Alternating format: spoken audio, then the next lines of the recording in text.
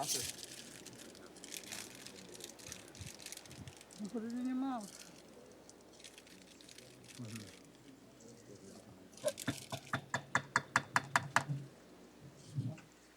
Good afternoon. I'm Clarke, Mayor of the City of Stuart, calling to order the regular meeting of the Stuart City Commission, April 12th, at our City Council Chambers, 121 Southwest Flagler Avenue, Stuart, Florida. All of our commission is present. City Clerk, would you please call the roll? Mayor Clarke, Present. Vice Mayor Matheson, Present. Commissioner Bruner, Here. Commissioner McDonald, Present. Commissioner Meier. Present. As we assemble, could we stand for the Pledge of Allegiance? And as we consider to put our minds and hearts to the Pledge of Allegiance, let us consider the victims of crime, and let us consider those who put their lives in danger to protect us. Our Vice Mayor will lead us in the Pledge of Allegiance.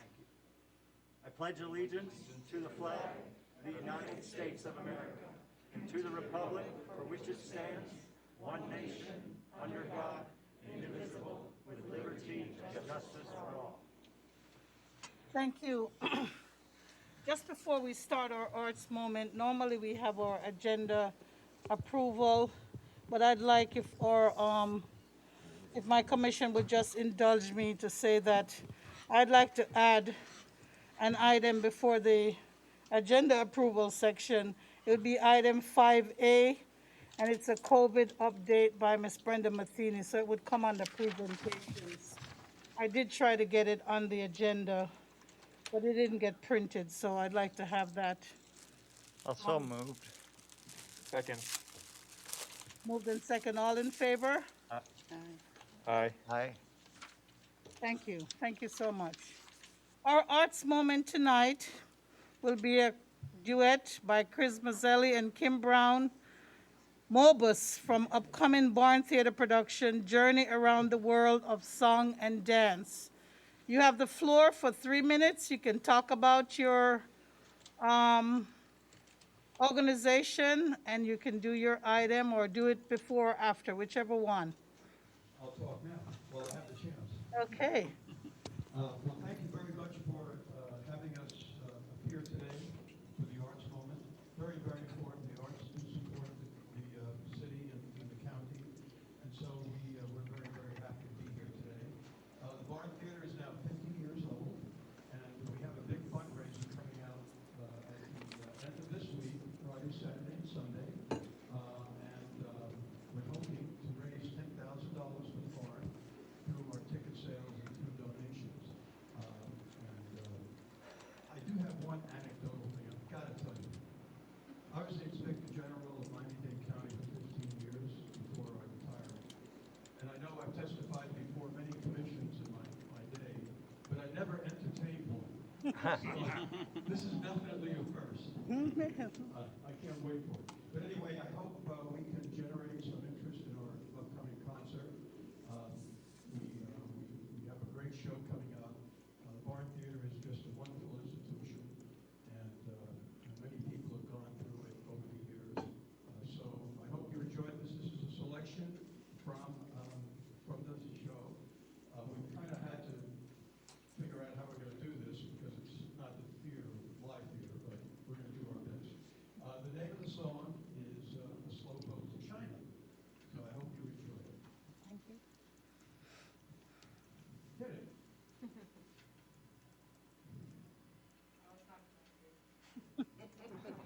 That's the load. That's my son Cameron back there. He's ready to leave the room. Well paid. Hey Chris, Cam, how you doing? I'm doing just great. You still dancing? I'm still dancing, yes. Well, you think maybe you want to dance with me? Well, that all depends. I'm gonna get you on a slow boat to China. All to myself.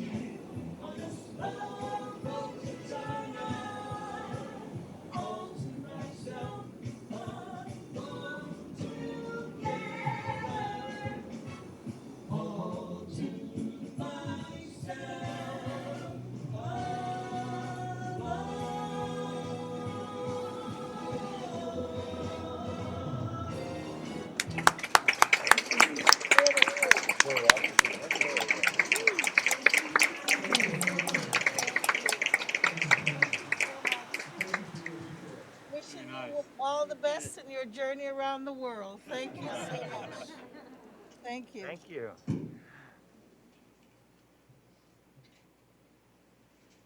Now your helper comes to the fore.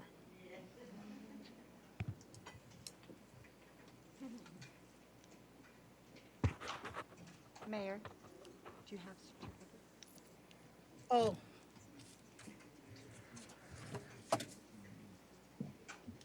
Okay, Chris and Kim, as soon, because you're getting ready to pack up, I have a little something for you. Catch them before they leave. Since you've given us so much joy. The boat's not leaving yet. No leaving. I'm gonna get you on a slow boat to China. I'm gonna get Mike. Yeah. Come on, I'm gonna get you. So on behalf of the city of Stuart, we just want to thank you for performing with us. I can get in between both of you here. And I know that you don't have your mask, but we're safe.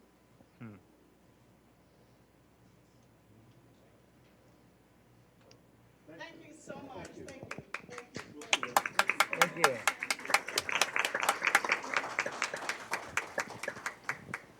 How come you never sing to us, David? Thank you.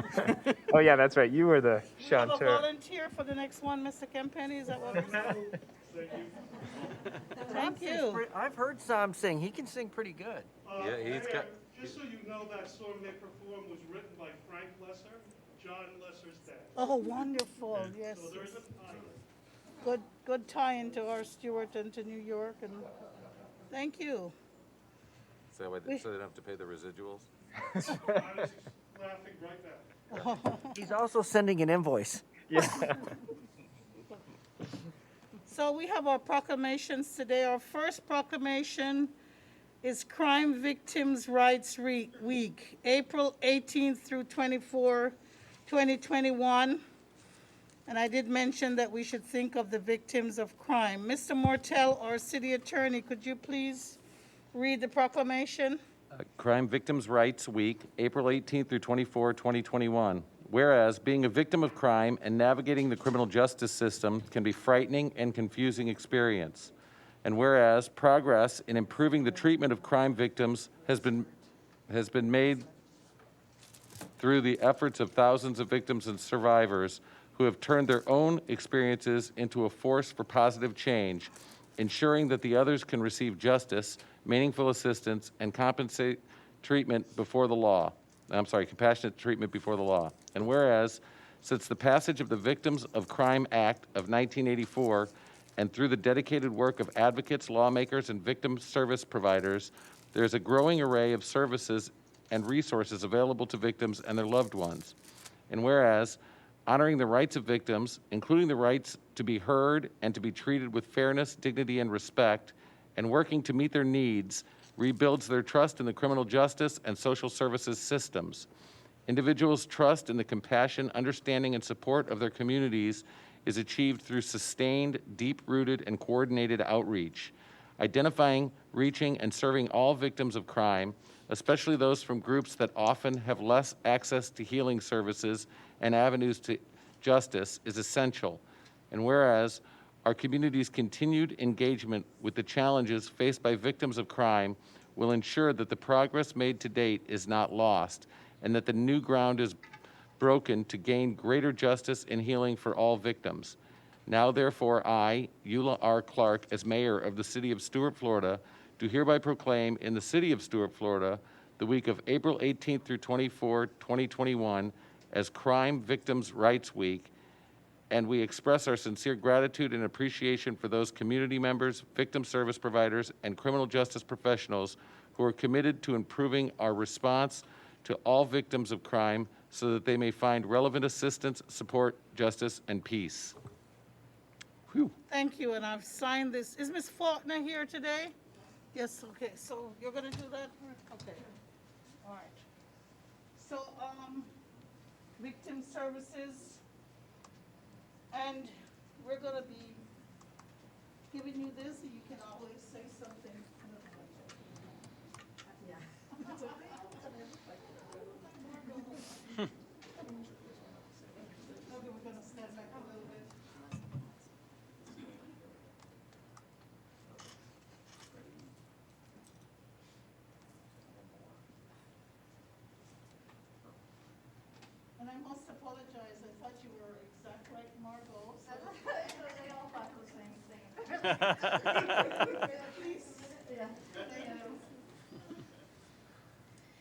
Thank you. We appreciate the City of Stuart recognizing Victim Rights Week. Ronald Reagan declared the first Victim Rights Week in 1981, so we are celebrating the 40th anniversary. And just looking at how far we've come since then, I am the supervisor over the Victim Assistance Program at the State Attorney's Office and also the Sexual Assault Assistance Program. And our program also started in 1981, which at that time, Safe Space was the only other victim organization here in the area. And since then, today, I mean, we are referring out to at least 30 organizations that work with victims of crime just here in Martin County alone. So victim rights has come a really long way. In 2018, of course, we passed Marcy's Law here in the state. It went into the Constitution of Florida, ensuring victims' rights for all. And I will say that I work closely with our state attorney, Tom Backadall, who has been just a champion right along for victims to be heard through all stages of the criminal justice process. So as we know, most victim laws are created through the efforts of survivors who do not want to see what happened to them happen to anyone else. So I am accepting this really on behalf of all the survivors and all of the victims that we serve. Thank you. Thank you so much. Thank you. Our next proclamation is regarding Water Conservation Month. And we have Mr. Mortel who will read this, but I must say that we usually have our water fest during April. I think during COVID we had to cancel, but this is a wonderful thing to proclaim Water Conservation Month. Mr. Mortel? Proclamation Water Conservation Month, April 2021. Whereas water is a basic and essential need for every living creature, and whereas the state of Florida, water management districts, and the city of Stuart are working together to increase awareness about the importance of water conservation, and whereas the city of Stuart and the state of Florida has designated April, typically a dry month when water demands are most acute, Florida's Water Conservation Month, to educate citizens about how they can help save Florida's precious water resources. And whereas Sammy Sailfish has always encouraged and supported water conservation through various educational programs and special events like Waterfest. And whereas every business, industry, school, and citizen can help by saving water and thus promote a healthy economy and community. Now, therefore, I, Eula R. Clarke, Mayor of the City of Stuart, Florida, do hereby proclaim the month of April 2021 as Water Conservation Month in the City of Stuart, Florida, and am calling upon each citizen and business to help protect our precious resource by practicing water-saving measures and becoming more aware of the need to save water. Thank you, Mr. Mortel. Normally we rush through these, but we're not going to rush through anything with Mr. Mike Woodside, who's going to give us a speech on Water Conservation Month. And Ms. LaMartina from South Florida Water Management, if you're here. See Mike here say it. She can do it. Thank you. Now you saved me.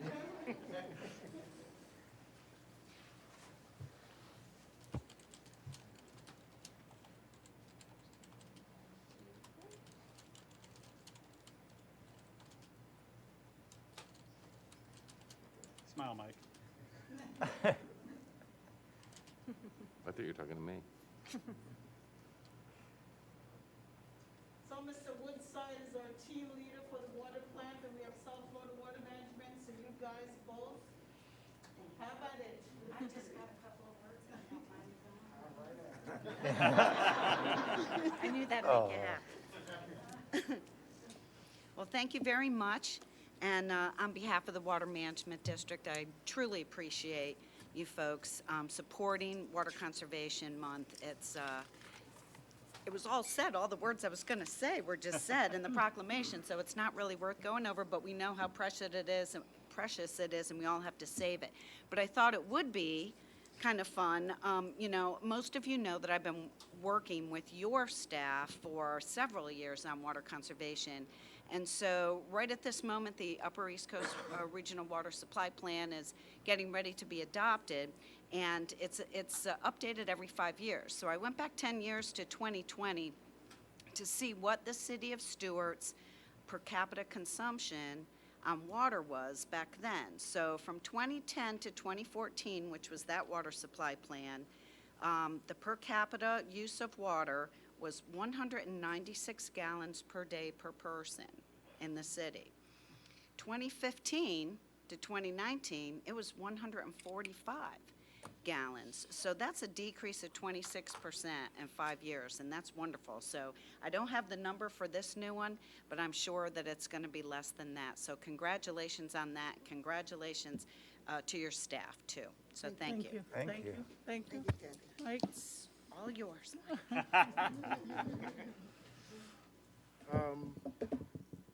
I didn't have anything prepared to say, but I will say this. We thank you for supporting us at the water treatment plant, providing us with the equipment we need to do our jobs. We appreciate everyone pitching in with the conservation, with the 2-day watering. All of that helps. As the water becomes scarce and there's new and emerging contaminants being found all the time, it becomes more difficult and more expensive to treat water, so conserving really helps, and we thank you. You're welcome. Thank you, Mike.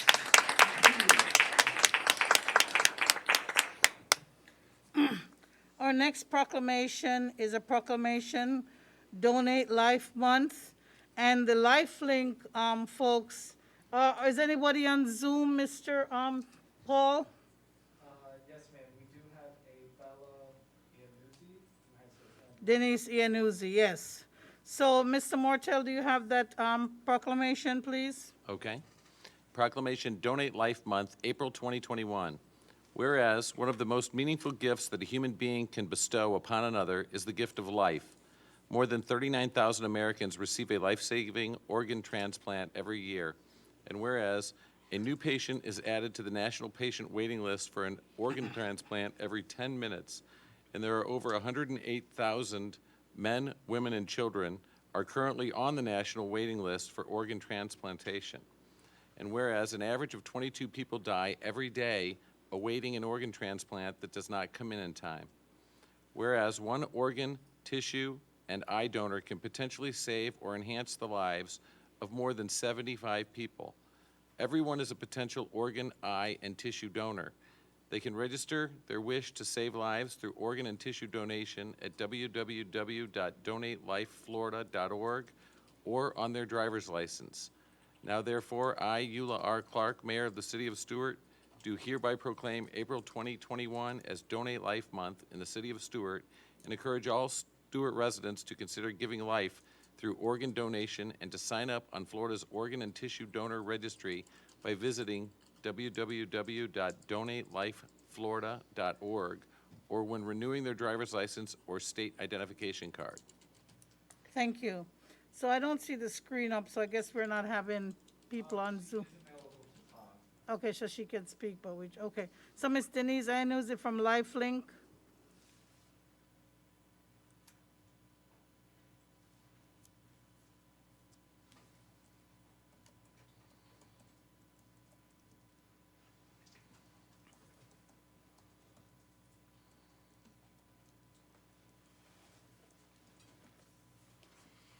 Paul, is her microphone active?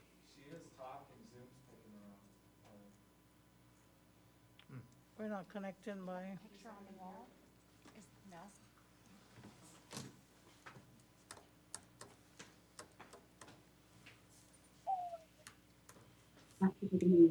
Can you hear me? Yes, ma'am. Yes. Okay, sorry. Yeah, Denise Iannuzzi is my mom. I'm Isabella Iannuzzi. When I was 7, a family friend of ours had a baby named Deanna, and they discovered immediately that she was in desperate need of a new liver. So she was put onto the transplant waiting list right away. And after 7 months of being on the transplant waiting list, she finally received her life-saving transplant. So Deanna's journey is what inspired me to become an ambassador for LifeLink as well as Life Alliance. Wow. Thank you. Thank So you we so have much. sent you our proclamation by mail, and we appreciate your efforts, and we hope that you'll continue to spread the message and do the best that you can in every way for LifeLink. Thank you so much. Thank you very much. Our next proclamation is for Sexual Assault Awareness Month in April. April is a busy month. So, Mr. Mortel, if you could please read that proclamation. Sexual Assault Awareness Month, April 2021. Whereas April is Sexual Assault Awareness Month and calls attention to the fact that sexual violence is a widespread public health problem. And whereas every day too many women, men, and children across Florida suffer the pain and trauma of sexual assault in all of its forms. And whereas during National Sexual Assault Awareness Month, we recommit ourselves to lifting the veil of secrecy and shame surrounding sexual violence, expanding support and understanding for survivors, and strengthening our response. And whereas at every level we must work to provide necessary resources to survivors of sexual assault without judgment and without dignity, including medical attention, mental health services, relocation and housing assistance, and advocacy during the criminal justice process.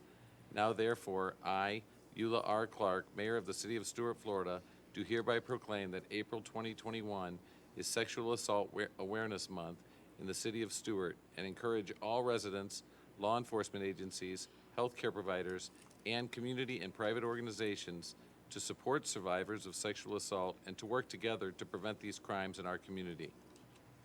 Thank you so much. And we have Ms. Minda Fetterman from the Inner Truth Project who's here, and she's definitely going to say a few words. She's been working hard in the field.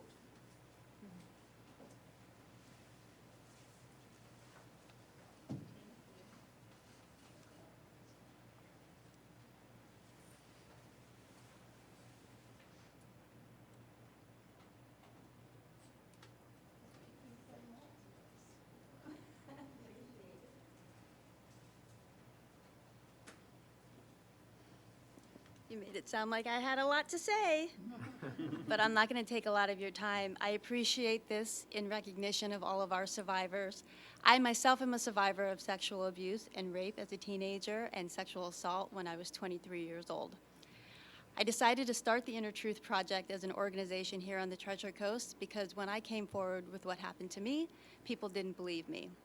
Every single person who has experienced sexual trauma deserves to be believed, So by you putting these proclamations in place here today and what we're doing all across the area on this month and always, what you're saying is that you believe the people who are coming forward. We need to be able to talk about these crimes, they're the most underreported crimes, without shame and without judgment. We know that this is happening. 1 in 3 girls is experiencing sexual trauma before the age of 18. So those are your sisters, your daughters, your granddaughters, maybe even your mothers. We know it's happening to boys as well, 1 in 6. So when I give you those numbers, I know that I'm not the only one here in the room. So by you presenting this today, you're letting us know it's okay, it's not our fault, and that we can be seen. So thank you so much. Welcome. Thank you. I want to thank my 2 commissioners for helping me to add a presentation during the presentation time. And this is somebody who's given to the city, to our community, not us giving them a certificate at this time, but they want to come and report on something very important that they've done for the COVID-19 vaccine event that has happened here in Stuart.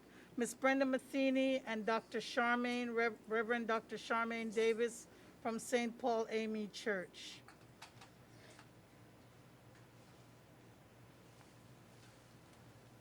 Good afternoon.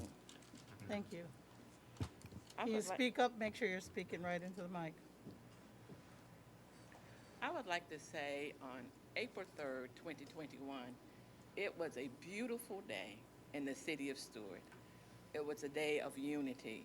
And I would like to especially thank you, Mayor Clarke, for initiating the COVID-19 vaccine clinic along with Senator Harrell. We all got a team together that consisted of several churches in the community, and of course, our church, St. Paul, the oldest church in the East Stewart community, hosted the event.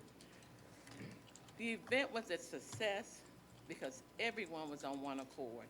We worked together to stamp out COVID-19. We were able to vaccinate 545 people.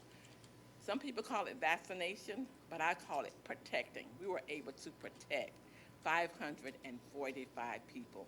And having the clinic in the East Stewart community, it was wonderful because we had a lot of walk-ups.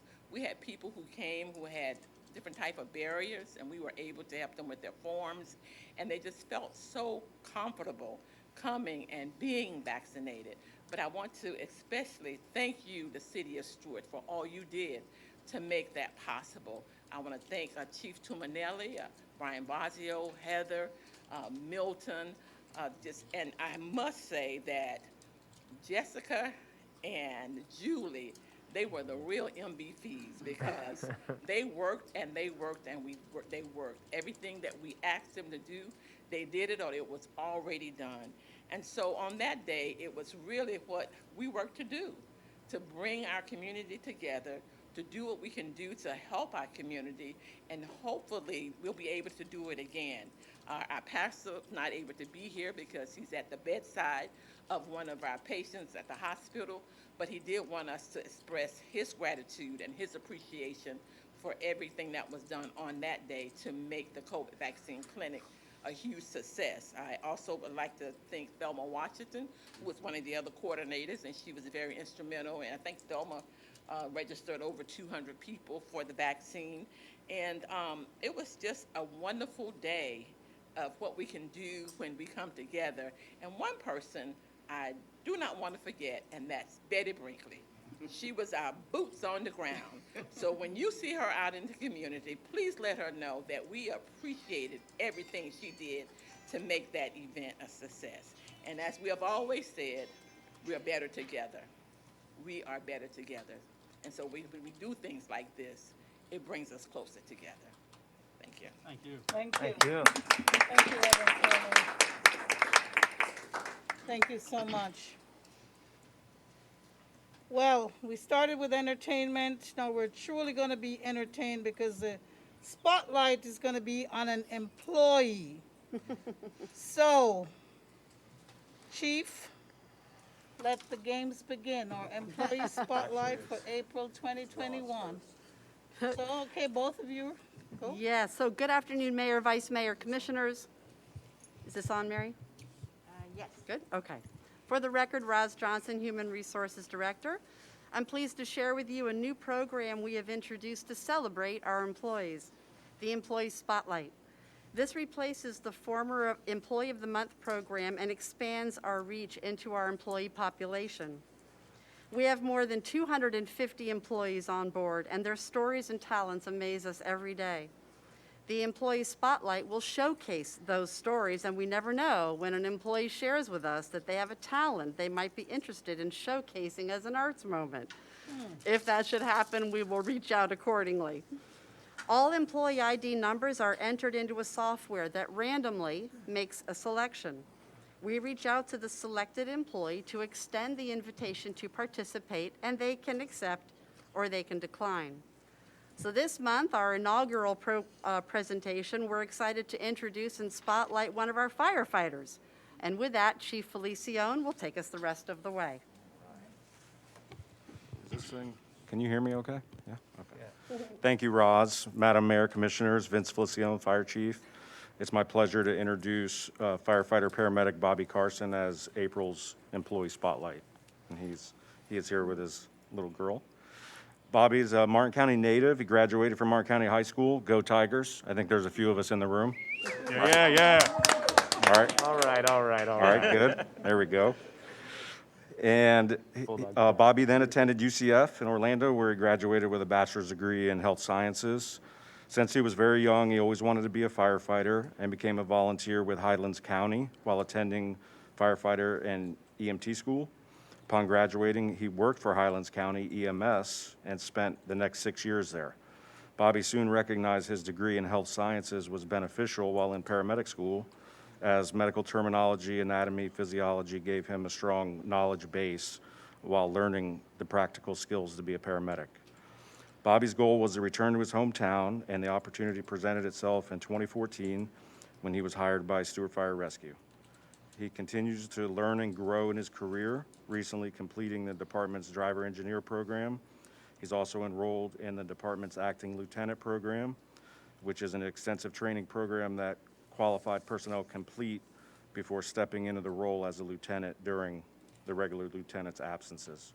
Additionally, Bobby functions as a preceptor, which is a teacher, trainer, and mentor for new fire medics. Serving as a preceptor reminds me of how far I've come, he states. Bobby loves his job and still remembers the first cardiac arrest patient he assisted in bringing back to life. Bobby also states that no two shifts are the same, which keeps the job exciting and keeps me engaged. When off duty, you can find him with his family. His wife could not make it, Melinda, of 10 years. His 7-year-old daughter is here, Kaylin. He is a busy and involved dad, like we all are, attending her cheerleading competitions and gymnastics classes. Bobby's interests include sports. He's a former rugby player and enjoys working out at the gym. His family are UCF's football season ticket holders and hope to enjoy some games once the school opens back up for spectators. When vacation time rolls around, they enjoy visiting New Orleans for the gumbo and the oysters. He said it was amazing to tour New Orleans after Hurricane Katrina to look at the levees and try to grasp the magnitude of the flooding that occurred once the hurricane hit. When asked what he likes best about working for Stuart Fire Rescue, Bobby states the fire chief, of course.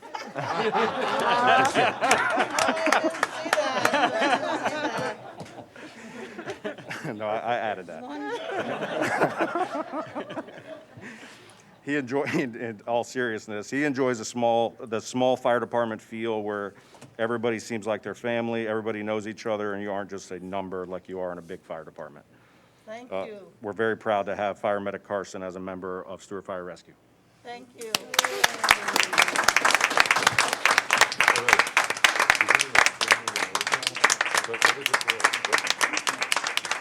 It's official. You're going to have many, many days off. I don't know how many, but he said you said he was the best There chief. might be a concern about the definition of a day. Thank you very much.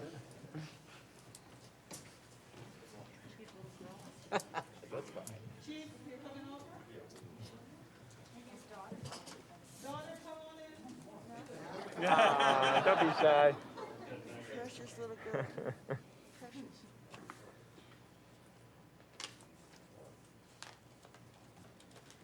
You still want one with you and Daddy alone? Sure. Thank you.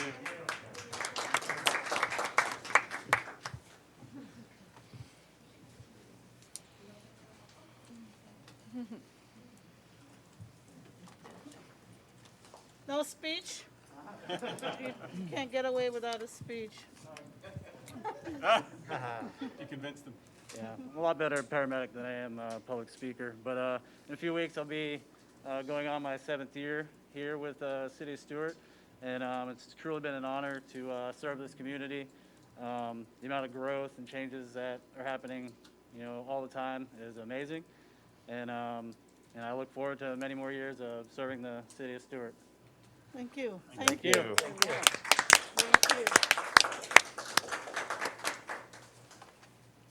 The next item on the agenda is our mid-year budget review for fiscal year 2021. Is that Jolie? Yes, ma'am.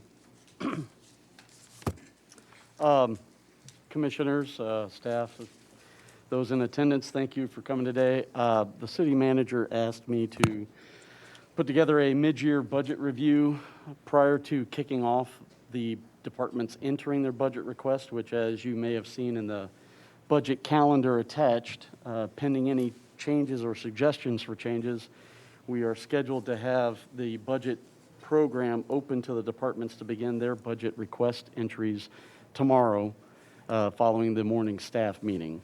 So We will begin the budget process earlier than we did last year. As we said during the budget workshops, right in the middle of our budget preparation, COVID happened. The city participated in a kind of alpha-beta shift rotation, which made some budget entries difficult for the departments.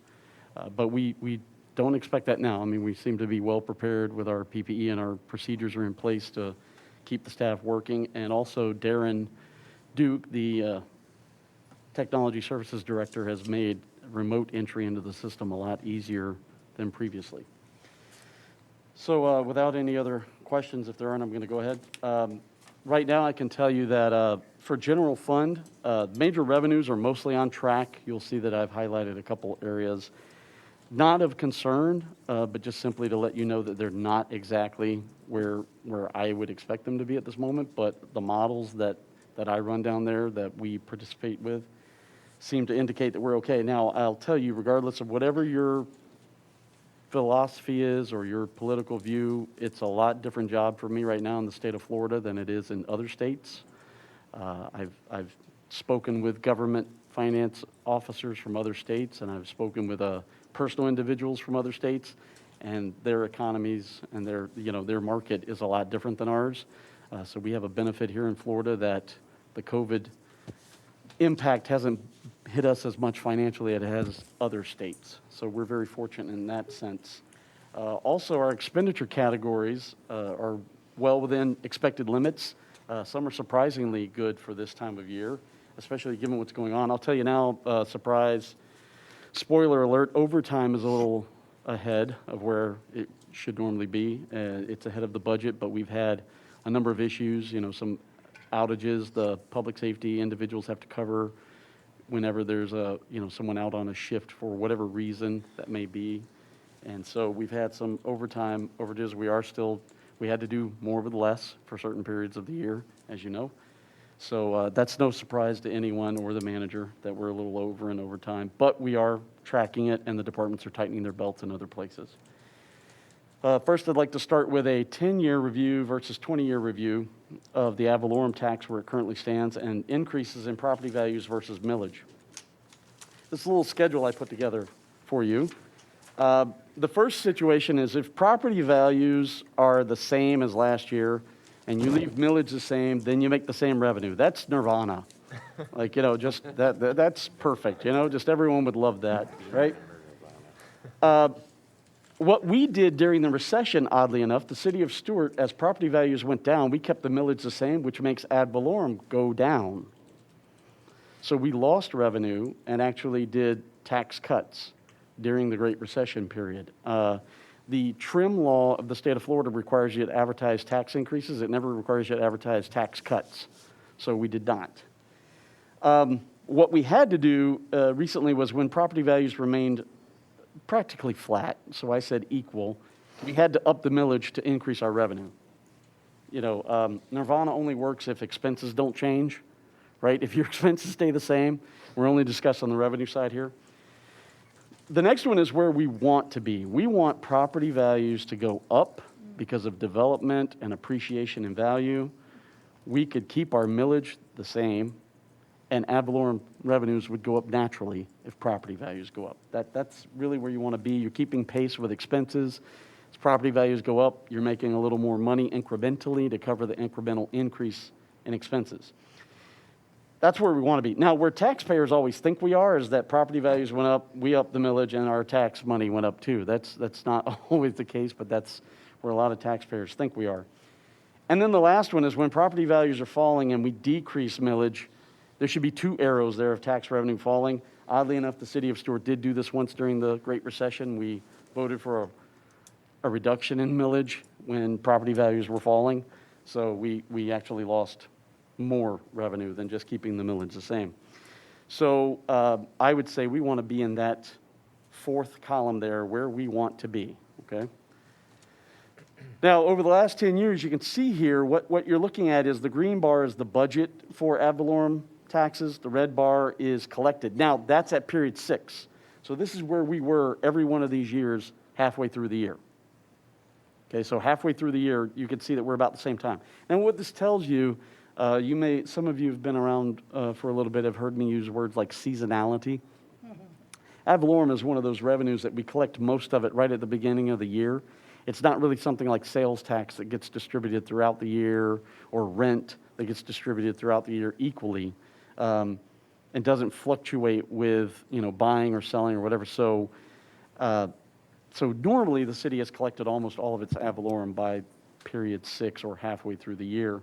And you can see there, that percentage collected, that's what we want. We want that line to be sort of flat the way it is here in these last 4 years now, 5 years. That's how we really want it to be, and you can see that that's where we are. So we have very little left to collect this year.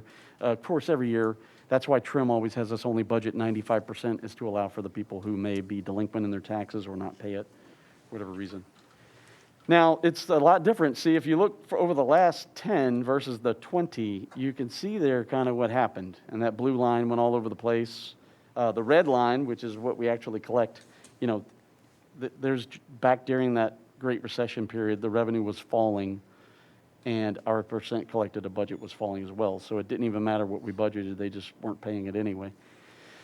So just a little perspective. So we look very stable now. That's how we want to look, having recovered from something like this. And notice the green line here, as we keep saying in these budget hearings, this green line and that green line aren't really that far apart. So people who talk about, we've recovered, well, we're still not quite where we used to be. We have finally surpassed where we were that year in 2017. So I would say that we're back on track of where we originally should have been. This is our 6 major revenue. These are the 6 largest revenues in general fund. Ad valorem, utility tax from FP&L, franchise fees from FP&L, the half-cent sales tax, the communication service tax, and the building permits. Now let me give you some special caveats here. I literally had to wait till this morning to get that communication service tax. I really wanted to. We got like our next payment we were supposed to get. So we got our 6th payment. I just want to make sure it was coming in. So right now, communication service tax is just over that purple line, which is the 50% line. So we do have 52% collected. Half-cent sales tax is at 62% of what we projected to collect for the budget. At the halfway point, we're ahead. And Jim Krulski and Ben Hogarth have been, forwarding those legislative updates to me, and I know that, there has been an uptick in sales. I think the influx of out-of-state people coming to Florida as a haven during COVID has, added some money to the state coffers. The utility tax, electric, FP&L is always a good payer and a good customer. They just pay late. It takes them they're a large organization. It takes them a little while to process their payments. But I don't expect anything there. Milton Leggett, Milton's name comes up in every meeting. Milton forwarded me the proposed rate increases for FP&L, and they've already done an analysis of where they expect that to affect our utility tax and franchise fee. So I'll be calculating that in. And then also the building permits. Now what's special about that is by Florida state statute, I think 215, 217, one of them's in there. It says that Florida building permit revenues have to be collected equal to what it costs to issue them. So the fact that building permits are above what we budgeted, we only budgeted the cost of the building and permitting division inside the development department up there with Steve Nicolosi and Kev Freeman. So we're well ahead of what their budget was. So then this goes into that building permit reserve where that would be. So this isn't just a free money grab for general fund. They're not allowed to use that money on anything other than permits. Okay. And then, of course, as we looked at first, ad valorem is, almost completely collected for the year. I expect that to finish out well. There's been a question about local business tax. And so has COVID affected local business tax? What you might not see without zooming in, and this will be made, now part of the public record, so you better see it. But the amount collected as early renewals is lower this year than it was last year.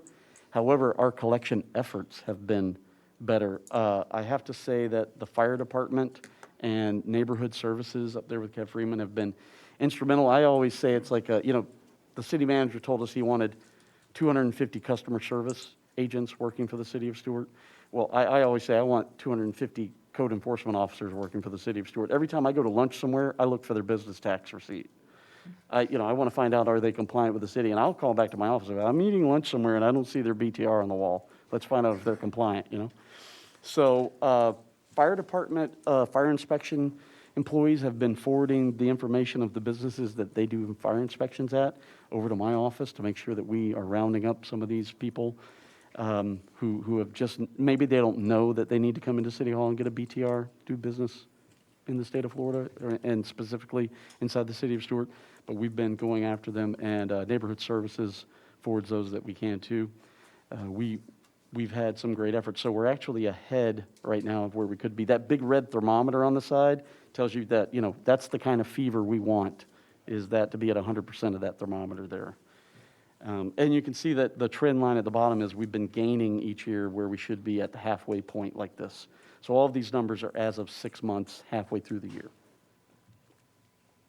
This is an overall look of all the departments in general fund and where they are versus the 50% trend line. And so you can see the only one that sticks out is the city clerk right there, and that's only because her budget took the expense of the Swagit video product that we're using. And see, Mary just whips her head around very quickly over there. The city manager is going to fund that with his contingency reserve. We were waiting to see where we wound up with COVID and the reimbursement from the county before he allocated those funds for that. But yeah, that spike in her budget is directly related to the video system that we're currently using with the transcription and recording for public record purposes.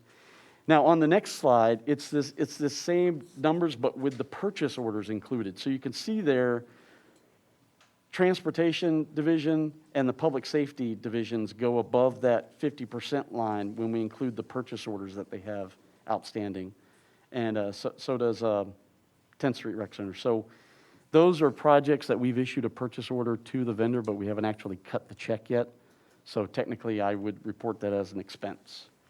And then here is general funds, basically the overall categories. Personal services is the part, even though overtime is ahead, our personal services budget currently is running behind the 50% line. So I'm very pleased. We do have some vacancies from time to time. Those are attrition issues. If we don't fill that vacancy for a while, we gain a little ground. But we've been very belt tightening around here. Operating expenses are up above the line. Some of that is related to PPE purchases. Some are just simply related to, like the Swagit number is going to be in there, that kind of thing. And then capital outlay is really seasonal. If we haven't actually done the project yet, capital outlay isn't something you spend equally every month. So right now, we just haven't done these capital outlay issues, and some may be deferred to later. Sometimes timing, I mean, it took us a little while to buy a fire truck because of COVID, so that's a capital outlay issue that was budgeted last year but didn't pop up till now. And then debt service, we are right on the mark with the debt service plan for general fund. And then grants and aids, those are ones that sometimes are based on reimbursement, so that's where they go. And then other uses are the interfund transfer stuff. So some we've already transferred for a project, even though the project's not complete, we simply move the money over to that account. And then I spoke several times about overtime. You can see here, this is how the manager's been really on top of us since he came on board, managing that overtime, encouraging us to, send employees home, be smarter with our time.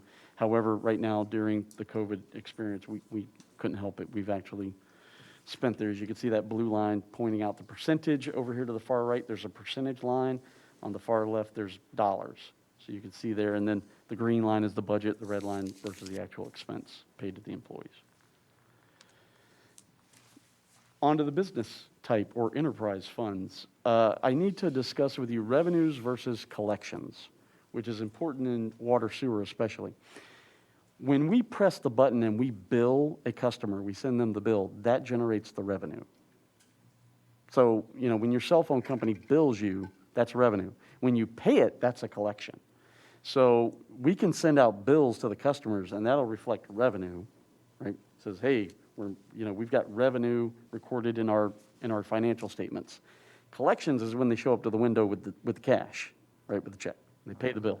So I'm just going to make a couple distinctions here between revenues and collections. So water and sewer, there's a small lag in revenues, I believe related to the commercial decline. residential people are still here, still, turning on the faucet. Maybe, and this is one of those econometric models. There are multiple factors. There are people staying home, right, because of COVID, but so maybe they weren't taking as many showers because they didn't have to go to work. But they're home and they're watering their lawn and, filling up the pool. So, I mean, there's a lot of puts and takes into this giant molding number that becomes your final revenue. And then there's some lag in collections. So some people who, experienced some hardships during the decline, the first lockdowns, did not pay their bills in a timely fashion. We've seen a small move in our collection rate. The city of Stuart is very proud to say that our audited financial numbers every year is like, we have practically a 98, 99% collection rate. We have adequate deposits in place. We're very gentle but regular about collecting the money on the utility accounts. So some customers did experience some layoffs or had to stay home or some other hardships related to COVID. So there has been a lag in the collection rate. In sanitation, that's different, where it's not billed based on what you used on the residential side. The residential customers pay the same amount every month. So as long as they're there, they're there. So the revenues are on track, but again, their collections are a little behind. And that's usually because in most cases, our water, sewer, and garbage are all on the same bill. So if they're not paying their water bill, they're not paying the garbage bill either, right? Okay. So budgetary-wise, it's there, but collection-wise, it's not. Now, commercial garbage is based on commercial activity. So if that commercial business did close during COVID, they no longer wanted their 4-yard dumpster, 6-yard dumpster picked up, or they only wanted their dumpster picked up 1 day a week instead of 2 days a week, which drives down the revenue number in sanitation. Yard trash, interestingly enough, a lot of people are doing a lot of cleanup around their house. So yard trash collections is running quite well. However, we do pay the tipping fee to then go dispose of that. So there's a little put and take there, right? And then stormwater, that's going to be a unique one. Revenues are ahead for this time of year, but behind budget because we did a rate increase in stormwater. And so we're not near the 50% of what we budgeted, but we're making more money than we normally did by March 31st because the rate has increased on the stormwater ERU. So we'll have to come around to that. I know that Utilities and Engineering and Public Works, they have plans to do a rate study, a comprehensive rate study, which will include revamping the stormwater system. There's a lot of data to be cleaned up there on a parcel by parcel basis. So it's a large undertaking that we plan to move into. So right now, by each fund, water and sewer, the billings, the revenues are behind by 2%. Okay, so and that could be related to it's a Duke's mixture of residential, commercial. Some people there. I mean, if you listen to information that's available publicly, you would expect the number to be down a lot more, but it's not actually. So people are using less somehow, either commercially or privately. So that's why the bills are down, because the bills go out on time. They're just not using as 2% less in water and sewer, which is based on the water consumption. But the collections are behind by 27%. About $240,000 has moved into the delinquent column than what is normally there by this time of year. And that's not, on an $8 million operation, I'm not that concerned about it. But we are working with the public. No one's going and dragging people out of their homes for a water bill. We have many opportunities for them to make partial payments, and there are still a number of public assistance opportunities for the public to dip into to help pay those delinquent bills if they need it. And then overall expenses are below expected, but overtime specifically is ahead, about 8%. Sanitation revenues are running behind by 5%, and that's directly related to the commercial side, not the residential or the yard trash.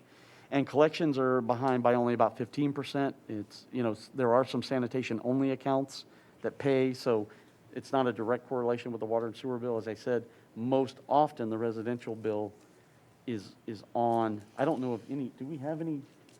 No one from Public Works is in here to help me today. I don't think we have any residential sanitation-only accounts.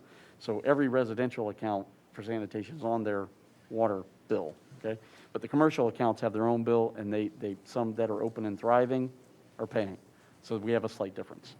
Overall expenses, again, in sanitation are behind what's expected. Overtime is being monitored. Theirs is a little higher than water sewer, but I know that they have a slightly different running operation. They're running those trucks and the routes differently. So, but it's something that we're going to make sure we see before the end of the year. Stormwater.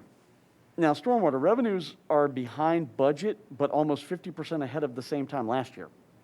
And that's because we increased the budget.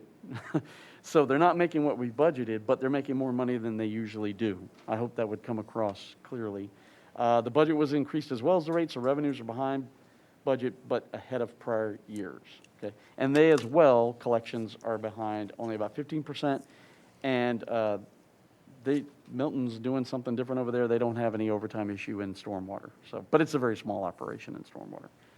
So right now, that's where we stand on revenues and expenses in each of the funds.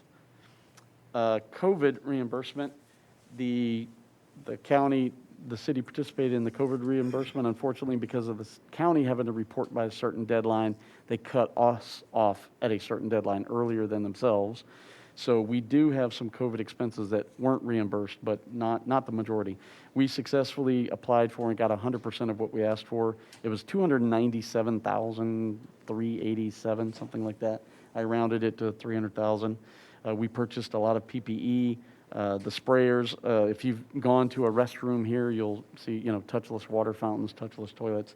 And then, as I said earlier, Darren Duke utilized some of the funds to make remote access and safety of the network and access to the public better. There are continuing plans. We are going to continue to roll out more opportunities for remote access into the city from the public at large and also from the employees.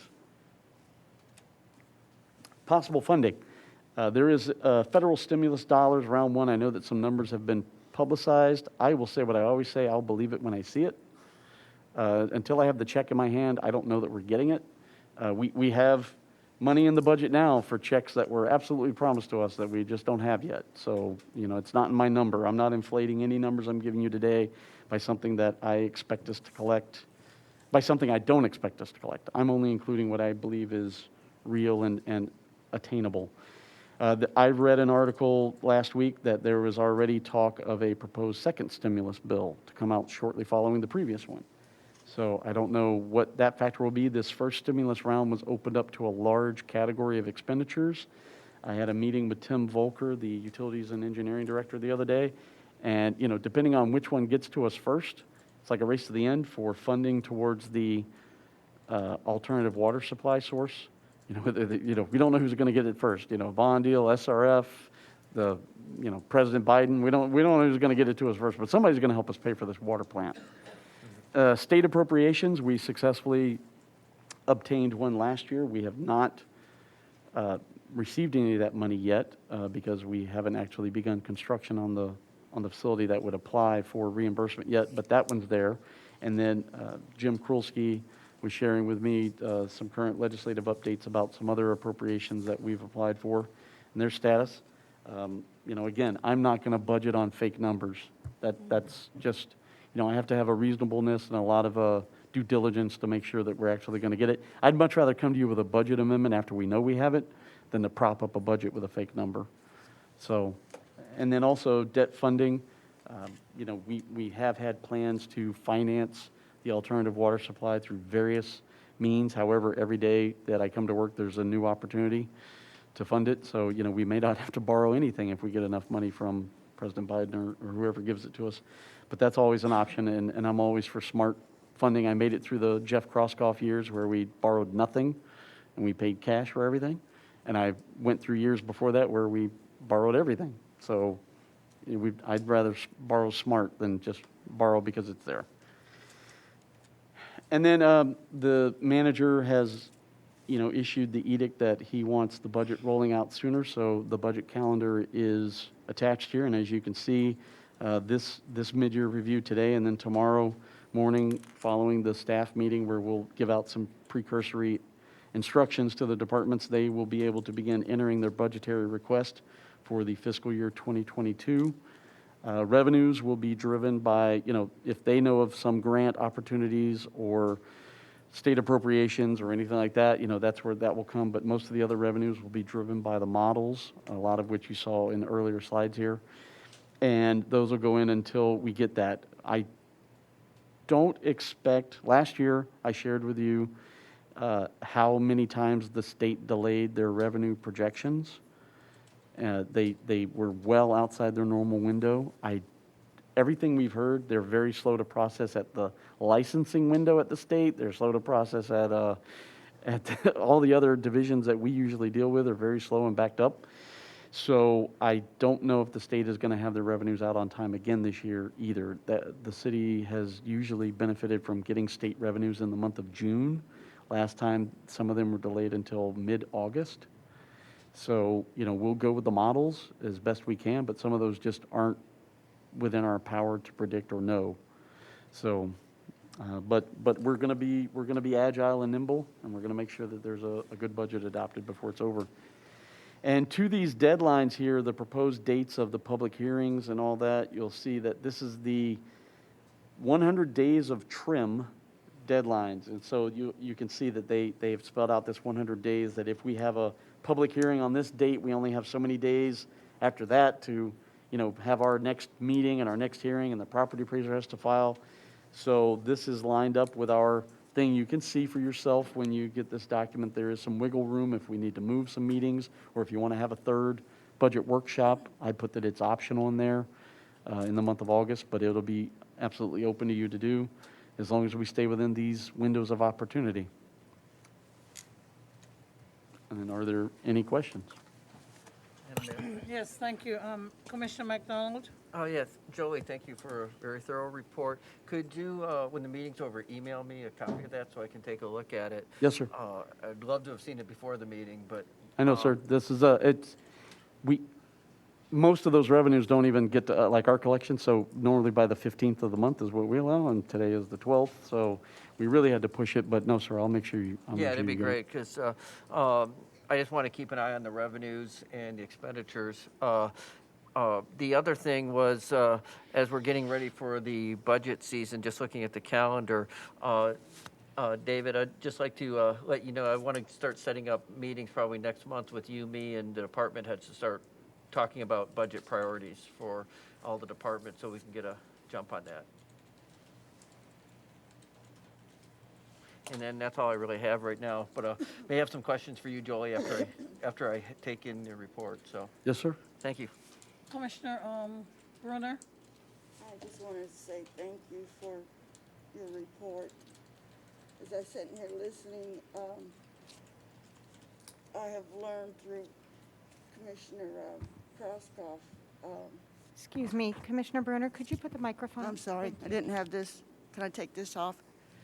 I thank you for your budget. And when you said something about Commissioner Krauskopf, I remember him talking to me many times when I was wanting to run for office, and he would always bring certain things up. But and he's the one that made me realize when this economy fell and when we were bringing so much money in 2017, and here we are, 21, we're just now getting even. Mm-hmm.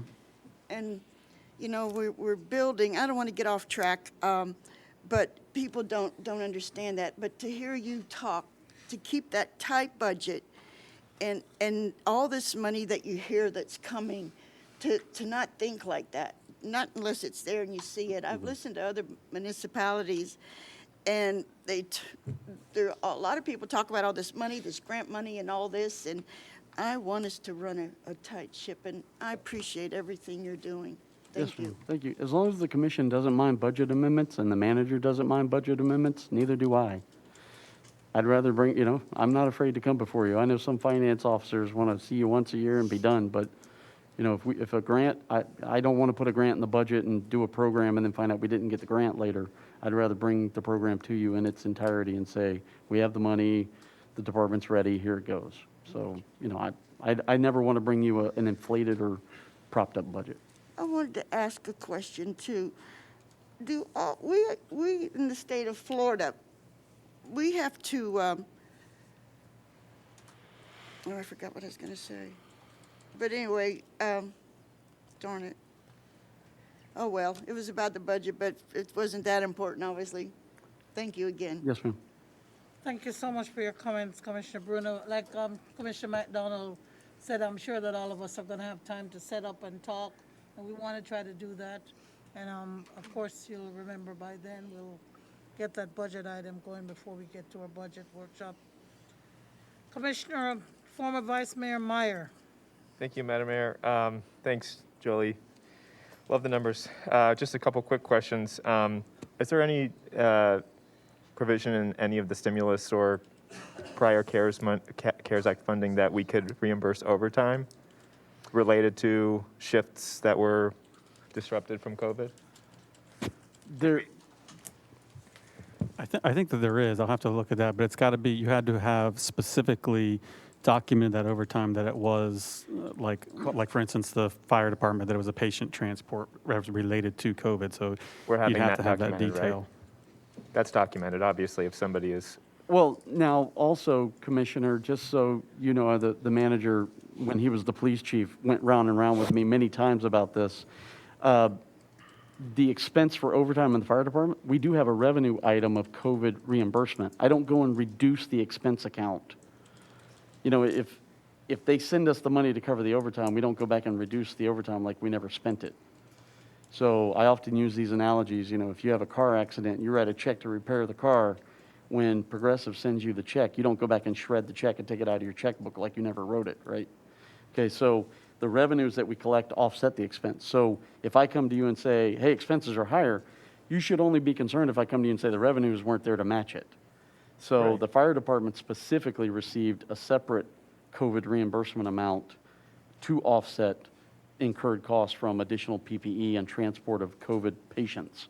Okay. So the fire chief got like $53,000 came as a COVID reimbursement. So you should see that on the revenue side as well, when Right. you know, when it's all wrapped up and done, to say, hey, we got some revenue to offset that overtime expense. Yeah, I'm just curious if, because you listed the PPE and the transportation, if overtime was, like, I can't remember. Not specifically, sort of like FEMA's gotten a lot harder with it. The COVID had some very specific rules the manager was referencing there. I mean, it had to be something you could tie directly to this or that. So we did submit that, and we got some, but Okay.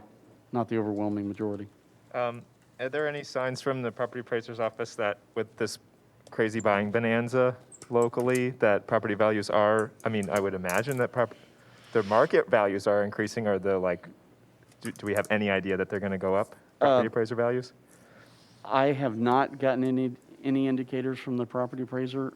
She and I worked together when she first came on board of working on the CRA issue back in Right. the day. So I'm hoping I can exercise that relationship to get some, you know, insight with that. But there hasn't been any public information release of what her expected, you know, number's going to fall at yet. Okay. I know that they're trying to upgrade their public access also. Our property appraiser office is a little behind some other counties as far as, you know, the tools and information they Assessments provide. don't come out till the following November, Right. even with the sales that occur. Just curious, and I mean, maybe we could look back to before the financial crisis, if, you know, the market prices were reflected in an eventual lagging increase in the appraised values. And then for collections on the utility accounts, is somebody from the utilities, do we have in our little minutes or the notes section, like, links to the assistance programs? We have put out on the website and through the info bites? The info bits on the Yeah. on the utility bill. We've listed on multiple occasions those opportunities that they had. There were I think some we that did are door hangers also. Door hangers We went on also, to yes, door sir. hangers to everybody who was delinquent in their accounts. Okay, thank you. Yes, sir. Thank you.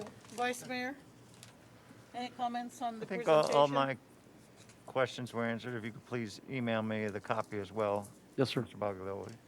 Thank you. I just have a few questions. Okay, go on, Commissioner McDonald. Just one thing, and to answer, I saw a market report for the city of Stuart, but it probably included some under unincorporated areas, that the average price of a home sale was up 46%. Be interested to see how that'll translate into Right, increasing yeah, it'll be assessed interesting. values. The Again, I don't average think price it's- of a piece of plywood's up 180% I over saw the year. that article today. Yeah, but we don't collect ad valorem on I know, but plywood. the home prices are going to go with that. Property appraiser science is its own science, just like actuarial science. And former appraiser Laurel Kelly sat me down one day and gave me the ins and outs. So We appreciate you working the new the relationship with Jenny, so. Yes. Thank you. So I just have a couple of things. Yes, ma'am. Ms. Jolie. So, you know, we look at police and fire, and to me, those are probably the two most important things, services. But a lot of people are still concerned with water, with sewer, with the garbage. And when you did that red and green and how the property numbers show and what the changes may be with in terms of what our taxes would be, and then also the idea of the different things that goes into it, the flat rate or for commercial or residential. When we get to budget time, whatever you need to do, if you need to do a flyer or to get something out to people or to hand out something when they come to a budget workshop, I think a couple of those slides that you had there, the public just needs to know that that's, you know, those are some expectations or those are some of the things that we work with in order to create the budget, because people are complaining about the flat rate for commercial and residential, but still they see, you know, they're not using as much. But you had a good explanation with regard to COVID. Maybe people are home, they're probably not bathing, but they're doing something else, so water is being used. Well, not bathing as much. Did I say that? I'm bathing. Yeah. So, you know, it's just one of those things. So, people just really need to know how that fits together. And again, if we could get a copy of what you presented, and of course, we're all waiting with bated breath for the property appraiser. So thank you so much for that. We appreciate it. Before we go to comments by commissioners, I just want to welcome, of course, we always welcome our former commissioner, Mr. Tom Campenny. And then we have our, is it our senior commissioner? No, not senior. We have Mr. Ed Campy from the Palm City area, District 3, I think it is, or 5, District 5. So thank you so much, Mr. Campenny, for coming to visit us today. Comments by commissioners. Commissioner Bruner? We've had several emails of the gentlemen that run our trams, and I just love when we get the emails, how much they, Sandy, I think it's Sandy and Gary, and I forget the other guy, but they're men that when people come here to visit our city, they take them all over downtown Stuart and give them the history. And I've ridden with them a couple of times, and they're quite wonderful men and make you laugh, and they know so much. But anyway, we get these wonderful letters from people after they've visited and gone home and send these emails back. So I just want to thank those guys for all that they do to make our town the nice little town that we have. And I really like living here. I enjoy my town very much, and I love the people. Sometimes we get a lot of, you know, don't do this and don't do that, and I understand, and we're listening. When I was thinking of Jolie giving us that budget, you know, and that all those years from like 2007 to 2021, and way back in I'll try to be quick, 2007, 2008, they had to lay people off, and you had to work through that money, what was brought in, and now it's starting to get a little bit more money, and we're growing and we're building, and we want the best police department, and we want the best fire department, and I think we've got it, and I think we've got the best police department too, and it costs a lot of money. We've got a fire truck that's coming that was, what, $650,000, but I think we up here try to do our best to keep our town the way we like it and want it. And there was one more thing that I wanted to say. The the green market. A couple people have said it's nothing but a flea market. I know what a flea market is. It's not grandpa's old tools or grandma's old lamps and all her old dishes and, it's not that. What's down there is not what's at the flea market. So it's a great place to go on Sundays, and I hope you all go. Thank you. Thank you so much. Commissioner McDonald? Oh, thank you, Madam Mayor. A couple things. One is, just to reiterate what Commissioner Bruner has said, we do have a great police and fire department. It was so great to hear about our employee spotlight. I believe it was Robert. And so it was fantastic. And we do have, as well as great as our fire department, our police department is great as well. And back to the fire department, the fact that you guys are maintaining the ISO 1 for us, that's great. That's such a benefit to our community. It's a benefit to our taxpayers and our residents when it comes to their homeowners insurance. So that's fabulous. What I really want to talk about this evening for my commission comments is, let's see, I think it's Bryant, the road where we have the gate. That's, it's been, that gate was there probably 2 years by the time I came here the first time in 2011. I think it's time that we make that a permanently closed road. And we can do that. It would be very easy. Eliminate the gate, put up some trees, maybe make it a little park, maybe even put a basketball hoop or something down at the end of the street. And I know me and Mr. Dyess talked about this a little bit. I've had some requests from the community on that. So it'd be something, if the rest of the commission is interested, I'd like to see maybe an item come back to talk about the feasibility and the ability to do that. Is that a motion? If I need a motion, I'll make that a motion. I just wanted to, I have not had a chance to talk with fire as far as their access through that gate. I still need to accomplish that goal to find out from them. But if there is no issue with the access, if you guys pass this, I'll bring it back. But I still need to find out from them if they need access through that gateway. Okay. Yeah, if that's a problem, we can discuss that at the item. And, but I think it's been closed. It's been that way. If we're not going to open it up, let's make it a permanent, so. So your motion is to have staff study it and come back to us? And bring it back for as an item. What road is this? Bryant. Right before the hot right.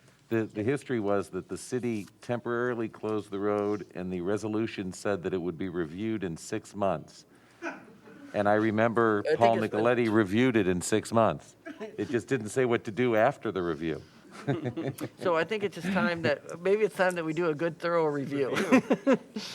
Okay. The motion is to review the. To bring an item back for the commission to determine if we should close the road and then what to do if we do. I second that motion. There's been a motion and a second. Clerk, do you have that? I do. Okay, we're just in the middle of commissioners' comments. Do we need to get the public, or at least have some discussion? Thank you, Madam Mayor. I like the idea. I especially like the idea of a park aspect. I'm really curious to hear about public safety, but also I just want us to think a little bit further ahead. If we are going to be looking at, hopefully, MPO studying closing that hot right once and for all, let's think about how that might influence the overall corridor connectivity, especially now that we're doing this big study with the Regional Planning Council. That connectivity of that area is really important. And so we might really be shooting ourselves in the foot if, by closing that permanently, we might dash the chances of the hot right closure or vice versa. So just make sure that we take that into account when we look through this. No problem. And I don't see, the other thing is I just don't ever see it being reopened. Yeah, So- I understand, but it's already there, so. It's been there that way a long time, so. The temporary closure was because there was a car dealership on the corner, and they were test driving cars and driving into the neighborhood, and they'd hit the gas and accelerate.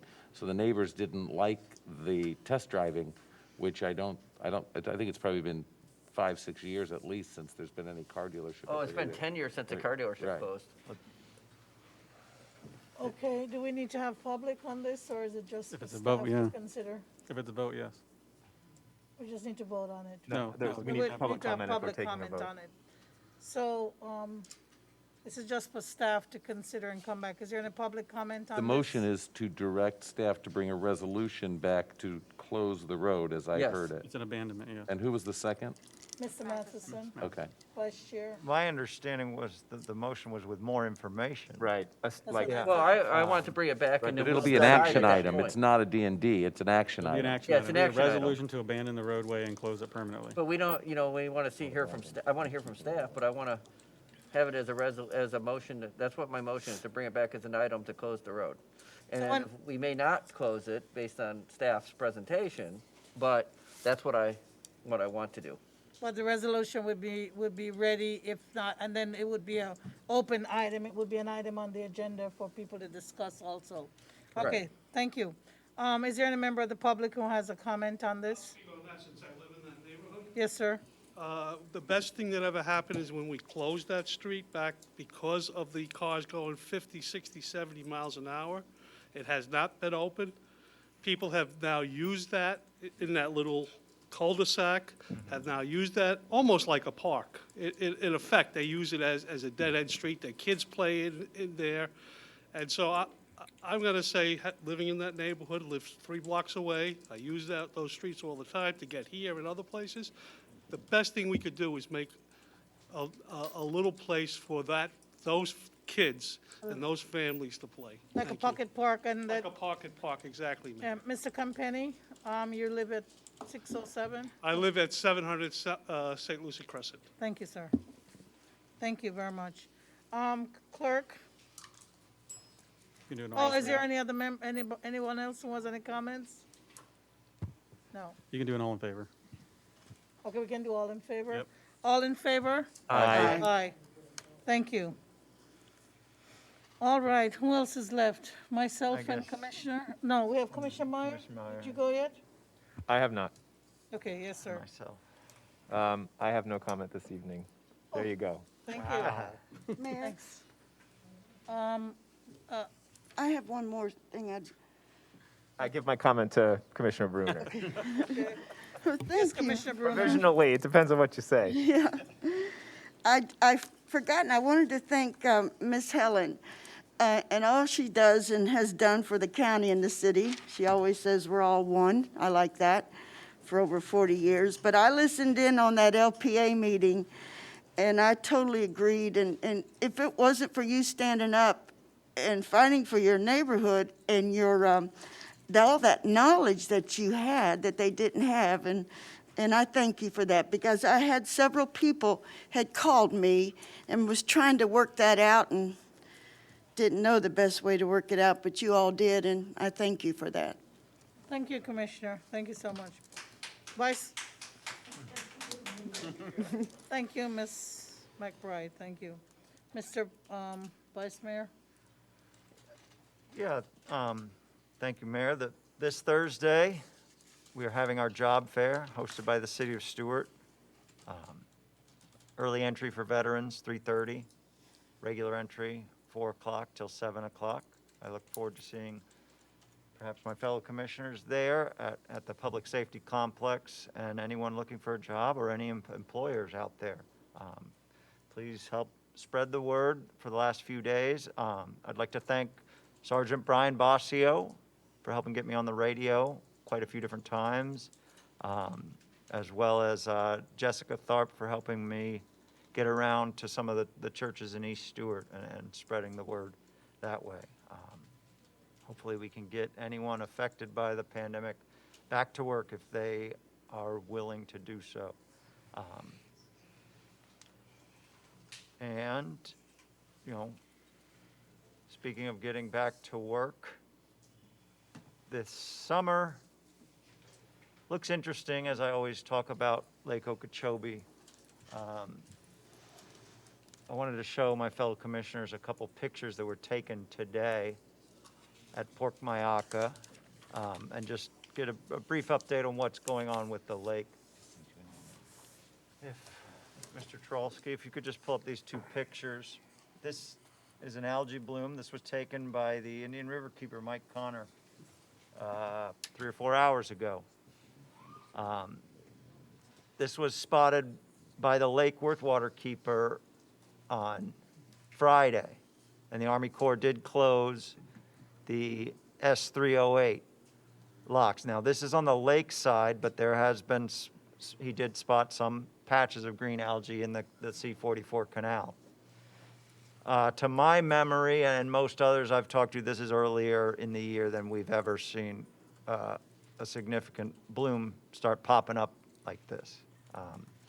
And the Corps is going to have almost no flexibility with the height of the lake compared to the flexibility they had last year. Right now, the lake height is at 14.16 feet. Last year at this time, it was 11.4 feet.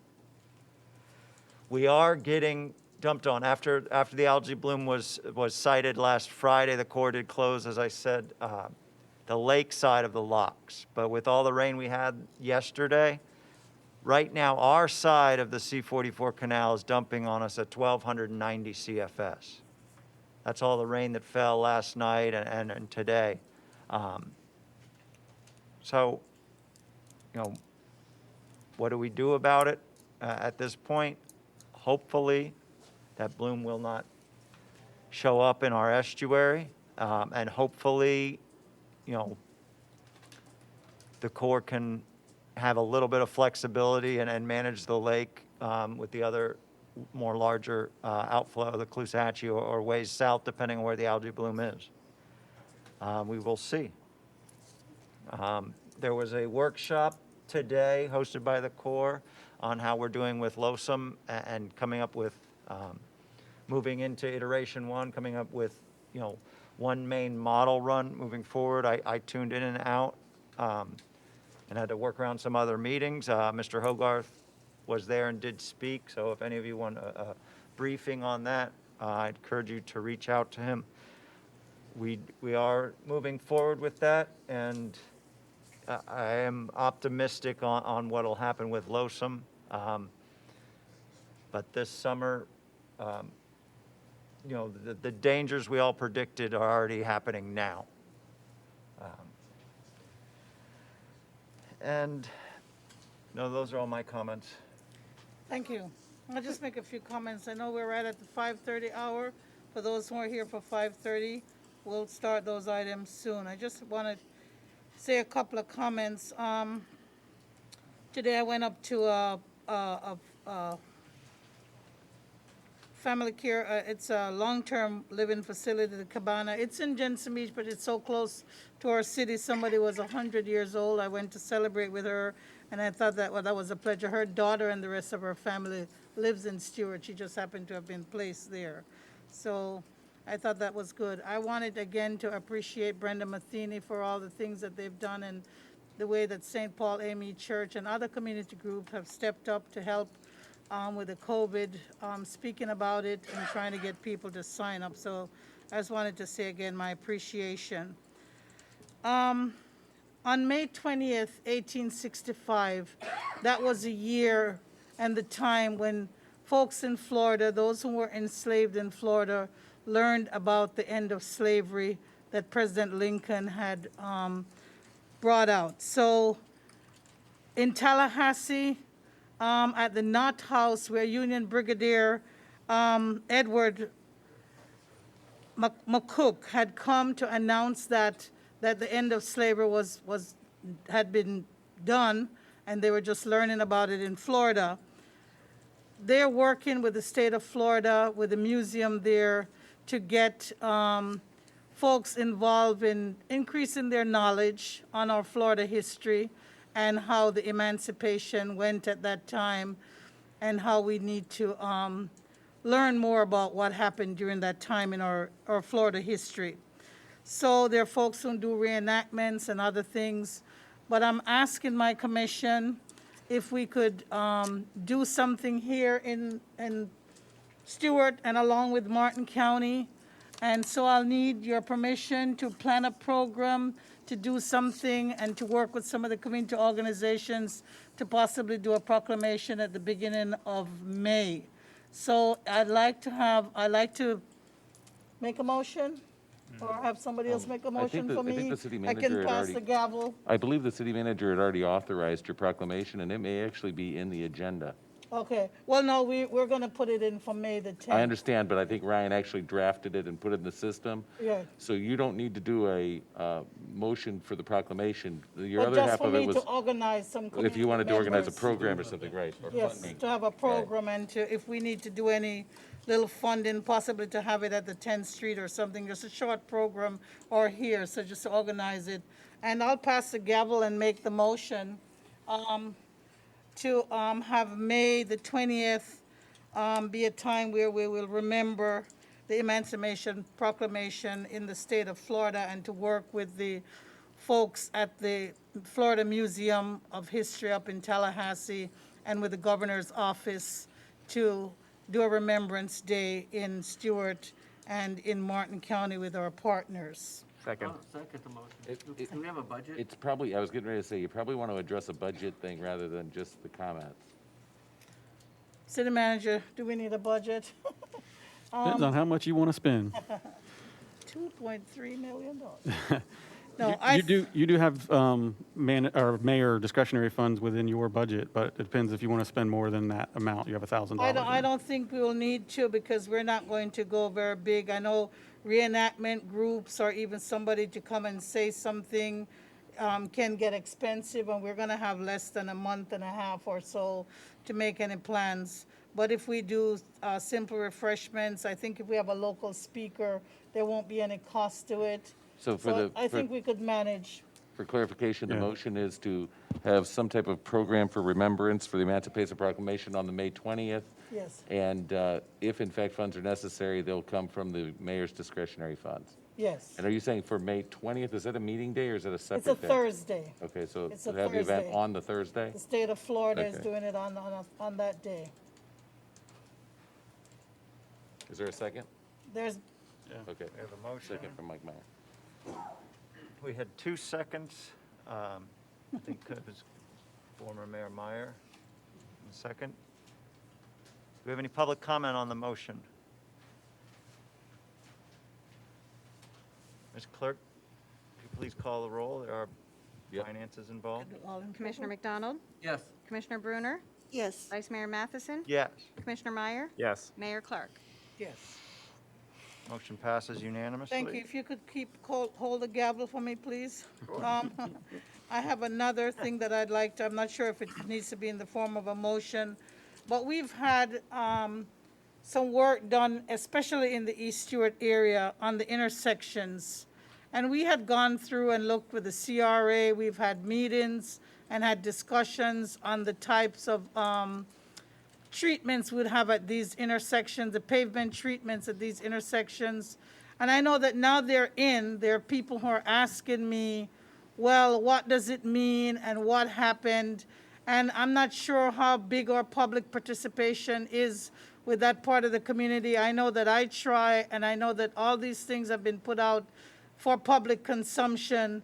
But in light of that, the pavement is there and the colors are there, and they were discussed at the CRA meeting, and I think the CRA reached out to the community and reached out to community groups in the area. So I'm asking if we could, as a commission, possibly do a walk, maybe around where the high school is, so it would be like Lake Street, Bayou or Bahama, and Church Street and Bayou, and just to recognize those areas with our commission and get the public out there and have them talk to us and just basically dedicate that corner, just that one corner, close to Gertrude Walden Child Care, and then all the other areas are there, and they're there on a map. And I know that Ms. Pinal Savdas Gandhi is ready to talk to anything. It's already done. It's a project that's done, but I think that we need to let the community have almost a reception to welcome these new intersections. And Chief, I know that your people are going to be going to those intersections a lot because they're very colorful and people are going to be seeing as they drive through the community or bike through the community.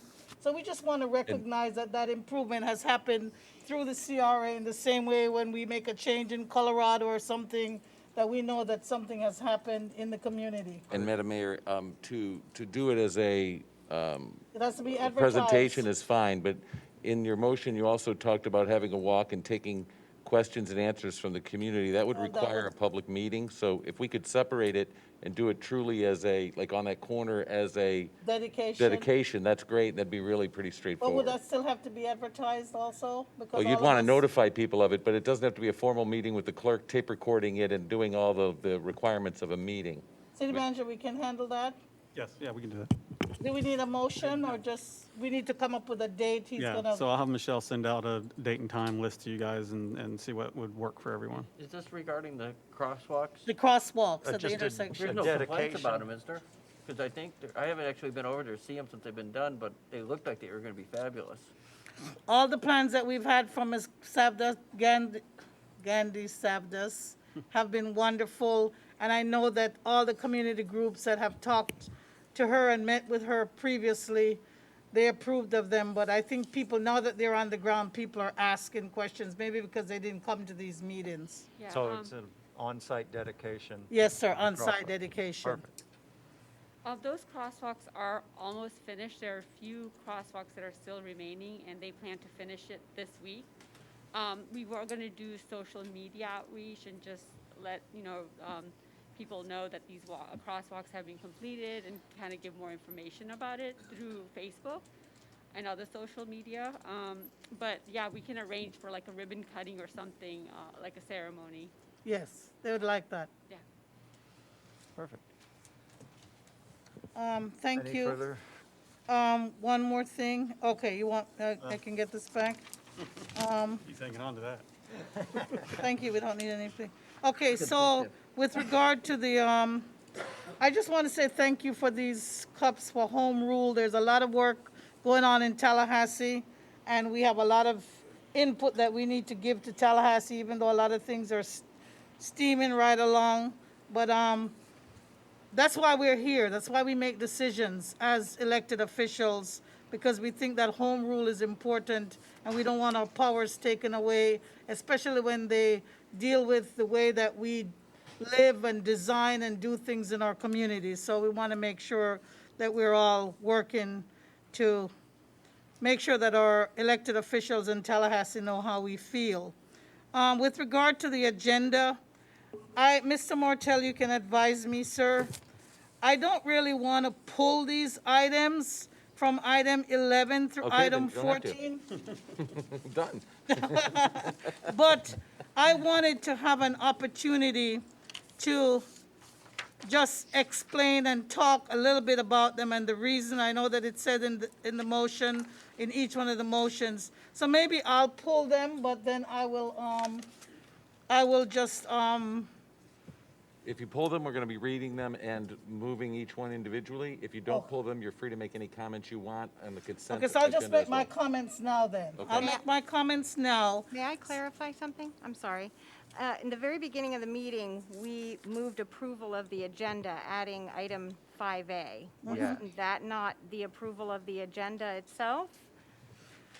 No, we haven't gotten through the approval of the agenda. I I thought we were mentioned moving that. it I forward. mentioned that was out of place to add item 5A before Okay, so we that was approve the just adding agenda. Just adding 5A. Yes. Okay. Yes, thank you. Thank you. So agenda items 11 through 14, which we will look at during the consent, or which we won't examine if we do it as consent.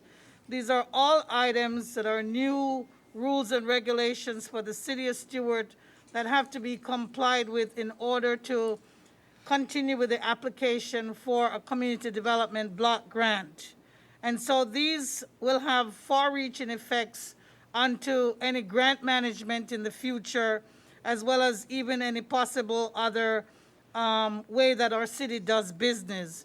And these have to do with federal grants. So I just wanted to let people know item 11, 12, 13, 14, and 15 are being approved or being put on the consent, placed on the consent agenda in order to facilitate the development of this CDBG grant. Madam Mayor, Yes, sir. is the consultant that's assisting us with the CDBG grant present? Yes, he's here. perhaps in city manager's comments, he could come just briefly explain, so we don't have to go through every resolution and pull them from consent, but briefly explain the background and purpose behind adopting these. Is that good with you, City Manager? Yes, ma'am. Okay, fine. Thank you so much. That leads to the comments by City Manager. Corbett. This is our consultant that we use for our CDBG grant. He'll give a brief explanation, but I do want to say that I have talked to staff about each of these. And while we're formally adopting them, it's not like we don't do them. Like I talked with today with purchasing on our procurement rules, and we already have those languages in our procurement rules now that are in this resolution. Sir?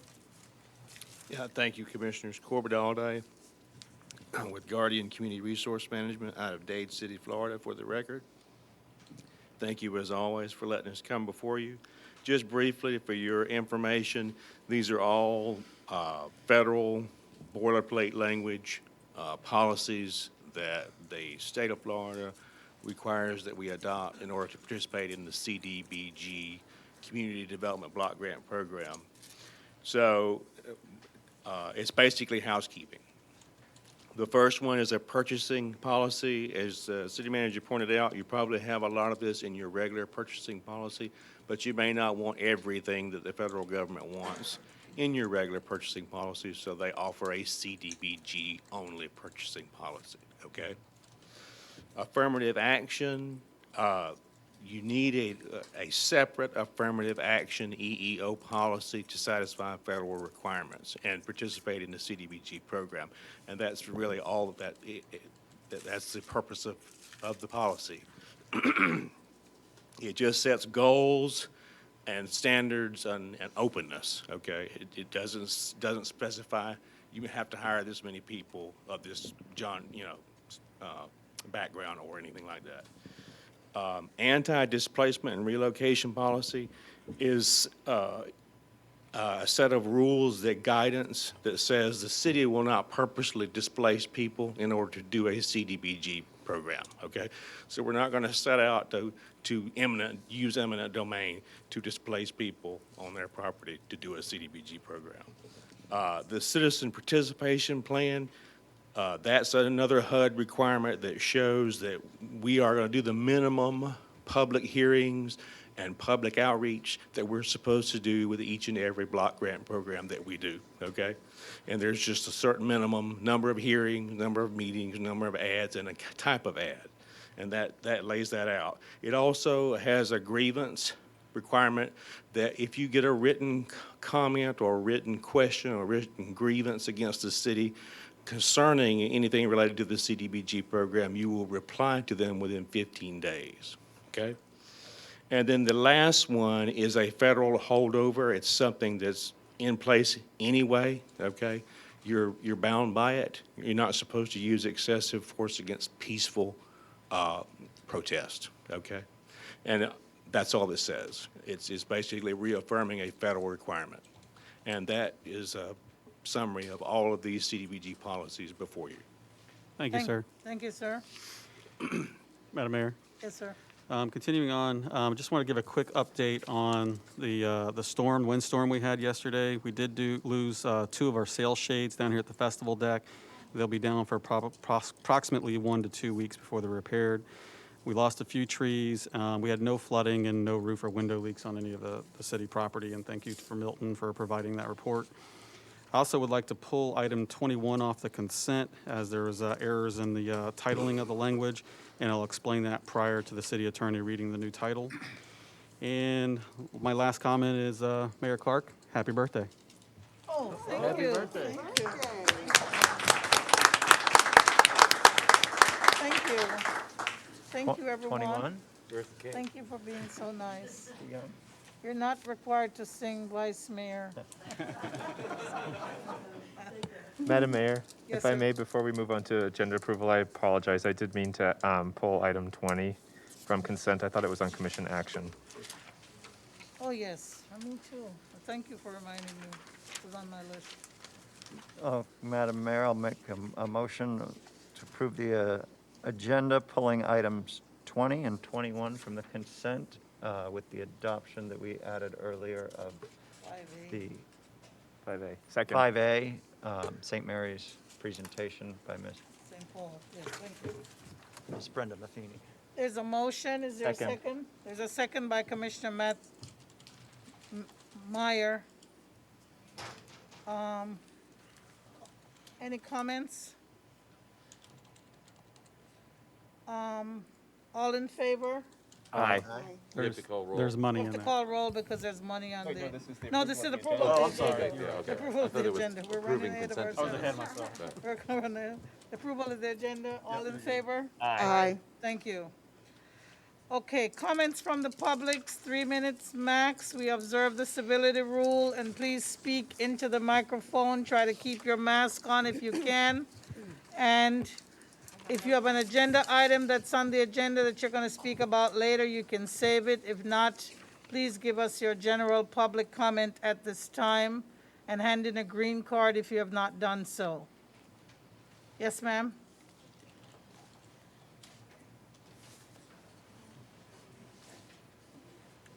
First of all, I have snacks if anybody needs them, because it's usually a late night. You are welcome to one. So thank you, Robin Cartwright, 703 Southeast Hibiscus. My comments are in reference to the two projects this evening, but I thought it might be a little bit easier just to address them both in one fell swoop. So I was approached last week by someone stating that I, and many in this room actually, don't give off a yes, we will allow the process to compromise kind of vibe. So I've thought long and hard about that comment, and I had to ask, am I and the others in this room behind me, after meeting and begging with the LPA and City Commission to not just hear us, but actually listen to us? Are we too needy? Are we too rigid? Are we asking too much to ask you as the commissioners to have some restraint regarding growth? Is there really something at which we should be considering to propose a compromise? But then I had to think, who's actually saying yes if we aren't? City staff has the arduous job of reviewing requests, and I realize that not everything gets to this point, but when it does, there are a lot of yeses. You want to max out the density? Yes, let's present it. You want a smaller buffer and insufficient parking? Yes, let's present it. And I get that that's their job. The LPA is more often than not a yes, even when they express concerns. And you, as the City Commission, ultimately do a lot of yesing. But to those of us who live here, by saying yes to them, you are saying no to us. Tonight, Central Parkway Lofts will come up for a second reading, and I appreciate that the developer has heard us and has made some concessions based on community feedback. But when you say yes to something like Central Parkway Lofts, here's what you're saying yes to: changing the literal skyline, validating the claim that they are offering affordable or attainable housing, increasing traffic that will parlay into the 9 developments contributing to an F traffic rating in our city, and adding to the student population at an already overpopulated elementary school. When the agenda items come up tonight for Central Parkway, you'll hear some thoughtful commentary from an intervener, but it shouldn't take someone bearing their soul or to make themselves subject to basically a cross-examination like the last intervener was, just to consider you saying no. Yet that's what will happen tonight. This person had to say yes so that you might say no to the proposal.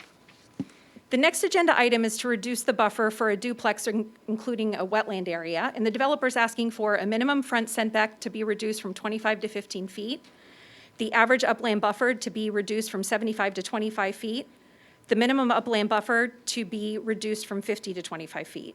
City staff has already said yes, or it wouldn't be before you tonight.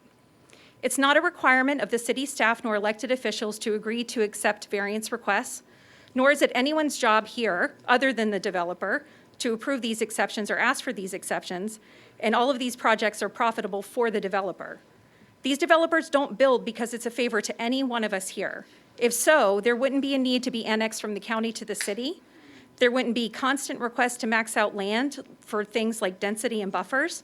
And there wouldn't be a need for community members like me to be speaking out at every meeting, and I'm sure you're tired of seeing me with or without snacks, about these developments, asking you to not say yes. Recently in TC Palm, when speaking about the Sportfish Marina Resort north of the Roosevelt Bridge, Mr. Schroth, who is on the Community Redevelopment Board, was quoted as saying that a commercial business shouldn't be responsible for the area's traffic troubles, and parking at Harborage is Harborage's problem. Those comments are beyond irresponsible and beyond the role of anyone making decisions on behalf of and supposedly representing a community. Where here he says yes to the marina and no to the Harborage, it's not unlike you saying yes to the developers at Central Parkway Lofts, Bridgeview, Watermark, Sailfish Cove, 313 Osceola, Hidden Key, Harbor Grove, Trillium, Springtree, and the pending Canner PUD with the Costco. Ma'am, your time has gone. Thank you. Thank you. Can we just have order? Thank you. We have somebody on item number 22, so we'll wait for that. Is there anybody else who has a general comment to the public? Okay, Ms. Paul.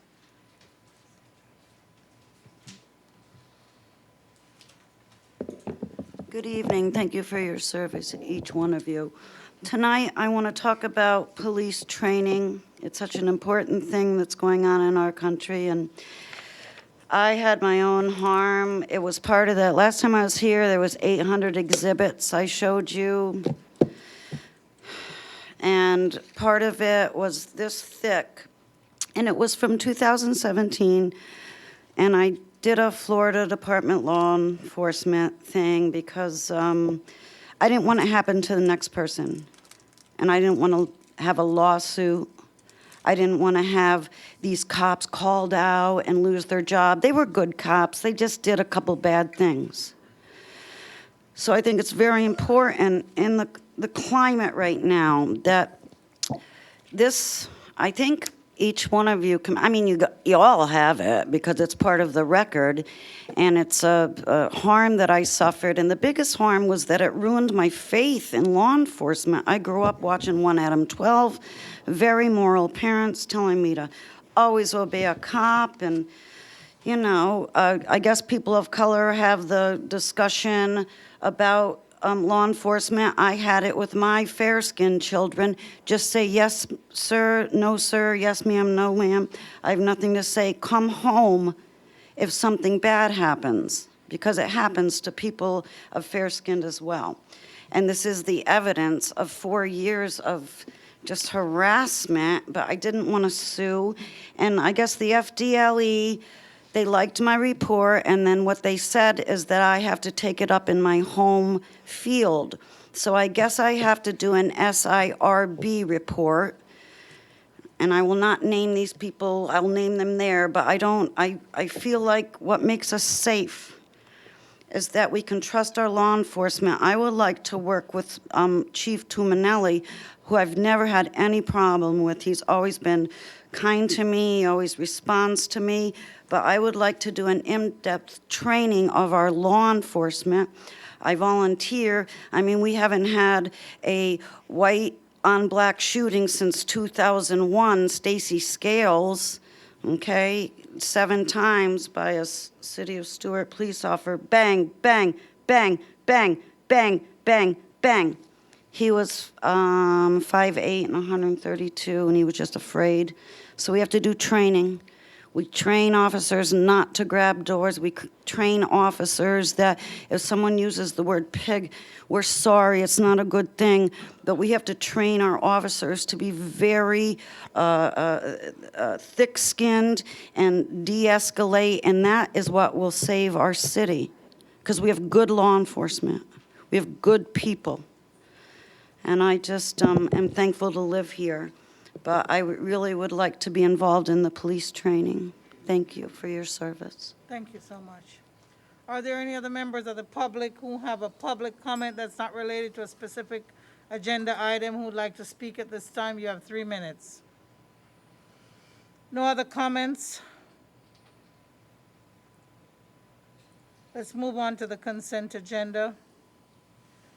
Move for approval for all the items left on the consent agenda. Second. With accepting the 2 that were with pulled. Right, all items left on the consent agenda, so everything except for 21 and 21. 20 and 21, I guess it is. There's been a motion and a second. Are you noting that, Madam Clerk? Yes, who seconded, please? I did. Commissioner Meier. Madam Clerk? Public comment. Oh, sorry. Public comment on the approval of the consent agenda, pulling items 20 and 21. No comments. Madam Clerk? Commissioner Bruner? Yes. Vice Mayor Matheson? Yes. Commissioner McDonald? Yes. Commissioner Meier? Yes. Mayor Clarke? Yes. Thank you.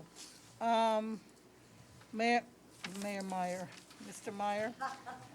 Thank you, Madam Mayor. Yeah, I asked to pull 20. I spoke with staff over the last week about this. And in rereading the lease agreement that we had with the original lease agreement and then the amended as of last year with Mulligans, in this assignment section, we are compelled to not arbitrarily hold up any assignment, and I don't intend to do that this evening. However, the very next sentence of that section in the lease agreement allows us to require or, to request a presentation or some sort of information about the potential assignee. And I did a little bit of research, S&C Restaurant Group LLC, and I know that companies, come and go and merge, and it's as of 20, it was formed based on Sunbiz in December 2020. 2 registered agents, one in Stuart, not in the city, and then one in Jupiter. I had asked if I could at least get a call from them, shake their hand, get to know who's going to be doing business with us in one of our prime properties, and I haven't heard anything.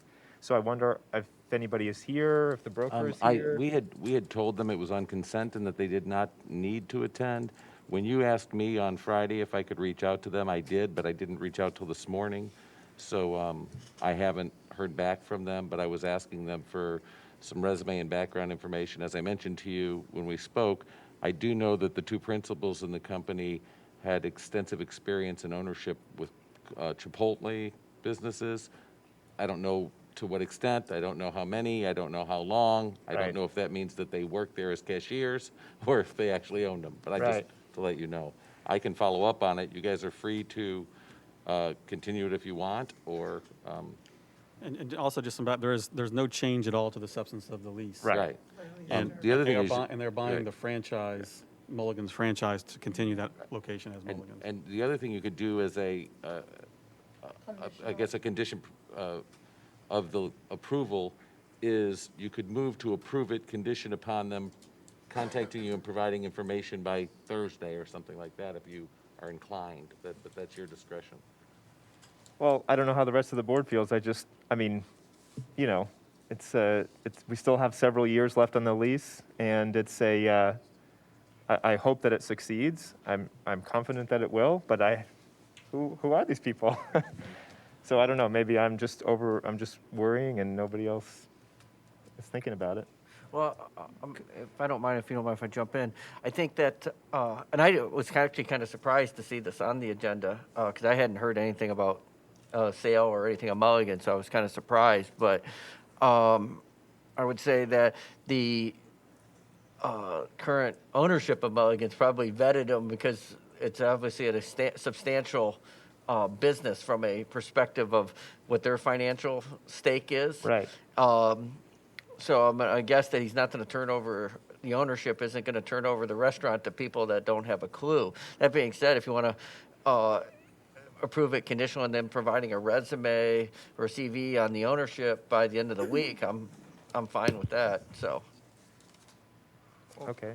Mr. Mortel, what would happen if they default on the rental payments? We would take possession of the restaurant, but Mulligan's put over $300,000 in improvements in the restaurant, so it'd probably be the best, that wouldn't hurt us. Mm-hmm. Now, I don't know that we want to get into a vacant restaurant and go back to all the other stuff, but the other thing is it's normally not that easy. Where it gets complicated is where they file bankruptcy or hold it up. It's giving it back's easy. It's more if there was a bankruptcy or other lenders or creditors or other issues that would create your problems. But I'm not suggesting there's any evidence of that at all. I'm just saying that in reality, that would be more of a concern of mine than just getting the property back. So in that Mayor? case, Madam Mayor, then I'll make a motion to approve with the condition that we receive from S&C Restaurant Group LLC and or their agents a CV of their previous restaurant experience within the next, what is it? It's set to expire on today's date. Today. Transfer today, effective in the resolution. April 30th. Oh, I mean, it ends on April 30th. The resolution language says it would go hard today. Mayor? There's a motion. Do you have a comment, or you're going to second the motion? It's a comment.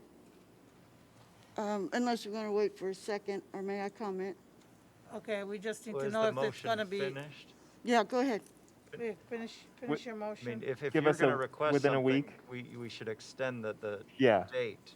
Right, Well, so, recognize this, the lease goes till 2038. What you guys do today, you don't necessarily have to concern yourself with their closing. I mean, they chose today's date for whatever purposes in their contract, but you're not a party to that contract. So if you continued it or if voted no, I mean, so you weren't tied to today's date. They picked that as their closing date, which if you moved it to the next city commission meeting, they'd have to pick a new date. So, the picking later this week, they're just gonna have to contend with it. Or maybe they've closed already. It's after I'll 5. say just a week. Till Monday? Yeah, I'm not asking for the moon and stars. Yeah, and if they get it sooner, then they can, if it's holding up their closing. Yeah. It'll take them 5 minutes to produce a CV Yeah. of their restaurant experience. Shouldn't we want to know that? So for what it's worth, Mulligans' current operation can do whatever they want and transfer and do this closing to S&C Restaurant Group if it so chooses. Until the commission votes to approve the assignment, Mulligans Stuart Acquisition LLC just remains liable under the lease. So they can close today, do their transaction, do their whole thing. It's just the current principles of Mulligan Stewart Acquisition would not be released from this until this contingency occurs, which would be later in the week.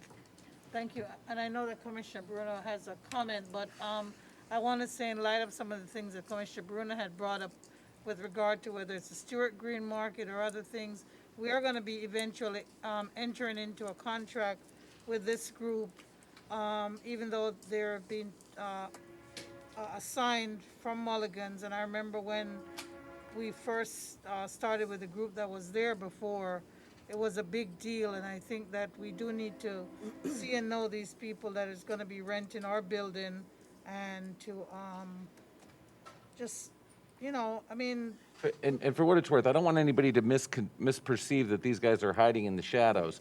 They have been very cooperative with the city. They've communicated with the city manager. They've communicated with me. I know they communicated with Steve Nicolosi when we had some issues about like what was repaired and what wasn't repaired. Reality is a timing thing. I think they would have gotten the information. I don't want the I don't public to be intend to inferring make that that we're. be the. Right. I Right. mean, I just want to be able to look them in the eye and shake their hand before. old-fashioned way. Commissioner Bruner?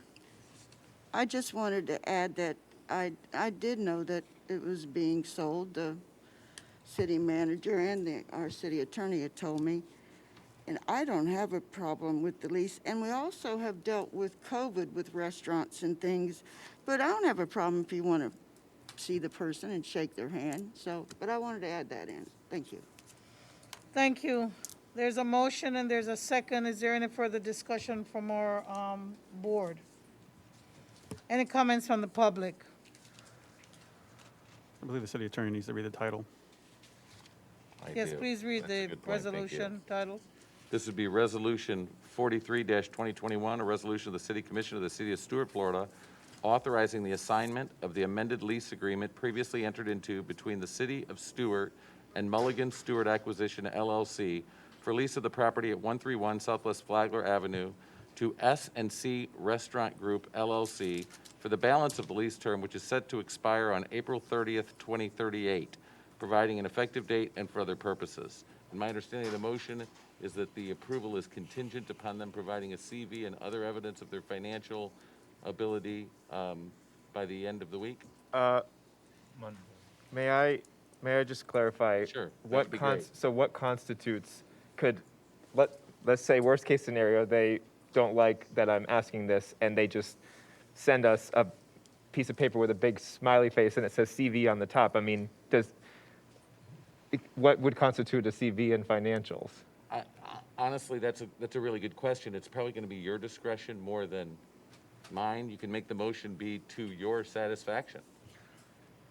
Well, I think during the course of business, these businesses have certain basic criteria of their year-end financials, how long they've been in business. Well, in that case, can we just say, well, by next meeting, it's still within before the April 30th date. By next meeting, they'll give us that and we'll have it I'm on. not sure about the April 30th date. That's in 2038. It's set to expire. Okay. Oh, 2038, sorry, yeah. So then, can we just do it till the next meeting? That way, I don't- there's not this I think arbitrary. they're closing. If we give them 4 or 5 days, that's good enough. Okay. I just have a question about, asking for financials. That may be a proprietary thing that they don't want to disclose. Well, he said to CV. try to define Yeah, the CV, CV. yeah, so because I heard just- CV. just CV, their I'm fine history. with, that this is my restaurant experience, not, these are my financials. I think those are two separate Well, things. and I'm not suggesting that we have the right to see their tax returns, but under the assignment, the commission has the right to make a decision based upon the ability of the assumer or the person that would be receiving the assignment to Solvency. do business with the city, and it may not necessarily be the financials that would show you every dollar, but what we're looking for is some kind of Solvency. indication that demonstrates to the commission that they will in fact be a successful provider. The assignment says, lessee may not assign any or portion of this lease or sublease the whole or any part of the premises, including portions of any improvements erected thereon by lessor or other portions of the premises for any purpose without the consent of the lessor, which consent shall not be unreasonably withheld or delayed. Any assignment may be conditioned by the lessor on the commercial suitability, the good reputation in the community, and the financial strength and solvency of the proposed solvency. assignee. Okay, I didn't So realize I that. think that there's Yes. sufficient Yeah. language I'm good with to that ask then. for something. Okay. Solvency. And this was a huge, document, but still, yeah.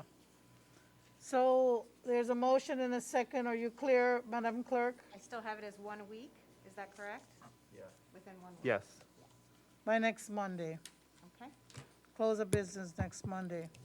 Again, any comments from the public on this matter? Okay. Madam Clerk? And I'm sorry for doing this, but I want to make sure that I can tell them, what happened tonight at the meeting is that the commission approved the assignment conditioned upon this happening by next week, but as far as I'm concerned, they can move forward on the closing, and then if they were to not provide the information, the commission would just treat it as if it didn't occur and would still be looking to Mulligans for the accountability. Right? Is that fair?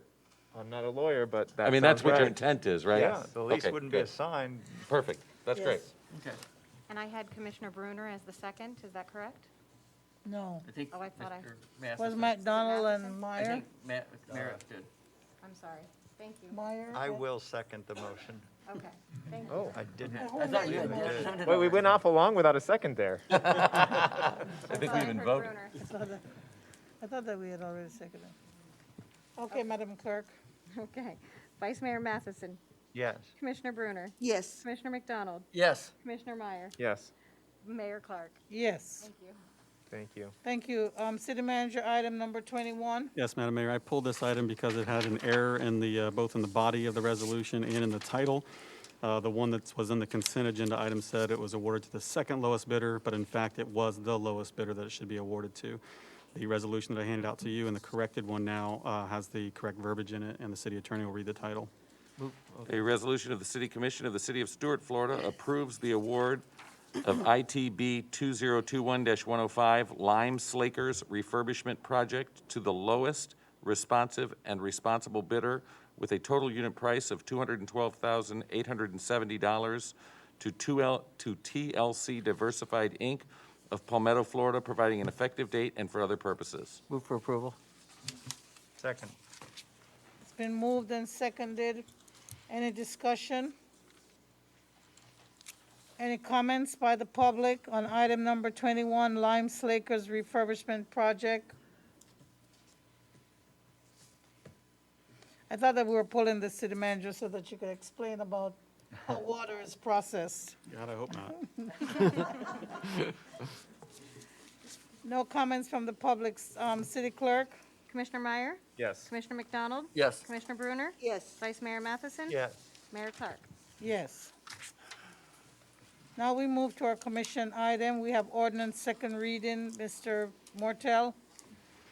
This is ordinance number 2461-2021, an ordinance of the City Commission of the City of Stuart, Florida, amending a 6.65 acre property consisting of two parcels opposite one another on Southeast Central Parkway, approximately midway between its intersections with South Canner Highway to the west and US Highway 1 to the east, to approve a major amendment to the Central Park Lofts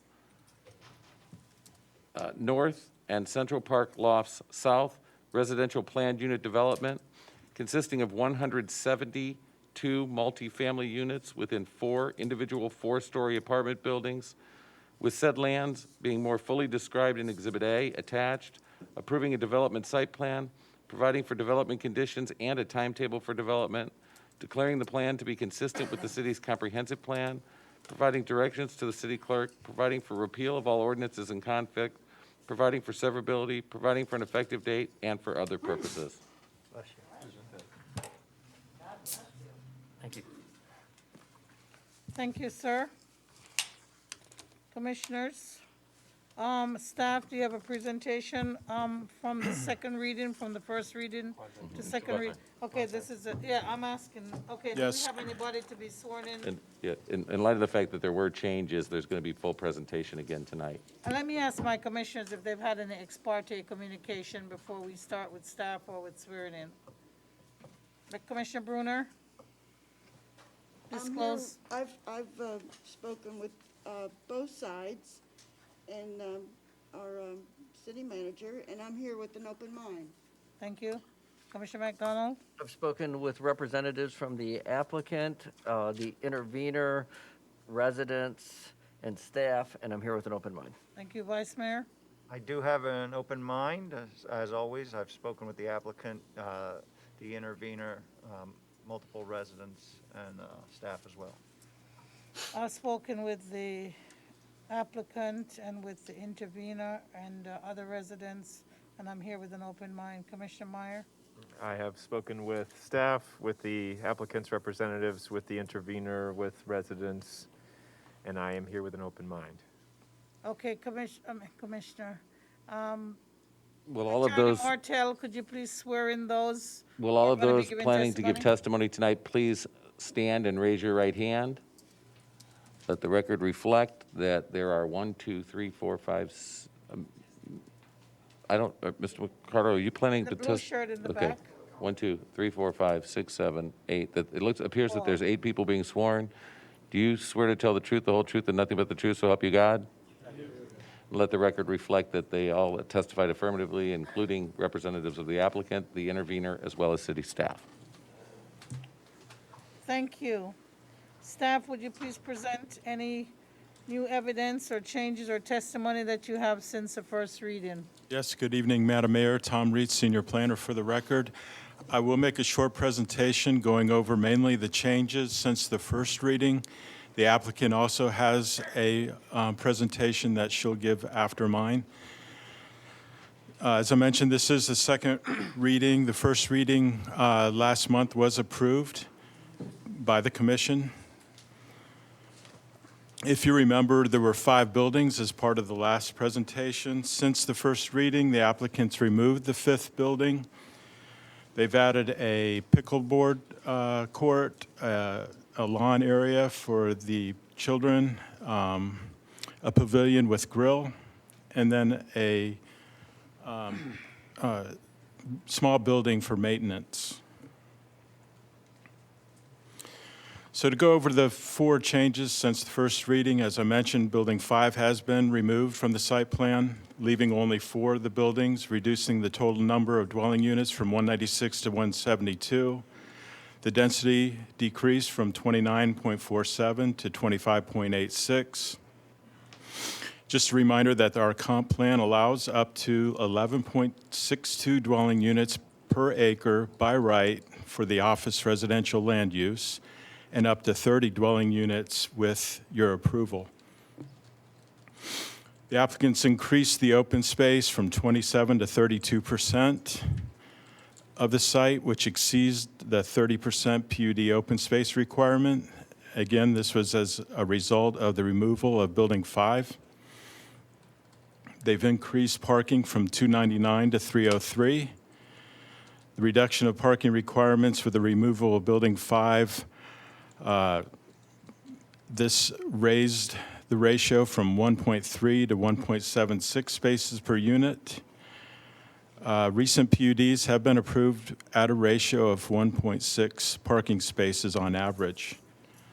Also, the median along Central Parkway has been modified to allow for left turns. If you remember, it was right out only for each side, causing someone that wanted to go in the other direction to have to U-turn. So the median has been open to allow for the left-hand turn lane, left-hand turns. This is a map of Central Parkway, the lofts north and south. This is just to show for the Willoughby extension how much conservation land is on each side of the extension, at least on the north side of Central Parkway. That will be conservation in perpetuity. And then, of course, a connection through the county to the south, where there's currently mostly mobile home units. So we've gotten information from the county's website that talked about the 3-year plan for the Willoughby extension. Most of these monies, I believe, have been slated, tentatively slated for the environmental aspect of the study for the project. And I believe that the $5 million is, it's just allocated for that study and completion of the roadway extension. With that, staff recommendation is to approve Ordinance 2461, 2021 with conditions. And that ends staff's presentation and open for questions. Okay, do you guys need to know the conditions, or you've read them and looked at them already, or did you need to? Yes, the condition that the 20 units will remain in perpetuity does exist. Affordable housing, okay. Attainable affordable workforce housing.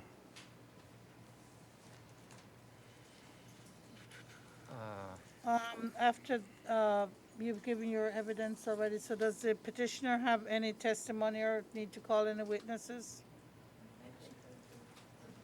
Ms. Camblor?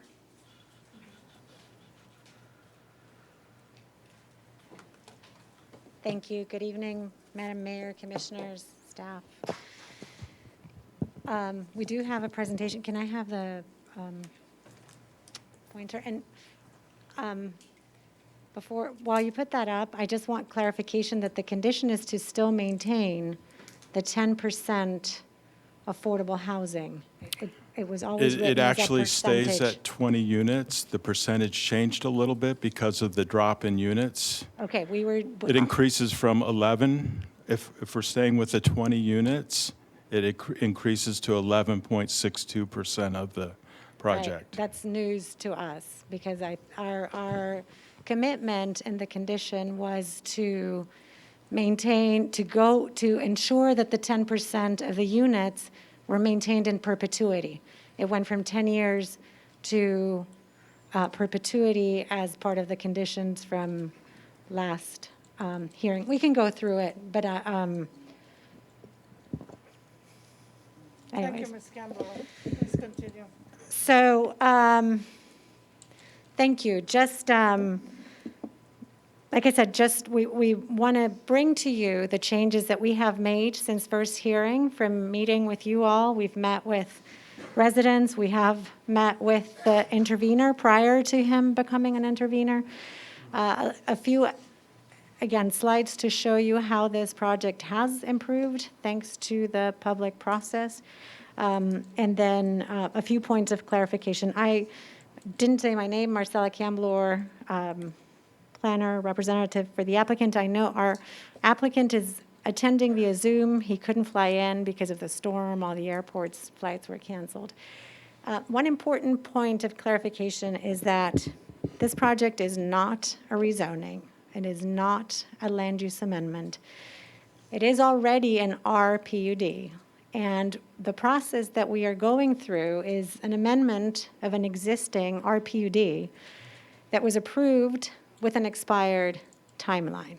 And I think this is important because it positions us slightly differently within our comprehensive plan and our land development regulations. And I understand, I've talked to the residents, we understand how hard it is to suddenly have something appear next to you, a surprise, a land use change. The land use here didn't change. A zoning change. The zoning here didn't change. This was approved in 2005. This application was submitted to the city in September of 2020. So it has been around for several years, and granted, the board can change when you do an application or an amendment to an RPUD, the conditions of that PUD. It's the board's pleasure, but obviously something that has been approved and that met code and comp plan since 2005, chances are that that is a site that is not allocated as a park in perpetuity or a low-density residential community in perpetuity. This has been there for a long time. As you can see, the property surrounding this space, and again, a lot of this, my presentation is slightly different than I would normally do on a second hearing because of the fact that we want to address some of the facts that are, or opinions that are being presented through the intervening process. The property is completely surrounded by commercial PUDs, residential PUD. As staff mentioned, that civic open space, which is, in my opinion, I don't know staff, I checked, it's the largest passive park in the city, probably closest to the least amount of residents, but it is our largest passive park. And then directly connected to a very interesting and enormous amount of open space to the north. As mentioned, this project was approved at the LPA, and not because residents were not being heard. It was approved because it meets comp plan, and it was approved because it meets the land development regulations, and it was approved with conditions, all of which have been met. It was approved at first reading of the City Commission with, again, the condition that the housing units be provided without a 10-year sunset, not that the number of units change. Site plan, but I'm going to zoom into the site plan a little more. I can do the pointer. As staff mentioned, the layout of the buildings has remained the same. There used to be a building, Building 5, right here. The LPA had mentioned reducing density. Commissioner McDonald, you pushed very hard, and the applicant heard you. And Commissioner Matheson, you pushed very hard to have green at the foot or at the beginning of the green that then connects to Poppleton Creek. And, Mayor Clarke, you wanted more open space and amenities on the northern side. And so eliminating that building has allowed for, density to be reduced, parking to be increased, open space to be increased, stormwater to be increased, and then addition of increased recreational amenities on the northern side, which didn't originally exist. This is also being described as a 4-story project. This is 4 buildings that step to 3 stories on each end of the building. There's a 2-story component along Central Parkway. So it is a very articulated project aligned along a public central street. So the project responds and enhances Central Parkway. It fronts it. It improves the address, and it creates a new street, a new address that is open to the public, that is open to everyone. As mentioned, density was reduced by 13%. from 196 to 172. That puts this project at 23.3 market rate units. The remainder of the units, that 10% additional that takes it to 25.8, are those affordable units. This is the project that has offered the largest percentage of affordable units and not proposing to pay or exchange. The units are going to be exactly the same. It was a condition in one of the hearings that they not all be limited to 1 bedrooms. It's the same percentage as the project has 3 bedrooms and 2 bedrooms and 1 bedrooms. The units will not look any different than the market rate units. Parking has now increased to the average, the way your staff calculates this, 1.76, which is higher than all, the PUDs that have been approved lately. And while I know, Commissioner Meier, you're not in the business of housing cars, it's still pretty sustainable. We're not really throwing off balance the amount of parking with the amount of development. It was asked to increase amenities on the northern side, to improve the crossing. Again, what this applicant is doing with a public right-of-way out of, private funds is improving a public road much the same way that we've done and we've used public funds for the improvement of all of our other public right-of-ways, and I'll get to that in a second. There was a request of increased landscaping, and that was done. I'll show you that in a second. And again, maintaining the workforce housing in perpetuity. You can see in this close-up of the landscape plan. The landscaping that has been accommodated on this is above and beyond. It's really extensive. Not only is it evident from the landscape plan that we meet landscape code. The LPA requested that those be more mature trees, more shade trees. All that has been incorporated. Here's a view of the project. As you can see, the 3 stories stepping out to 4, looking south. I have to say that these 3D renderings are not absolutely true to the type of plants and the precise location. In reality, it was too late to get the renderer to change these, but these are really short. They're probably going to be taller and just cover more of the top and less of the bottom. However, looking north, there's a big triangle. There's a large piece right here, which is heavily landscaped in this area, and the buildings are set back. So between the 2-story building on one side and the setback buildings on the other side, the present and a small front on Central Parkway, it's not an out-of-scale building. This is that central pedestrian-oriented address, publicly accessible, that the project is creating, and that connects north to south. Now, just a little bit of the history, and again, I understand it's hard to see or to imagine that you as a commission are approving something just out of the blue. I just thought it was important. Staff mentioned there was a PUD approved in 2005. This is the PUD that was approved back then. It had 2 large U-shaped buildings. We overlaid the current project. So this is what the current footprint is. You can see the increment is smaller. The buildings are further set back from what was the property line. The massing, you will see now, is smaller as well. So a simple SketchUp diagram that takes the approved PUD, this is one of the 2 approved buildings, versus one of our 4 approved buildings. When you put them side by side, and again, our city's regulations allow for this, and they allow for this. And if we don't like what they allowed, I'm all for working with the city, as I have with you for many years, to work on what is better. But right now, this is within the confines of what our regulations allow. And so we've tried to break it down. We've tried to make it a little more organic. We've tried to scale it down.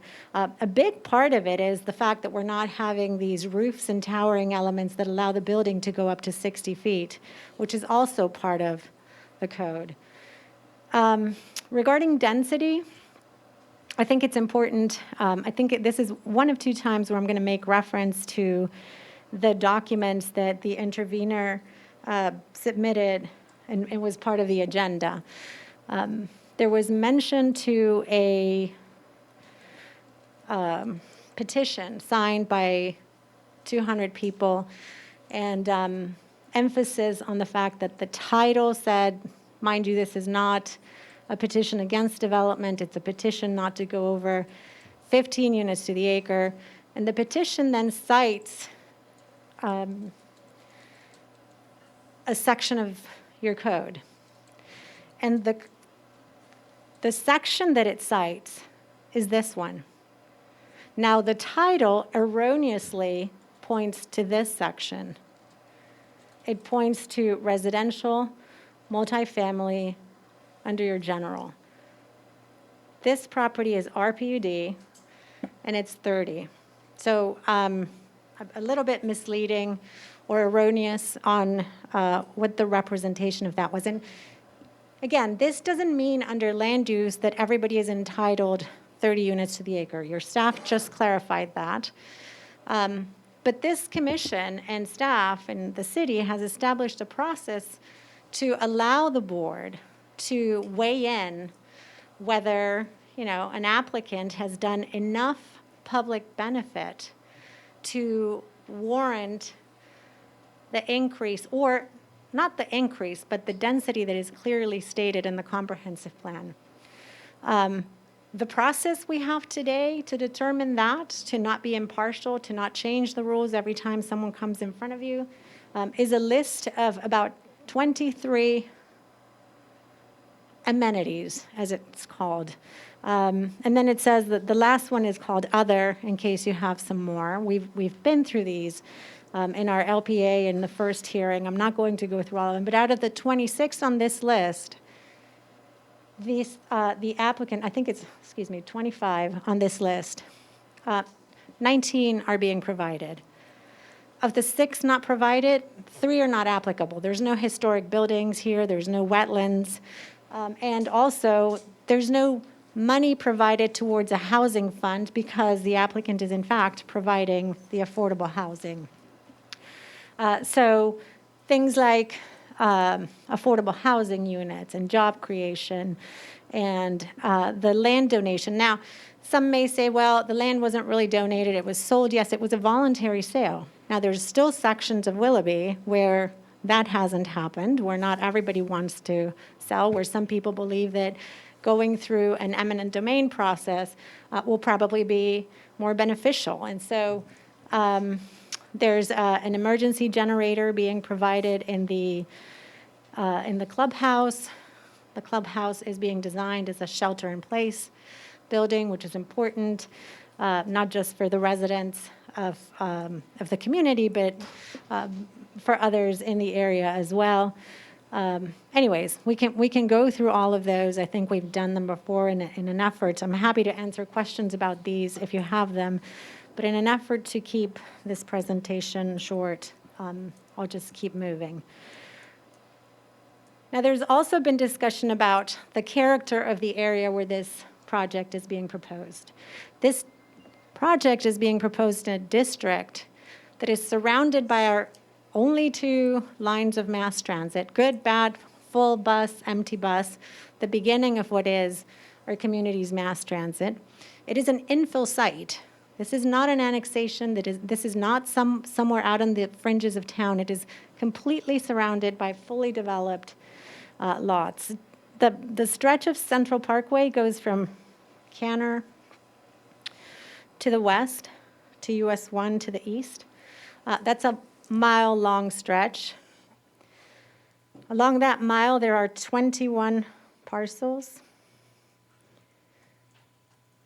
This is the applicant's parcel. 2 of those parcels are already multifamily, RPUD. There's condominiums right here, and the approved with expired timeline multifamily project here. There's the park. 16 of those other properties along this are commercial or civic. Really, no other connections to any other of these residential, which, by the way, maybe they should happen, given that we have the biggest park, passive park in the area. There's only one connection outside of this corridor, and that's to Monterey, and that's also really through commercial properties on both sides. And then there's two gated subdivisions, gated residential subdivisions along this. Now, during the last hearing, there was concern raised by residents about one of these communities having their people park over at the park. And while I understand that that could be a concern, I know that as an HOA, it is a lot harder to tow. It is a lot harder to control parking. Those of us who have been part of HOAs understand how hard it is to do it privately. But this is not going to be an HOA. This is a managed, high-end apartment residential community with full-time staff where if there is no parking or if there's parking problems, they can address their landlord and the on-staff people right here. And I'll leave it to the city, to address illegal parking. I mean, for those of us who work here downtown, we know that we don't go over 3 hours, or we pay for it, right? There was talk about the character. And again, this is not to diminish the area, but it's to establish that this was always envisioned as a commercial and multifamily core district within our community. And so when you come in from the east, there's a commercial, the back end of the shopping plaza that is along US 1, and an auto dealer, parts. When you come in from the west, there's a 2-story commercial building. I believe a school is moving and taking over some of the space. And then there's a 4-story masonry modern building on the other end. Like I said, I am not going to talk about the rest of the character and showing the majority of those commercial properties, but this is what is directly next to this piece. To the east, this is the view from the southernmost part of the property, from the middle of the property, from the northern part of the property. This is the neighbors directly to the east. The neighbors to the west, there's an 80-foot right-of-way, 30 feet, which came from this property, 50 feet, which I believe came from the developer of the Seaside, right, at the time. And it's understandable why the community that is after those 80 feet, which I believe is Seaside, is completely walled in, because it is, it flanks an 80-foot divided highway on one side, potentially another 80-foot divided corridor on the other side, and logically internalized its development. Again, this is something the developer knew because he donated part of the land or sold for this project as well. The intervener's presentation mentions inconsistency with policy A52.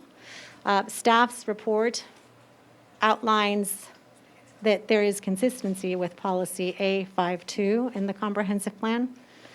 In fact, there's not a single policy in the comprehensive plan that this project is not consistent with, as listed in staff's report.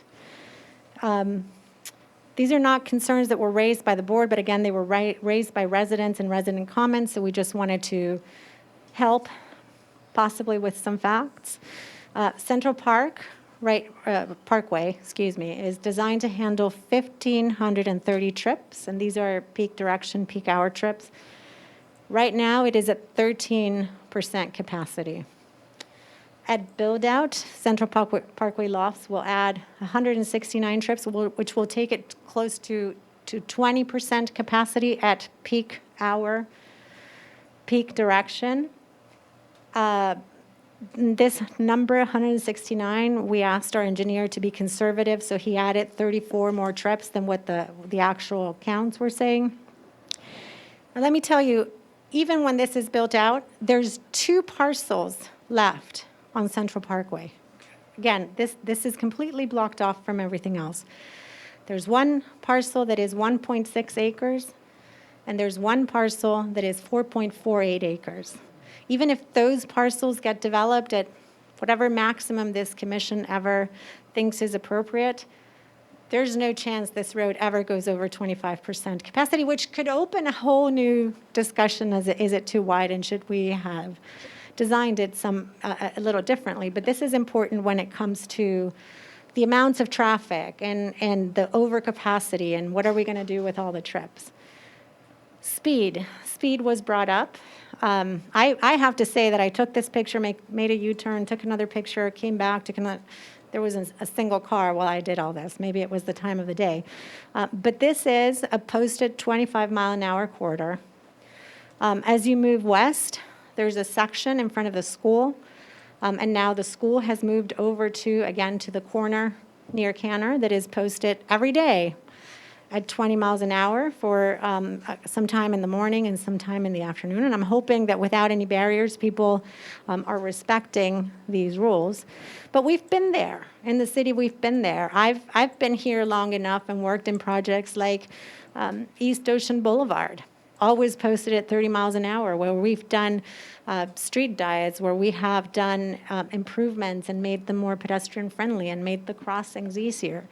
We've done that, and I remember crossing with my kids as babies from Potsdam area onto the Kiwanis Park when that was 5 lanes, and this is at 30 mile an hour posted city. Now, what this project is doing, again with private funds, is the beginning of the improvements that were done for East Ocean and the beginning of the improvements that were done for Colorado, taking the 80 feet, putting a planting strip between a wider sidewalk and the 2 travel lanes, increasing the medians, increasing landscaping. As we mentioned, slightly raising the section in between the buildings, calming traffic, creating a more pedestrian-friendly environment. I know that one of the conditions is we had mentioned doing pavers on that section, and your utilities department wanted to either be stamped concrete or colored concrete, which we have said is fine, it's okay. We understand that maintenance is a concern. So just a few more images of the proposed project. And in closing, staff's recommendation, where they acknowledge that this project complies with the city's comprehensive plan and complies with the LDRs, that all of the conditions of approval have been met, and they recommend approval for the major amendment to allow the 4-story buildings with 172 units. Now, like I said, maybe I missed it, the fact that we switched from the 10% that we were bringing forward to a fixed number of units, but we would like it to remain at 10%. That's it. Thank you. Thank you for your presentation. City Attorney, could you please officially tell us that we have a intervener and You who have the an intervener intervener. may be, and if they have, if they did stand up and Okay, so for what it's worth, procedurally, obviously, our staff put on a presentation. There were no questions by anybody. Now, Marcella has put on a presentation, but she's technically not an expert testifying under oath, but she's presenting the project. We could treat that as an opening statement, because technically the intervener is not in a position to ask Marcella questions unless you guys are asking her questions based upon her presentation. Or we can treat it and let you guys ask her questions and then let the intervener ask her questions, or we can let the intervener give a brief statement, or we can have the applicant give their whole presentation, and then at the end, let the intervener give his presentation. Whatever is best suited for you guys. Ms. Kambler, are you finished? We're with done, it? yes. Yes. I would He's say hear done. from the intervener at this point. So We'd if you like to guys hear have no from the questions intervener. for Marcella, then we can hear from the intervener. We'll have questions for her, but we'd like to hear from the intervener, and then we'll have questions. Okay, well, he has the right to have question. If before he goes, he can ask before. I don't know if you're going to call Marcella back up for questions or not. So seeing that you're not asking her any now, I have to give the option to the intervener to ask her any questions. Do you have any questions for Marcella? Intervener is duly qualified and has done what he needs to do. Yes. I'll have questions for Marcella, but if the pleasure is to have the intervener ask. Mr. Lambert, come forward. Paul, I don't know what your last name is. Yeah. Latham. Latham Lambert, sorry. Said L. Yes, ma'am. Do you have questions for the applicant? No, I thought we were. You have a brief presentation? From what I understood, I'm allowed to give my PowerPoint presentation and ask the staff questions. Mr. Mortel, are we on the right track? Sure. Thank you.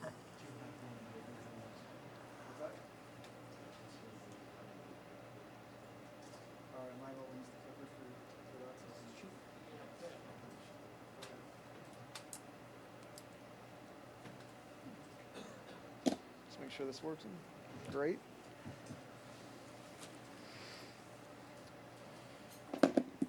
Make sure you speak into the microphone so we can hear you. Yes, sir.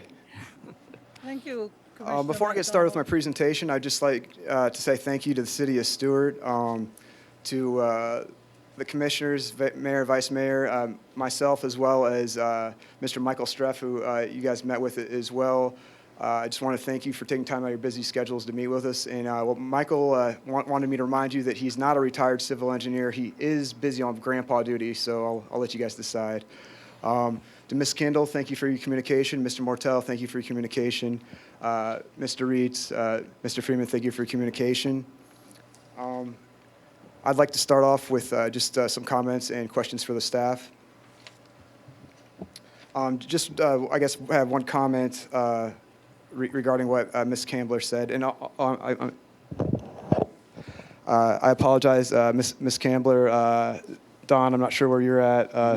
Thank you for meeting with me as well. And while you need to provide your comments to the commission. Okay. My comments were as far as what Ms. Campbell mentioned.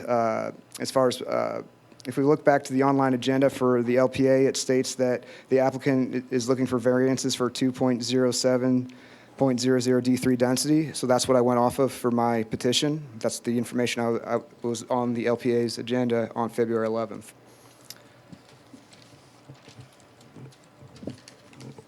I now have some questions for staff. Mr. Reeds, Mr. Freeman, it appears from attachment A2, Exhibit D, and from attachment D3 renderings that there are 10 parallel parking spots on the north side of Central Parkway for westbound traffic and 6 parallel parking spots on the south side of Central Parkway for eastbound traffic. Are my numbers correct?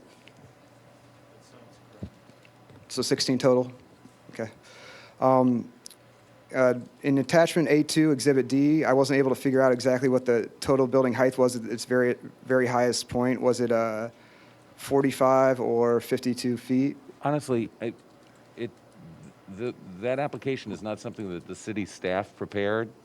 So if you're going to be asking them to verify the applicant's application, I'd rather have a member of a representative of the applicant answer those questions. I don't have any problem with you asking it. Understood. But Marcella, if we could have somebody come take the microphone, and Tom, can you give her a seat or somebody up there just so that she can answer? Because I don't want the city to be bound by those answers as much as the applicant. Understood. Yes, Ms. Campbell. What I was asking was in attachment A2, Exhibit D, I wasn't able to figure out whether the total building height at the very highest point was going to be 45 or 52 feet, and which is correct? So the building is 45 feet tall, which is what the code allows, and the code also allows for parapets to go over that. And there's certain areas where the parapets go over to either cover air conditioning equipment or because they're part of a staircase. The habitable box of the building is 45 feet, and the parapets vary. Understood. Thank you. And by the way, the city code allows the parapets to go up to 60 feet. Understood. Not the parapets, the roof and towers and all of that stuff. Mr. Reeds, maybe this question would be for Ms. Campbell. In attachment C2, applicant's response to comments, Ms. Campbell remarks that, quote, of note, as well as the fact that the previous zoning site was CPUD, not R3, therefore comparisons to R3 parking requirements and density are not fully appropriate. It goes on to say, the comprehensive plan states that the PUD process enables up to 30 dwelling units per acre, end quotes. What does CPUD stand for? So a commercial PUD, I mean, but does that? That's the answer. That's it. I'm not sure what That's you're quoting from. commercial planned unit development. Understood, thank you. Mr. Reitz, I believe this would be more appropriate for you. Do planned urban developments still need to adhere to objective 1.A7 future land use categories? I'm sorry, did you say? Do planned urban developments still need to adhere to objective 1.A7 future land use categories? Yes, they do. Understood. I guess I have a comment for the commission then that future land use categories, as per the opening paragraph in objective 1.87 R2, quote, encompass all present and future land uses in the city of Stuart. And skipping ahead, quote, neither these policies nor the future land use map shall be construed to mean that every parcel in a designated area is suitable for the designated use. Other plan objectives and policies will be applied to ensure that any proposed development will be suitable for the particular site. Similarly, the future land use map does not assure the landowner the right to the most intense use allowable under the designated future land use category. The city shall have the discretion to decide that the permitted land use shall be more limited than the maximum allowable under the future land use category. And that's the end quote from that. I believe these are more appropriate for Mr. Reitz and Mr. Freeman. Continuing along in the future land use categories, specifically under policy 1.87.2, which is the table of land use densities and intensities. There's a column delineating in/out. Could you please explain what that means? Yes, that Kevin Freeman, Development Director, that column indicates whether it's inside the community redevelopment area or outside the community redevelopment area. So the rows are split in two, I recall. The upper one says in, the lower one says out, and the densities along those rows indicate the use and the land use. All right, thank you. Has that always been, is there a specific date that the in and out column was added, or was it always under that objective from the start?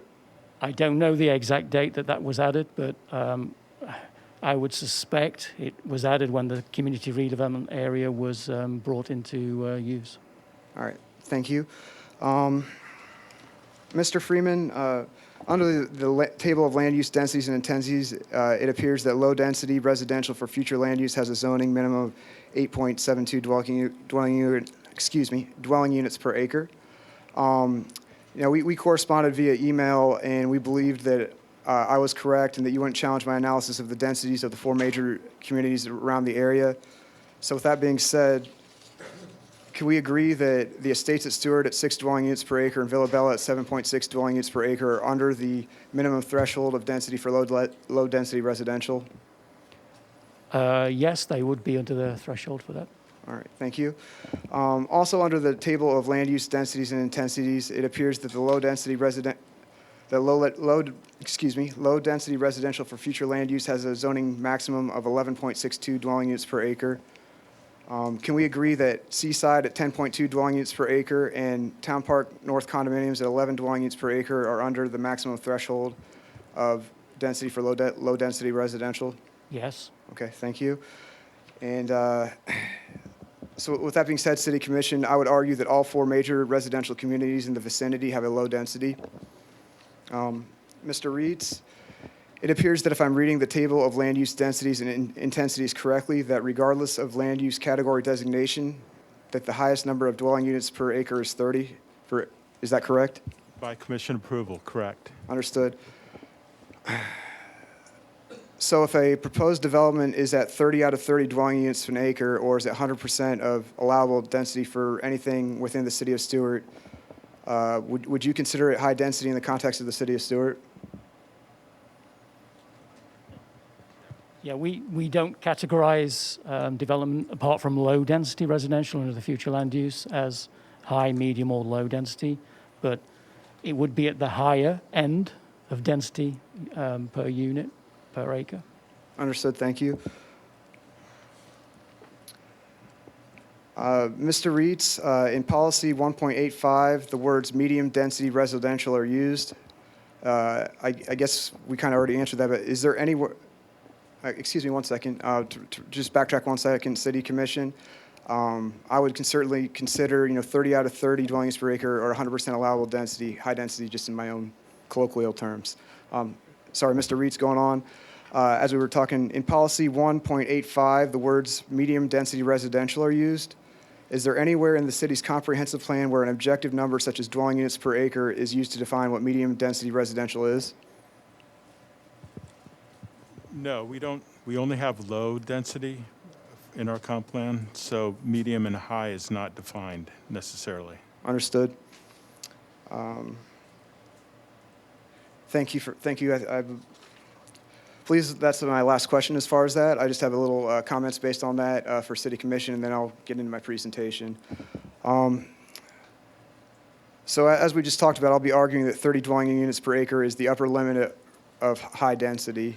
Low density for future land uses, as previously talked about, ranges for 8.72 to 11.62 dwelling units per acre. Medium density, in the lack of an objective definition, would logically start at 11.63 dwelling units per acre. Where medium density ends and high density begins is the million-dollar question. So I'm arguing that medium density would end somewhere between 7.44 dwelling units per acre, which is 8.72 times 2, and I'll give a very generous 23.26, 11.63 times 2 dwelling units per acre. And another way of looking at this would be that based off the percent of max allowable dwelling units per acre for any development in Stuart, which is 30, low density is at 8.72 to 11.62, as we just talked about, which would be at 29 to 39% of capacity.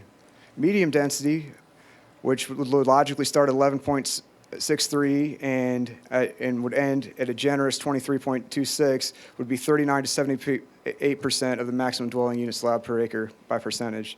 And high density, I would argue, would then start at 23.27 to 30 dwelling units per acre, which would be 78 to 100% of allowable units. And regardless of how you slice it, I don't know how the Central Parkway Lofts could not be considered high density at 25.86 dwelling units per acre, which is at 86% of the maximum allowable occupancy in the city of Stuart.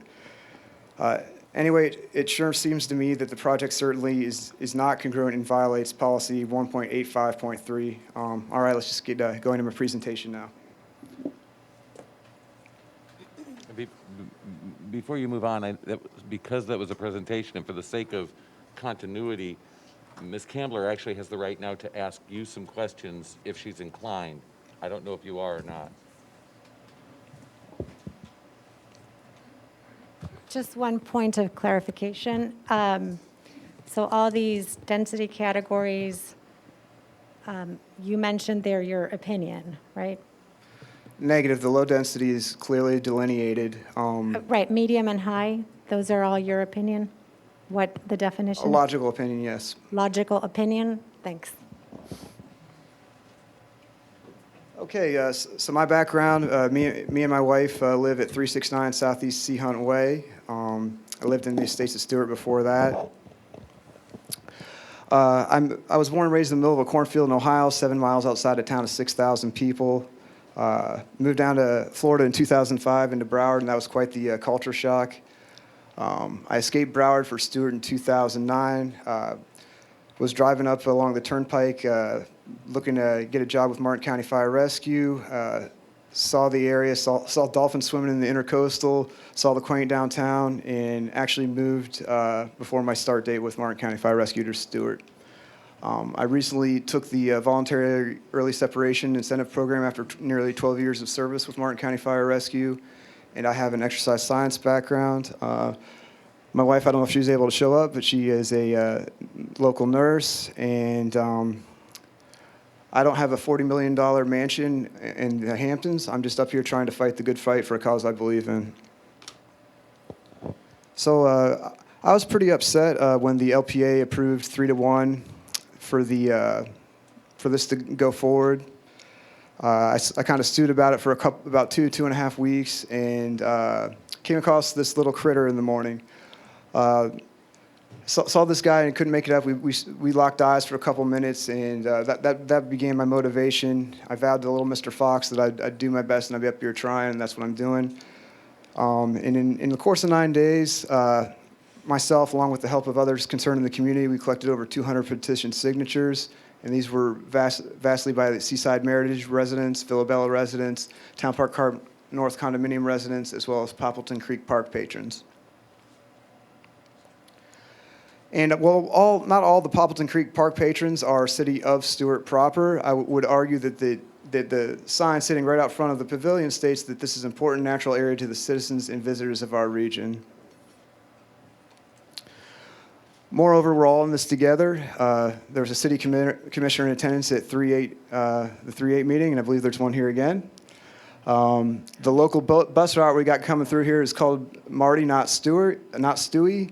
And the City of Stuart website contains links for Barton Votes, and you can pick up Barton Votes pamphlets at the City Hall. And please note, as Ms. Campbell mentioned earlier, that the petition does not ask for no development. Rather, the petition asked it for not to exceed 15 dwelling units per acre. Traffic. Central Parkway Lofts could be the first domino to fall. There's another property on Central Parkway on the north side, just east of Ray's Street, 4.88 acres, and that's designated as R3. You can see that's that area in there. It's horseshoed in by the Town Park condominiums. And with this project being approved at 29.47 acres on March 8th, I'd argue that the precedent has been set, and there's no reason to think that the progressive properties, whoever buys that, wouldn't want to do 30 units per acre or adding an additional 146 units to Central Parkway. In addition, Hidden Key Apartments was approved by the City Commission, and that's 28 units. And while that's on Canner, it's just north of Central Parkway right there and would influence our traffic. And as of 3/29/21, Seaside by Meritage was only half filled, so we got another 35 units still to be inhabited in there. And you can see right here is Central Parkway Lofts, the area I was talking about. Progressive properties, that 4.8 acres is right in there. So potentially 146 units, 172 here. You still have many residents getting moved into in my residence here, Seaside, models here, and as well as Hidden Key Apartments. Don't quote me exactly, but I believe is right around here. So if we do the math on that, we're looking at it somewhere around a potential, since Central Parkway Lofts it reduced from 196 down to 172, we'd be looking more around an additional 380 units to the near vicinity, 172 from there, the aforementioned 146 from progressive properties, Hidden Key Apartments 28, the remainder is Seaside 35. Not to mention, when, not if, Willoughby Extension comes through and the traffic impacted that, we'll be getting a lot closer to our capacity, which I would argue we shouldn't be trying to fill our capacity. And yes, McKenzie Engineering and Planning Incorporated projected for the 2024 traffic conditions. However, they made no intersectional analysis talking about the Willoughby Road coming through. Safety issues, I'll just say one thing about speed. Actually, maybe two things. City commissioners, I believe that Mr. Bill Fisher emailed you all talking about an incident he saw with a car in retention ditch. I believe Linda K. Richards is going to speak more to that. But other than that, me and Michael Streff and somebody in this room were walking from Seaside back over to the Poppleton Creek Dog Park, and I had to put my arm out like you would for a small child with a third person. A sports car was zooming around a blind curve, and while I'll fully agree that it's not the Lofts' fault that there's speeding in this area. It's just a fact of life in that area. U-turns, thank you, Ms. Campbell. Thank you, Don. They were removed. I think that's a really good idea. Parallel parking still remains. And this is the area we're talking about right through here. No need. This was in regards to the U-turn, so no need to talk about that. Here is the south side of Central Parkway, right around this area. You can actually see the sign for the Lofts. So this would be traffic coming eastbound, coming around that blind curve there, which is blocked not only by the buildings, but also a wall there. And there's talk of putting 6 parking spots through here.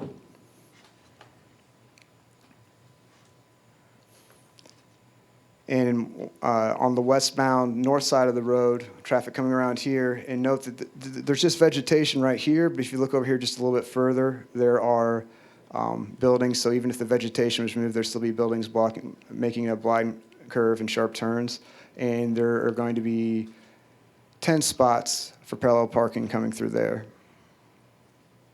And this map doesn't do it full justice, but just so we were talking about here, 6 parallel parking spots around here, 10 on this side here. I'm not a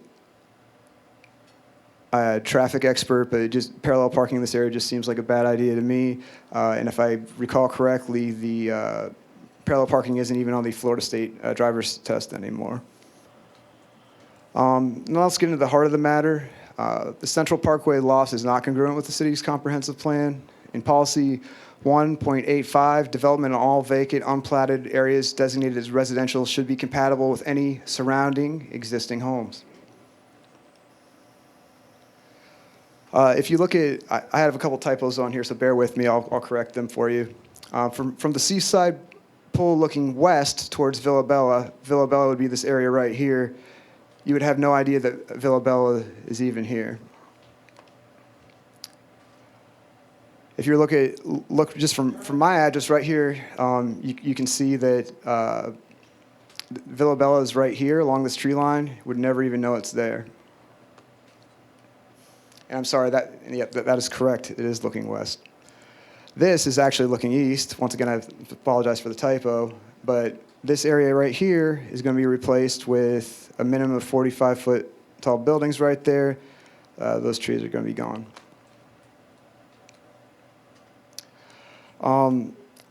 My wife's friends' parents were looking to move into Seaside, and we couldn't, in good conscience, not tell them that there could be a 4-story building going right where where their master bedroom would go.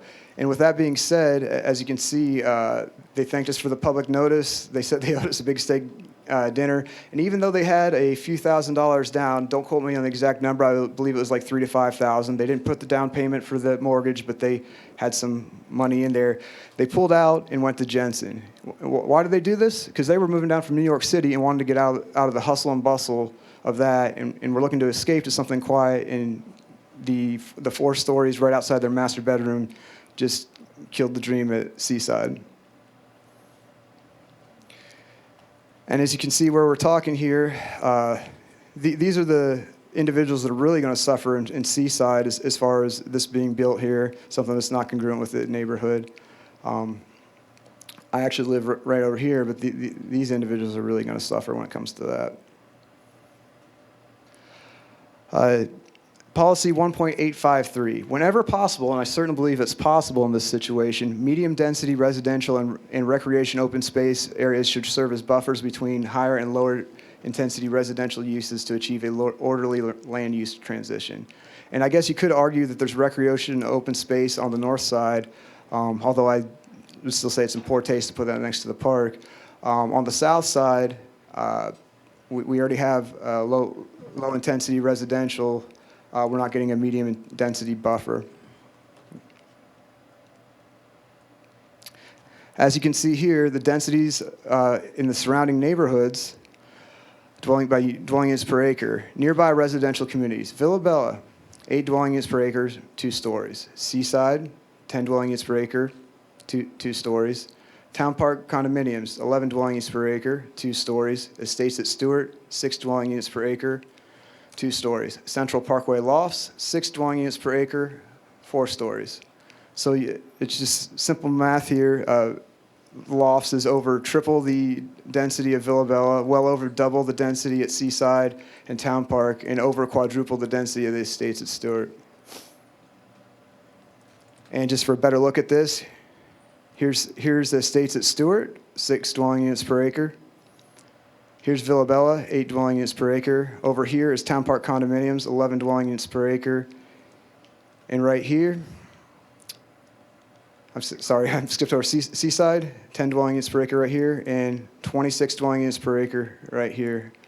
Some of these larger 3, 4-story properties that Ms. Campbell was mentioning are on the fringes here, not in this central area here, our neighborhood. Objective 1.8A6, neighborhood stability.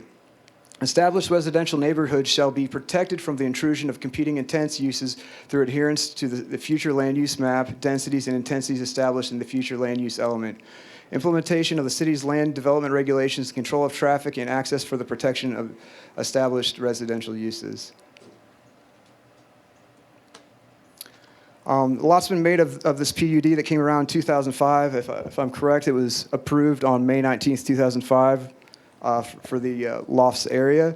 And it did expire, the last part of it, on December 31st of 2010, so it's been expired for over a decade.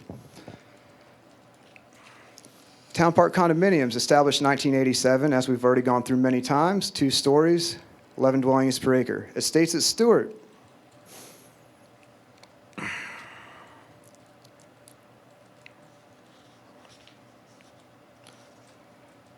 I believe you can challenge me on this if you want, but I believe we talked about that this was approved in 2005, built 2006. Villabella, same timeline. Poppleton Creek Watershed Project. The city received a grant in 2007. Construction started around that year. The Poppleton Creek Dog Park Bridge and Pavilion. Resolution 118, 2010, so 2010. And by the way, Mayor Clarke, Commissioner Meier, I don't know if you guys had anything to do with it, but they've been painting the bridge over there at Poppleton Creek Park and cleaning things up, so we appreciate that. And Seaside by Meritage, established 2020. And just talking about neighborhood stability in general, a lot of your citizens are concerned. There's been a lot of what we could consider rapid growth to the area. And I know we talked about that,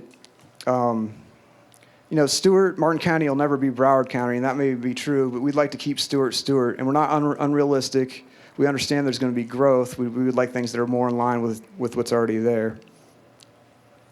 And I'll just close with this, Objective 2.85. And although it's referring to the width of roadway corridors, however, I'd argue the spirit of this objective is congruent with the ideas contained within the rest of the comprehensive plan. And speaking of smart growth principles, the city shall maintain its small town character. And smart growth, small town character is also something I saw in the biographies of some of the commissioners. So small town character, small town charm, it's subjective. Supreme Court Justice Stuart Potter, had this definition for obscenity, that you know it when you see it. And I would argue that small town charm is the same thing. You know it when you see it. Here's a group of gentlemen on a Tuesday mid-morning letting out their remote control sailboats. In addition, there's another group that gets together at Sunday mornings. They don't use sailboats. They just use more traditional remote control boats. You'd think I would have staged this picture. Here's a couple. They staged their hammocks they put up their hammocks for a Tuesday or an afternoon, evening siesta. You can actually see their dog is right there. And what we're going to be replacing that view with is 4-story, high-density units. Here's a view of the southern end of the Poppleton Creek Park area. I just thought it was a beautiful picture. Right here, you got some roseate spoonbills, and this was not at the Lofts territory, but in the pond lake at Poppleton Creek Park. I believe those are on the state endangered species, and I believe that there is a wood stork, and if I'm correct, those are on the federal endangered species. And once again, not found in the Lofts area, but within 100 yards of that area. This is probably my favorite picture. This is a picture taken from the Poppleton Creek Park Bridge. You can see the pavilions right there for the Poppleton Creek Park. And what really doesn't stand out is the fact that the estates at Stuart are right there. 2 stories, 6 dwelling units per acre, hardly even know they're there. I don't know how at 4 stories and 26 dwelling units per acre, Central Parkway Lofts is going to be able to replicate that on the other side. Here's a gentleman that caught a bass. Once again, that view is going to be replaced with 4-story high-density apartments. And lastly, just this picture here, taken from the Poppleton Creek Park Pavilion. Right here, you got the dog park. That dog park gets a lot of use every day. And that view right there is going to be replaced with 4-story high-density apartments, which I would argue isn't in line with City of Stuart's small-town charm. And Commission, I'll just close with this. You know, we're not against development in that area. We're realists. We know something's going to happen there, but we'd just like to see something more along lines as far as the magnitude and density of what's already existing and within the established neighborhood. And just realize I lived in a rental at the estates at Stuart for 10 years. Not against rentals. We'd just like to see. We'd be happy to have the Central Parkway Lofts. We'd just like to have them stay in a medium density, say under 15 dwelling units per acre. Thank you for your time.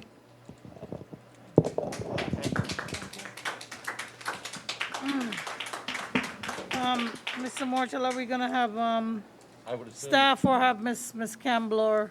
I think first the commission would have the right to ask To any just- questions, okay, and to then just- probably the okay. applicant.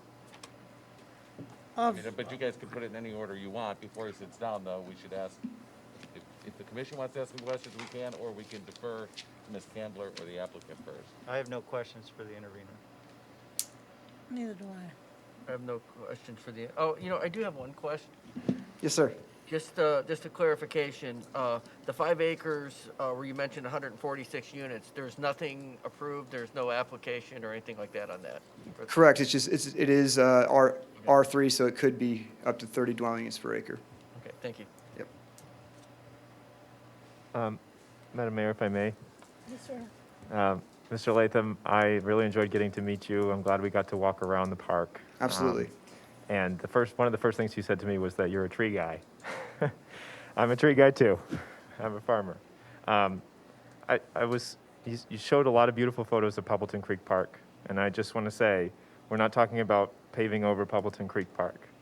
The roseate spoonbills, you know, the wildlife, the pond, all of that is a public amenity, and that's not going away. That's staying there. I understand the concern about the vista. I totally get that. But I really am thinking about that photo that you showed of the 2 young people with hammocks. I carry around a hammock with me all the time on my bike, and I love hammocking in a park. I do it all the time. There, in the background, you pointed to the future site of whatever is going to end up on this parcel that's in question right now. Right next to it used to also be woods, used to also be completely green, and now that is seaside, Absolutely. where you live, and Absolutely. where some of the people who are concerned about development live. I completely understand the intensity. I completely understand the concern about the density. I get that. The building height situation is development alters the landscape. It does. And the development that you're living in right now altered the landscape fundamentally. Absolutely. And it takes time for that landscape to kind of buffer and soften the edges of development. Estates, Villa Bella, you know, the beautiful tree line that you saw on the west side of your area, that's all trees on Villa Bella's property that Mostly, have yes, yeah. grown in and shaded. On the east side of Seaside, there's a few, little, what are they? Slash pines. No, it's not slash pines, they're cypress. Maples or some maple Cypress in cypress. that wetland area there, your stormwater management area. Those will eventually grow and fill in, but there's not a heavy buffer there. The green that you see is mostly invasives, but still trees that are on a parcel that already had a 4-story building that was approved back in 2005. So I just want us to be careful and thoughtful about all of us that live here in the community live in a house that was developed on land that used to be trees. Absolutely. And so, intensity is one thing, building height is another thing. But again, we all have impacted this land. We all have. We're all responsible for trees coming down because of the houses that we live in. So I just want to hold that in mind while we're talking about this. Absolutely, and I would just like to say regarding that, and I've thought about that and don't want to be, it's like the kettle calling the pot black, but the woods that was on the other side, on the south side of Central, was kind of an isolated spot, and I'm still a tree hugger, still love animals, but I would argue that the area that is going to be built is right next to the Poppleton Creek Park protected area and could have more of an impact. But thank you, I appreciate your comments. Thank you. Somebody else had a question for the intervener? Only thing I had was with your friend, did he know there was a highway coming right beside that wall? Are you referring to? Your friend you called and told not to buy there? I'm not sure. She's talking about your parents-in-law or your in-laws from New York that were coming down? Hold out. I believe, yeah, we told them that potentially Willoughby Road Extension was coming through there as well. But as you see from the email, they said thank you for letting them know about the sign. I'm not sure which weighed more heavily. I'd imagine that both did. But everybody that's building on the east wall is going to have a master bedroom view of the lofts. Someone had said earlier about that I grew up here. I live right there on Alhambra, the section there where all the trailers and stuff. I had a house closer to Willoughby. They call it Willoughby now. I was on the corner of T. John and Alhambra. And when all this was being built, we thought that would all end up being commercial. But things change, and the economy and things didn't go right. So they had to change people that own their properties. Say, well, we can't put a commercial building here. We're going to have to do something else. So it's changed with Seaside, and it's a beautiful location you have there. Absolutely. You really do. It's nice. And I don't know if our city manager might get a little upset with me, but maybe, just maybe, I don't know where Milton is, but maybe get some things built, I don't want to say too much, that we could move the dog. Milton could build a little walk bridge while they're building that. We'd appreciate that. Anyway, and then maybe make that little dog park more there, and then expand, maybe, I'm hoping, and put more parking there. Yeah. It's a beautiful place for everybody. Yeah. Whoever lives there. Thank you. Yeah, one of the comments, I guess, regardless of what your decision here is tonight, that I meant to bring up is that during construction, if it's not feasible, I know, Marcelo, you were going to check into it, that we'd like to still be able to walk laps around the Poppleton Creek Park, and we're not sure with construction if that would be still feasible, or maybe there could be made a bridge on the other side there. And the other thing that Commissioner Meier brought up at the last meeting, that regardless of what happens here tonight, we need a continuous, safe sidewalk for the length of Central Parkway, because it is quite hazardous currently. All right, thank you. Any other questions for the intervener, or do we go back to the petitioner or staff at this time? For the record, the intervener is not exercising the right to ask any questions at this time, correct? Okay, so the board has any other questions? If not, the hearing is closed. We can move to the sheets and move to deliberation. I have a couple questions for Marcella. If Madam Mayor, is it okay? Yes, sir, she's coming. Okay, so, Marcella, thank you. Thank you. Let me just find my notes here. Okay, so with the reduction, with the removal of the building, that gets the density down to 20, 25 point something is what? 25.8 when you include the market rate Okay, and good. the affordable housing Okay, units, and then it yes. increases the green space up to 32%. It increases the green space. We were able to add just a few parking spaces, but because the density was reduced and we didn't change all the other parking spaces that we have, now we've exceeded the average of parking provided, the average ratio of parking provided from other PUDs that have been approved. So we went from about 1.3 to 1.76, I believe. So many numbers. Okay, and that was my next question, was about the Yes, parking. thank you. Well, the 1.7% or parking space ratio is pretty good. So the other thing is, just because there's some confusion about this, at the last meeting, when we were discussing the workforce housing units, what I heard during the meeting was 10% of the units. So it's my understanding, when I was discussing with Marcella and her team about removing the building, it would remain at that 10%, which would lower it from 20 to 17.2 units or whatever, whatever it is. I personally believe that would be 10% of the actual units built, not 10%, not 10% of what was not built. So I just want to, so we can get that clarified, so we have an understanding on that. But that was my understanding, because what I heard wasn't 20 units at the last meeting. I heard 10%. It was written It was, both ways. I guess that's the. Well, maybe just that's the answer it now. confusion, but during the discussion, I heard 10%.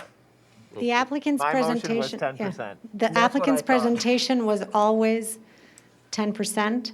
There was a couple of times when questions were asked, what is 10%? It's going to be 20 units because it's 10%. On our end, the application's always stated 10%.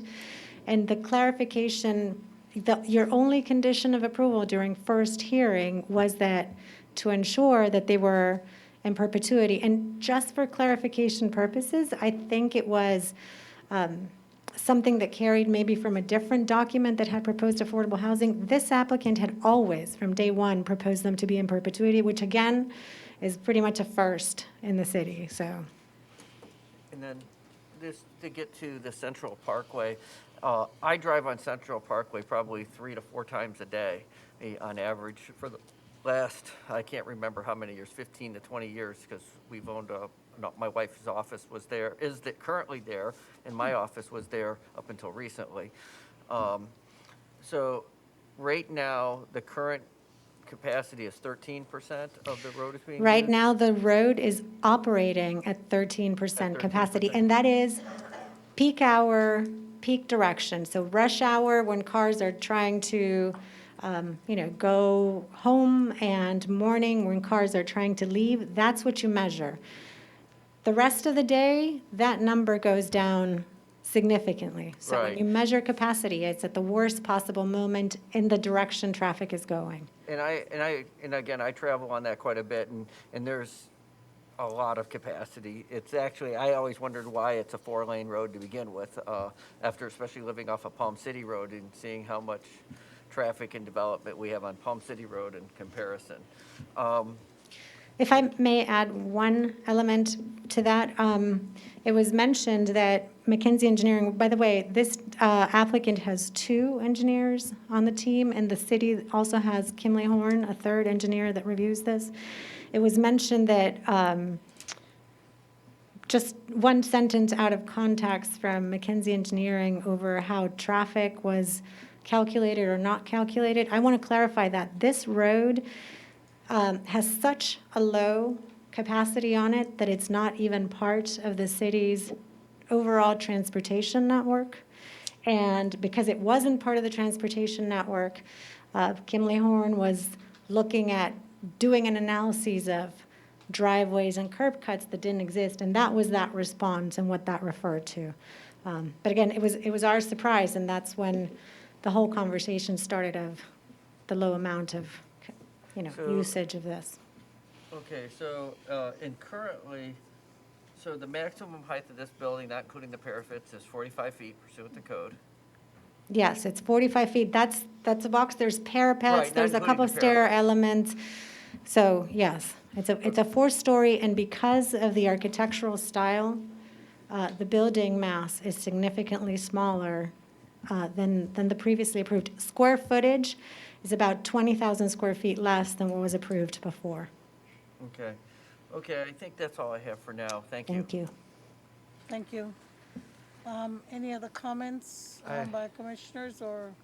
I have, I guess, a few questions. Some are for Ms. Campbell and some are for staff.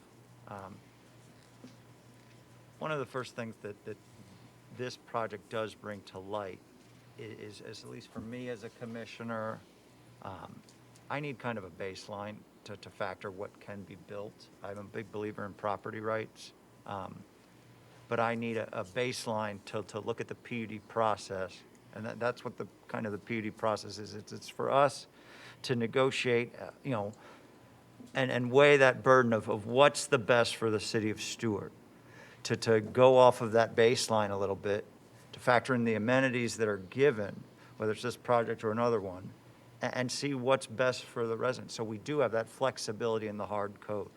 But for me, I need a baseline, and this project brings to light, are we comparing it to the zoning that it was prior to the original PUD? Because the PUD we're talking about right now is expired. Is that But correct, The Ms. Campbell? PUD, the timeline of the PUD is expired, but the zoning is the same zoning. The So zoning is the same. It didn't revert back to R3. Your attorney can, So, Mr. Mortel, could they come in and build without going before the commission by right what was existing? The They original can't build PUD? anything right now without commission action. we still need commission action for anything.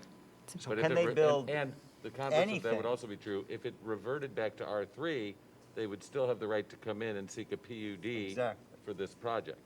But right now, we're kind of in this limbo spot. Is there anything that could be built by right by the owner without coming before the commission?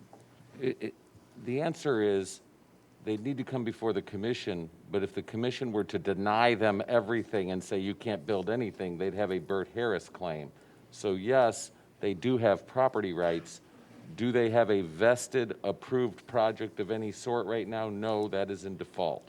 But right now, the way the Right now, city they has don't have done anything this approved. system, though, I think the they question don't is, have the what's the right to zoning? build under R3, which was prior to the expired PUD. Is that correct? It's no longer R3.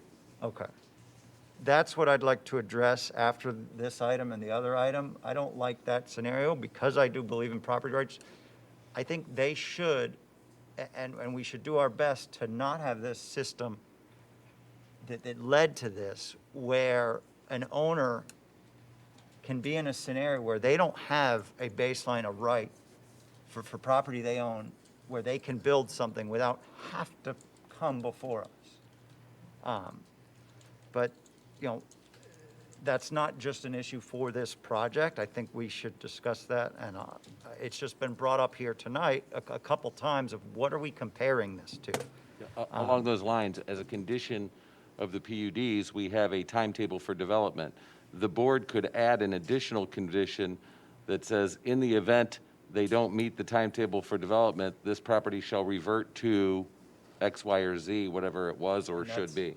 Because what we're doing up here is some of us are comparing it to what maybe was prior, or we're looking at something that expired 10 years ago, and times do change, commission changes, the city changes.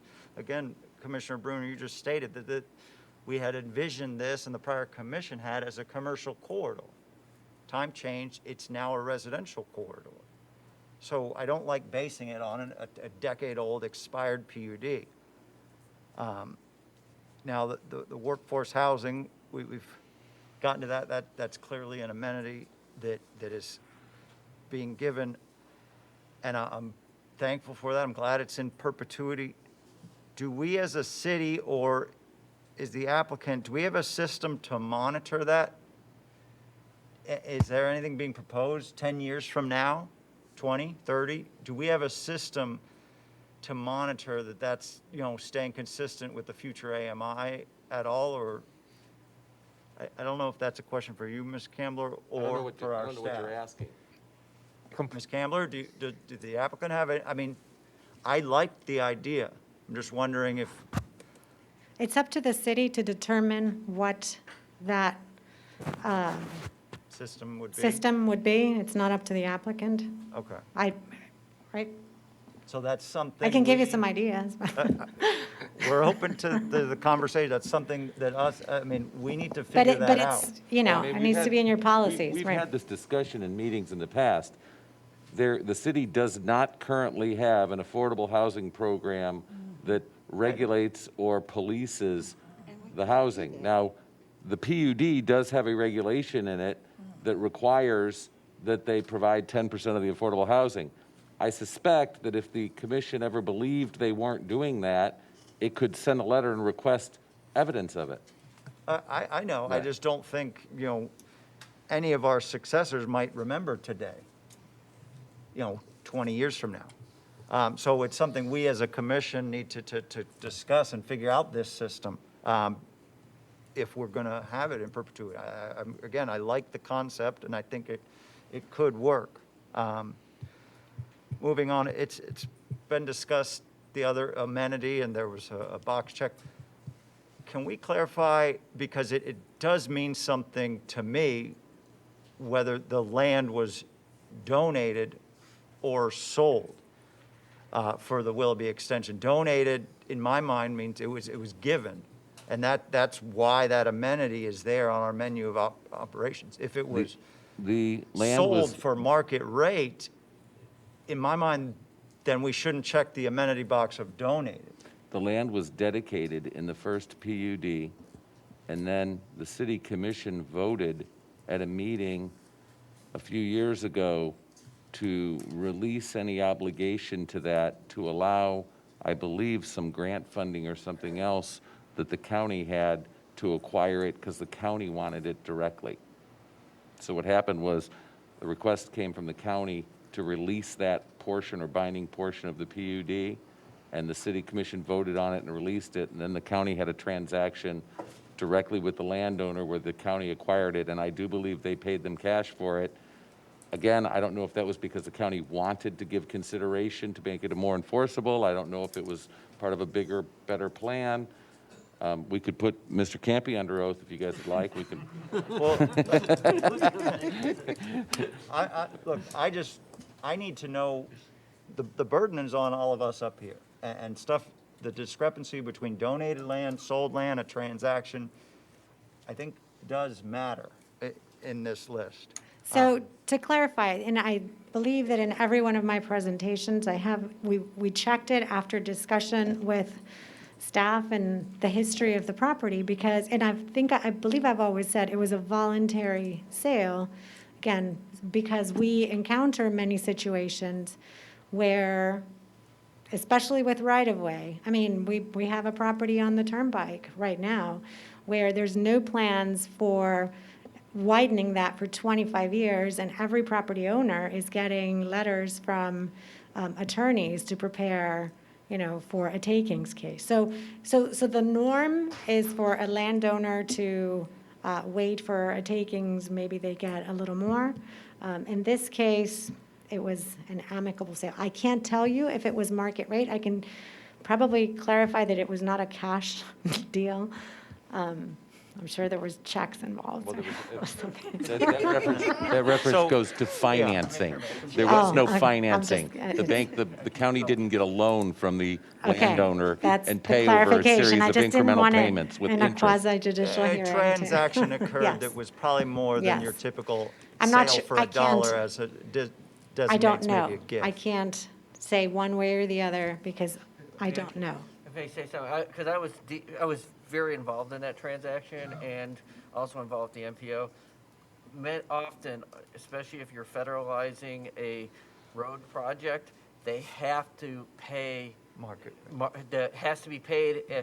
Not only can you not, even if you, at one point, if you acquire the right of way through one process and you agree and you pay, and then when you federalize it, they have to go back and recalculate based on the federal requirement and pay them more, even though they already sold it. Right. I don't know if that's exactly what the case was, why the county wanted it, but being that I was deeply involved and spent a lot of time talking with county commissioners, getting them to approve the purchase so we ensured that right-of-way was there, the county definitely wanted to use a FDOT grant for the purchase of right-of-way for that road. Yeah, so thank you, Commissioner McDonald. If the MPO was involved, which it is now, I don't know the history though, they do pay, federal pays market rate at that time for the property.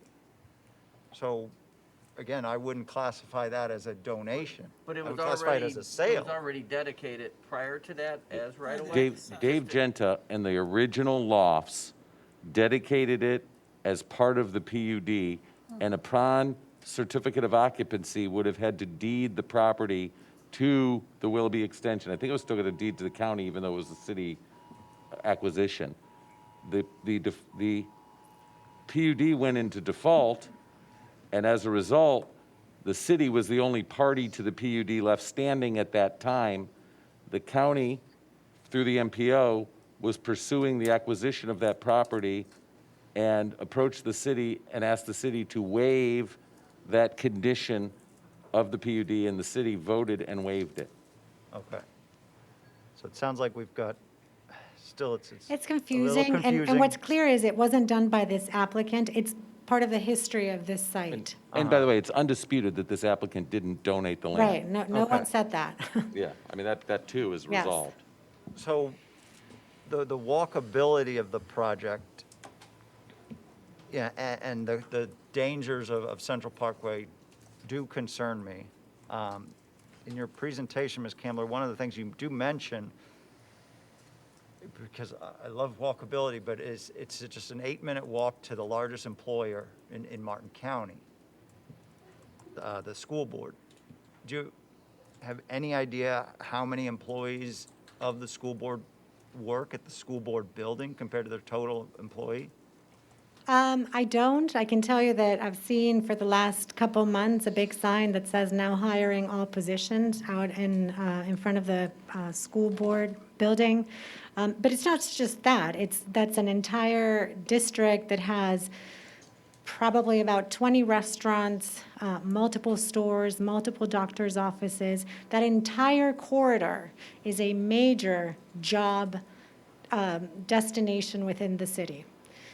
There's just next door to us, there's a number of attorneys' offices. There's light manufacturing, most of those buildings directly next to the northern part of the property. They're cabinet makers. There's people that do all sorts of manufacturing, and this is next door. So the theory is they're going to walk to that Well, corridor to work. The theory with walkability and smart growth, and I actually have worked in Lead ND language. I have worked with Smart Growth America and creating a lot of the policies.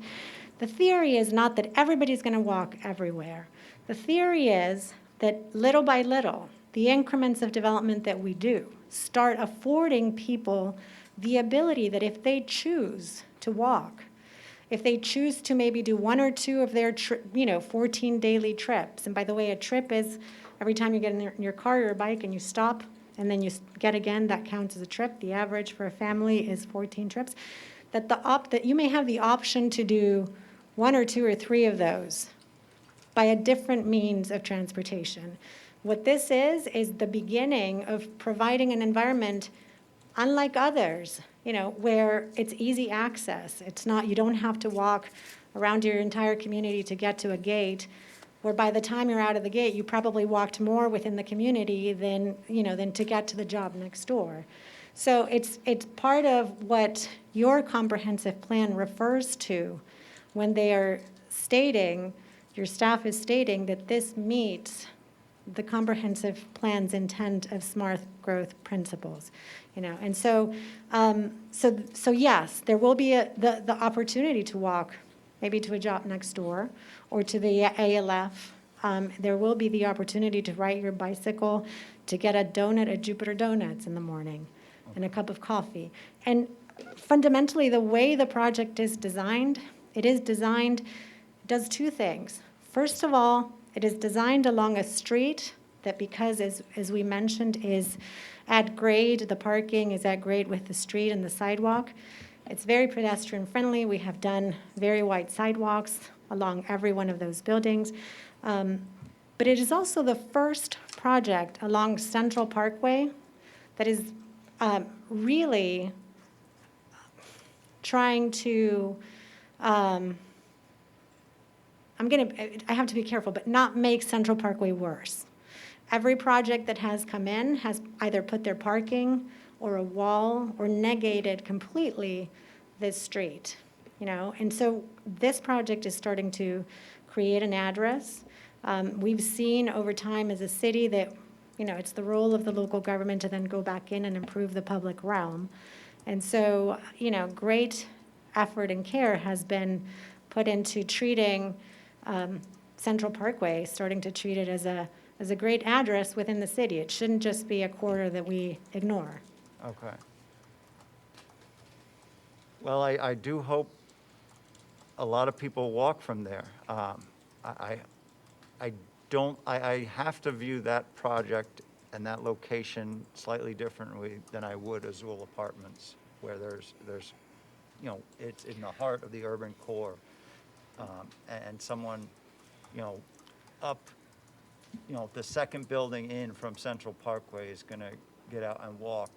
Of course but it is. It is different. We do have to start somewhere. I've heard a lot from the general public and residents about the argument against the 4-story height limit and the buildings. We do have that. That is code. They're allowed to build to 4 stories by right. One of the things I always consider when we're looking at 4 stories, though, is if you're going to do the 4 stories, perhaps you might have more preserved land and more open space because you are going up, so you can preserve some extra. And that's one of the amenities I take into consideration. We now, because of the change, we didn't meet the requirement. Now we meet it by 2%, which is there, so you can check off that box of meeting it and the extra open space. Well, we have the additional 20% water cleanup from the on-site light imprint stormwater that was added on both sides of the road that is not part of, the overall requirements for stormwater for the city. So that's in addition. The stormwater, the open space requirement and then the public open space at the end of the corridor is there. It's highlighted that it's adjacent to the dog park, but it's also unfortunate that Willoughby Road is going to come through eventually and bisect that, location where it is near the dog park. So for the public to use that and highlight that as a true amenity for the public, they're going to literally drive past the dog park, pull in to this property, and park at the end and use that public open space, I guess. Is that? Every little bit contributes. This is the only residential project along Central Parkway that is providing its open space as open space that people that don't live in that community can come to. Okay. Whether they choose to come to or not, we can't force them to come. If it's pretty, if you can go have a picnic, if you have a friend that rents there and you can come and hang out with them. I don't think anybody can walk into Villa Bella and hang out in the green that was mandated by that PUD, or Seaside for that matter. And again, this is part, I'm sorry, I push when I have projects. I'm sure the applicant's preference would have been to gate it. You know me, I don't believe in gating. I think that every little project needs to do their little piece of great urbanism so that when we're done, you know, the next generation, the next few boards, the next 20 years that it's going to take us to maybe complete some of these parcels, that, you know, that we're leaving a better environment. So if we're not going to leave it, or if 2% or 3% is not enough because no one's going to go there, I don't know. I think that we have a great opportunity to design Willoughby Boulevard as a world-class street, particularly because it's going to have to go through a single-family neighborhood, mobile homes, but still a single-family neighborhood before us. It's going to have to behave when it cuts through that piece. The county is adopting some of the most progressive street sections in the nation. And so, you know, I don't see why. I don't think that we're doomed to having an 80-foot wide highway as Willoughby. And so, hope not especially as with well. these numbers. And- So in the case of maybe another 25-mile-an-hour balanced mobility corridor, having this green there could be a great amenity. You're riding your bike along this, you know, pathway, bikeway along Willoughby, and you stop at this great park without needing to cross and go west and into the dog park that may be off of your route. So again, every little piece, looking at it in the big picture, should add up. Well, I am, Ms. Campbell, very glad that you do push. And I think we as the city have to push as well, and we're at the end of the day, Make we're it a trying better to do this for the project, yes. future. And, you know, up here, we're balancing whether the amenities are appropriate, or did we push as hard as we can, and what's the best for the city. And you and I have had this conversation. The list is what it is. Is the list enough? I don't know. But that was not the applicant's proposed list. That is the city's list. Is it time for me to say something? Yes, ma'am. Okay, good. I'm going to do a big brush. So with regard to the intervener, I appreciate your interest and all those who've shown interest, and especially your keen insight on some things, as well as the walk around the park. And I know that has brought some things to light, and I've discussed it with city manager and our public works department, and I'm sure that other commissioners have too. So that's good. We're always about trying to improve our neighborhoods. With regard to staff, I see and I agree with Commissioner McDonald about the 1.76 parking space per dwelling unit. And however, I just want to say that with one building gone, which was like 20 or 24 units, I think, Yes. we only added totally 4 parking spaces to the entire project. Because we chose to turn that space into green, a tot lot, a splash pad, barbecue areas, pickleball court, so amenities, a Yes, big so- amenity packet. Okay, I know that, and that's Yes. on my list down there with a minute, okay.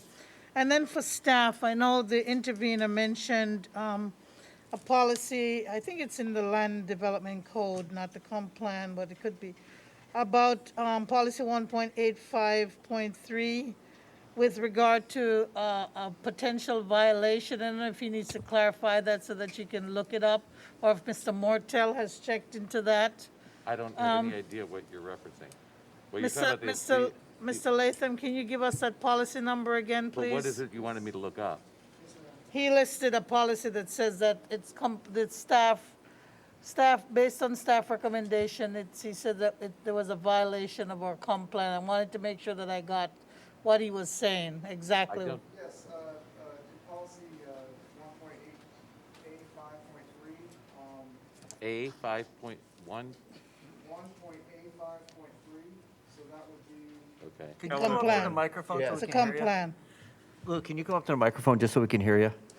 It's an Thank you. objective A5 residential development. Right, A 5.3 is the comp plan. Do you have it written out? Can you read that, Mr. Latham?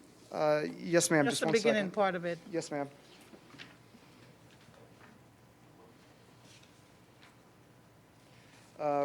Policy 1.85.3, whenever possible, medium-density residential and recreation open space areas should serve as buffers between higher and lower intensity residential uses in order to achieve orderly land use transition. Okay, with a PUD, Mr. Mortel, what does, It's is that it's relevant? It's objective, A5. It's an objective, meaning that it's something that you try to do, but it's not a mandate. So the discretion of the board is to balance it when taking into consideration what the land planning is for the community. Okay. It's not a violation this project is not a violation of that comp plan rule. Okay, thank you, sir. And for Ms. Camblor, of course, I was going to mention that we did talk about reduction in the building. One was taken off. We have the open space, we have the amenities. But again, I am just still concerned about traffic, even though the numbers don't show that there's a high trip generation from your building. And maybe it has to do with enforcement and basically, signage and things that maybe the thing that you're doing with the pavement might change it, help to start change the character and slow things down, because I don't think it's actually, a lot of residents think it's the number of people who are going to be coming out of there with cars, but maybe the whole nature of that roadway, some things might change, especially with that pavement area that you talked about. So, Well, and that's why we showed Colorado and East Ocean. I mean, a road at 35 and 30 miles an hour that we know people were zooming by. And it wasn't until we started doing interventions that vehicular behavior changed. And that's what we're mentioning. This is the same exact process the city did for other streets that we're initiating through this process. okay, thank you. Commissioner Meier? Thank you, Madam Mayor. Yeah, I wanted to pick up right there because I have some concerns about the parallel parking, but I understand their function in what is effectively being as much of a road diet as the applicant can do on Central Parkway. When I ride my bike or drive down Central Parkway, which I also do multiple times a day, I'm often one or the only car there. I don't speed. I have seen folks speeding by. In fact, Mr. Latham and I were crossing the street back and forth, and we had to, I think you protected me like I was your little kid. Right. So, but the problem is, Central Parkway right now is not designed to make people be alert and try to look out. The kind of interventions that this plan is proposing with the buffered sides and the parallel parking create those conditions like we have on Colorado, like we have on Ocean across the street between the park and the Wells Fargo building, future City Hall. Those are the interventions that create the conditions that make people slow down. And of course, you're never going to force everybody to slow down. There's always going to be idiots driving drunk or whatever, texting and driving into... Not in Stuart, we're not allowing. Sorry, they do. How many times have we had to repair that poor fence on Wright Avenue, right on the wetland right there? That fence is always broken because people are slamming into it and going into the wetland. Look, I hate that too, but the thing is, the way that Central Parkway is right now, it's like made for speeding. It's like made for people to just cruise control. So the more I only wish that Seaside, we had seen that in a larger context where every new development along, and there's only one or two more parcels, that they had those interventions that created the road diet, that gave us the speed, that lessened the speed overall and increased the safety. So that's where I'm coming from with this. I do have a little bit of a concern, however, it's not as much about speeding as it is about when I imagine the Willoughby expansion, there'll be a light at the intersection of Willoughby and Central Parkway, or maybe there'll be a beautiful traffic circle.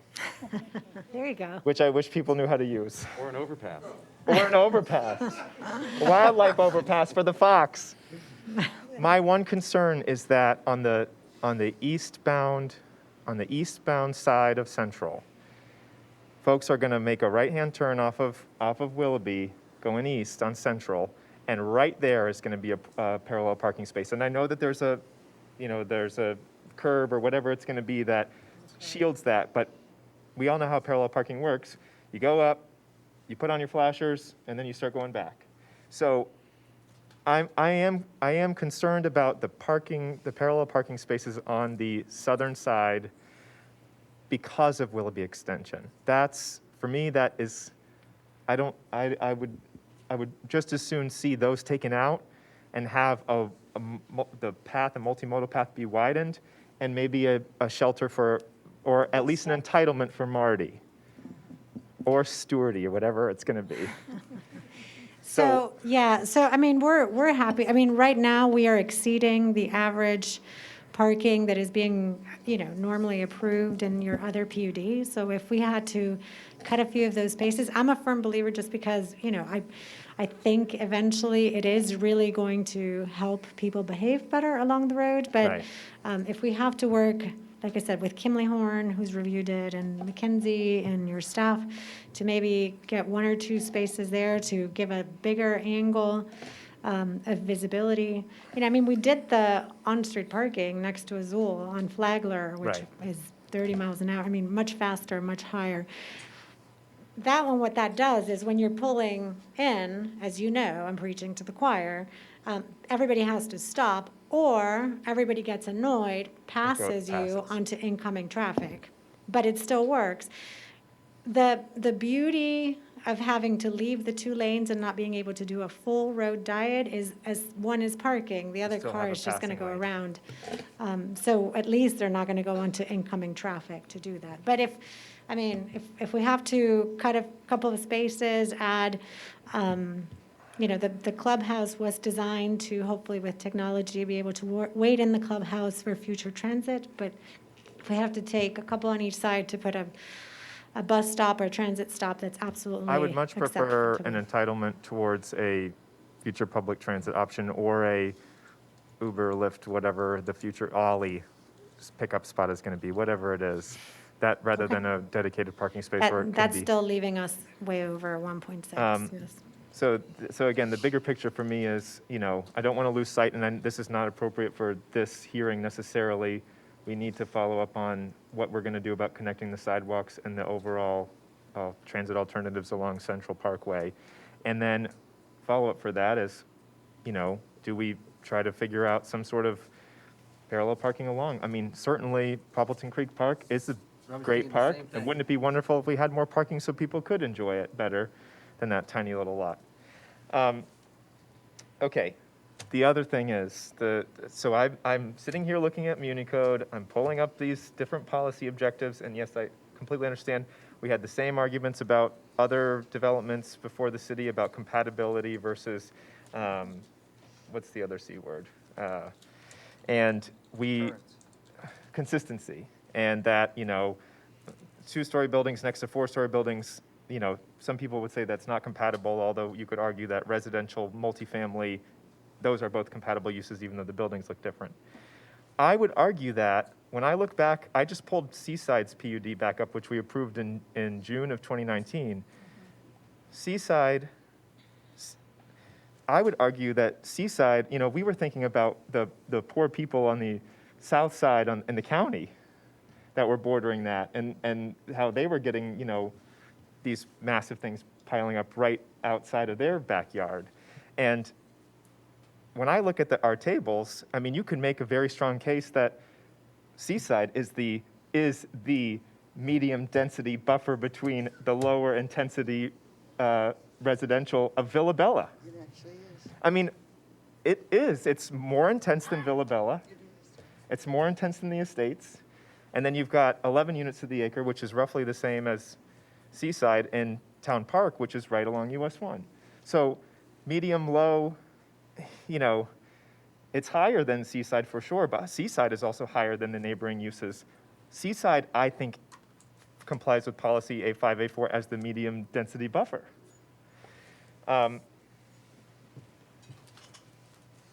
We'll have a big discussion in our D&D later on. I want to get a better sense. Merritt, I feel like Vice Mayor, we sort of lost track. I didn't know where you went this last meeting because I felt bad that I felt like you didn't get what you were looking for, and I fought hard for the affordable housing. So I want to get a better sense of what you're after as far as the green space and the environmental.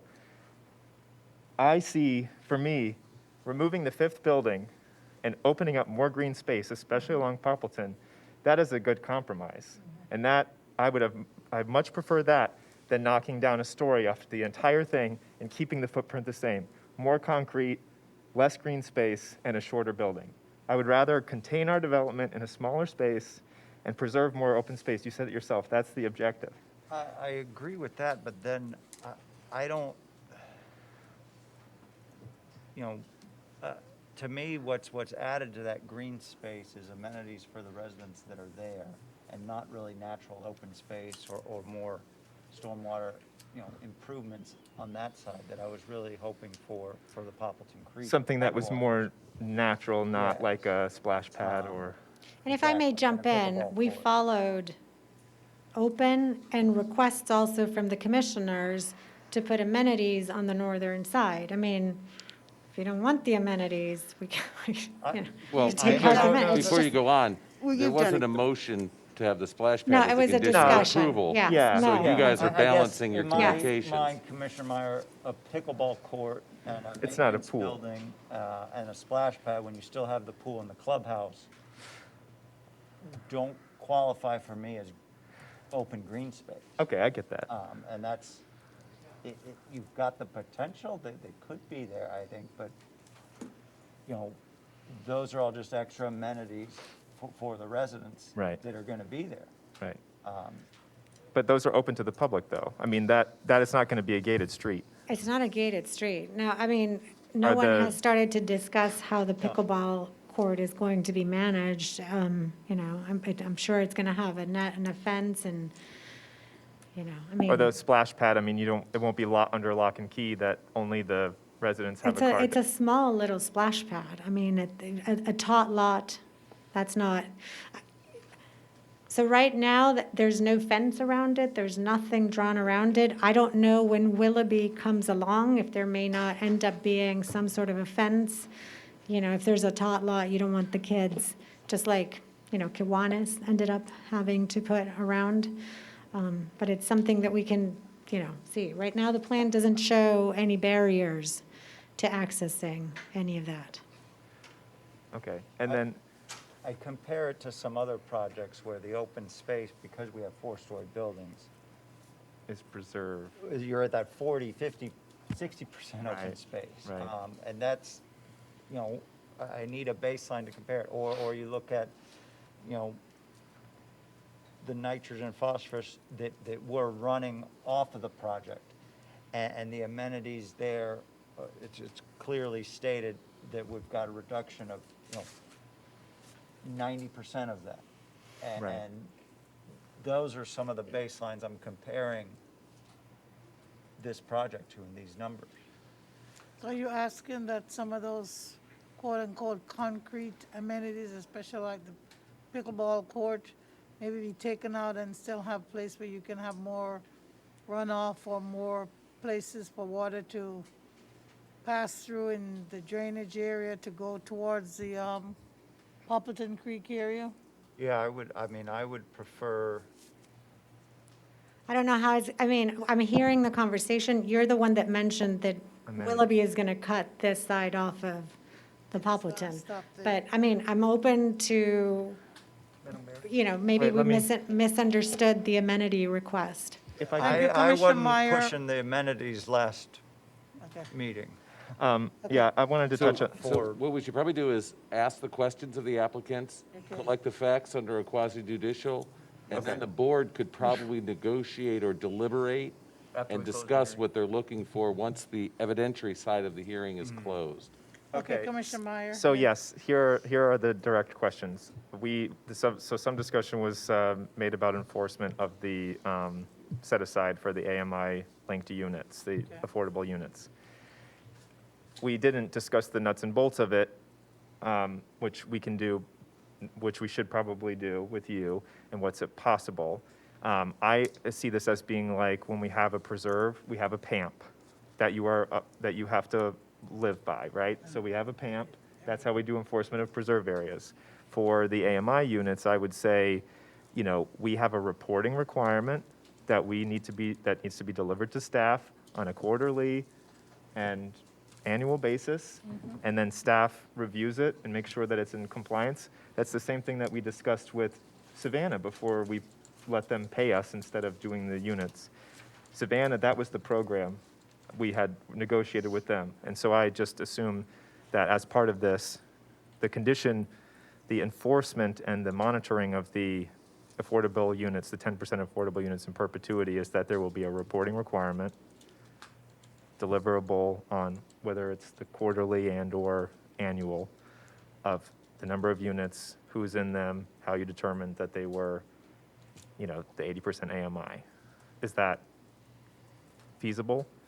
That's how I'm going to say yes. I would say that maybe it gets tied. I think these are going to be annual leases, not short-term leases. So Right. maybe tying it to the lease term, which is probably a minimum of a year. So that's kind of what we had proposed Yeah. with Savannah Place. And so, Mr. Mortel, I mean, you had said we have nothing in the books. There's no way to enforce this.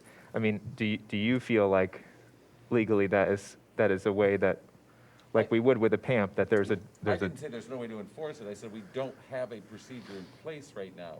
Right. I think you guys could make the applicant submit a list annually of the 10% of the units that are compliant. I think that would be work Right. very And then well. it comes in. And that's something that would have to come before commission review? Well, it's. Because a PAMP It doesn't. It could be submitted to the development department, and then if it's ever in default, it's kind of like right now a lease.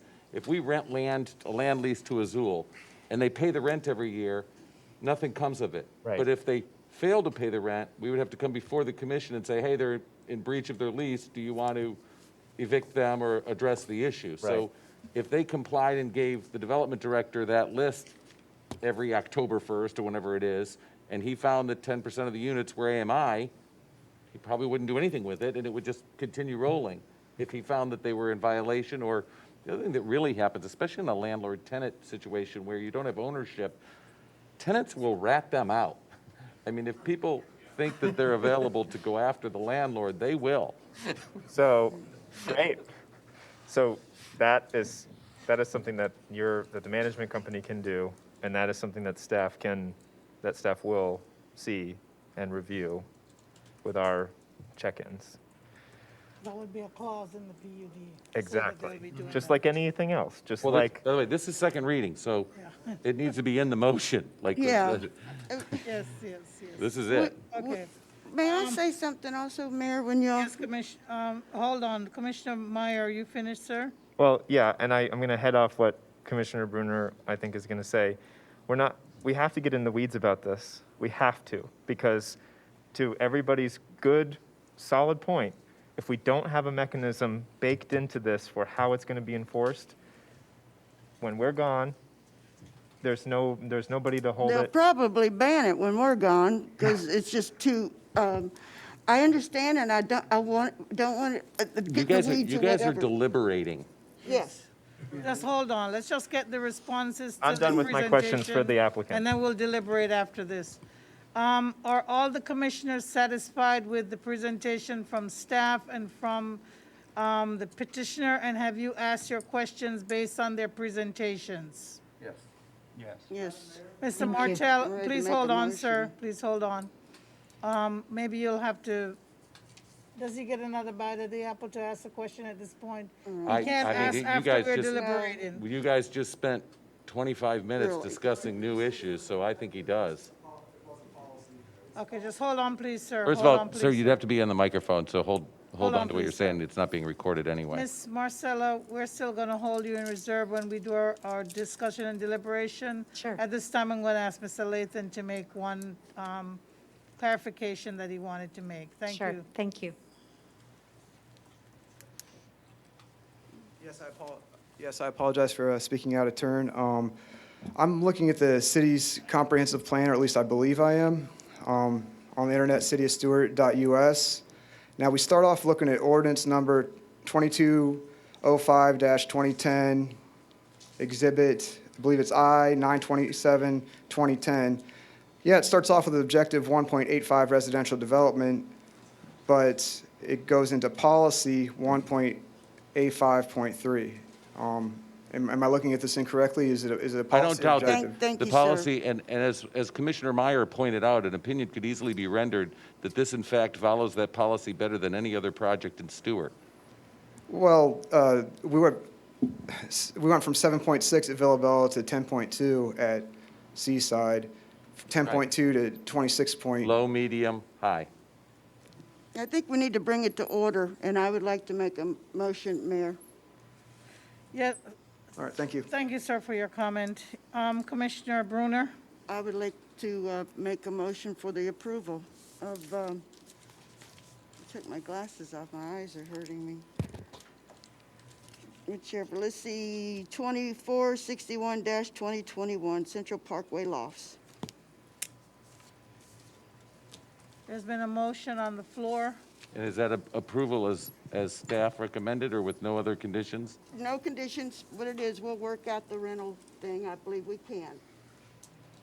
I'll second it for discussion. Seconded by Commissioner, But I do want to discuss the rental issue. seconded by Commissioner McDonald. Clarke, do you have that? Yes, I do. And I'll call on Commissioner McDonald. so I'm seconding the motion, but I do want to discuss the rental issue because I agree with Commissioner Meier that we need to resolve this. But I think it's actually fairly simple. And I think that is on a calendar year basis, we could establish whether it's our fiscal year, or the calendar year, let's say October 1st, that's our fiscal year. There will be delivered a list of the units that are being rented at the AMI, at the amount that the current market rate for those units, the amount that they're actually being rented, and then upon our request, we have the Copy of the right to lease. inspect the leases Yes. for those units. Fine. So that, and then once a year, we'll see those. We'll see what's in, because they're going to do annual leases. They're not doing 6-month leases and 3-month leases, except for maybe a rare occasion. And they certainly probably aren't going to be doing it on the AMI ones because of the extra work for that, because short-term leases, they're going to want to get extra money for. Once I they don't get- think once they anybody's get gonna 10 get- AMI units in, no one's going to No move one's going to out. leave. So Yeah, that's exactly. never going to change. Yeah, exactly. Well, so I think it's very simple. So does that work for you, Commissioner Meier? Yeah, I didn't, yeah, that's Will you great. incorporate that into your motion? Mary, did you get that? We're going to incorporate, Whatever Commissioner McDonald just An said. annual report of the 10% of AMI coming from the developer to the development director. On October 1st of every year, with the right, at the city staff's request, to inspect the leases. Yes, got it. The- Thank you.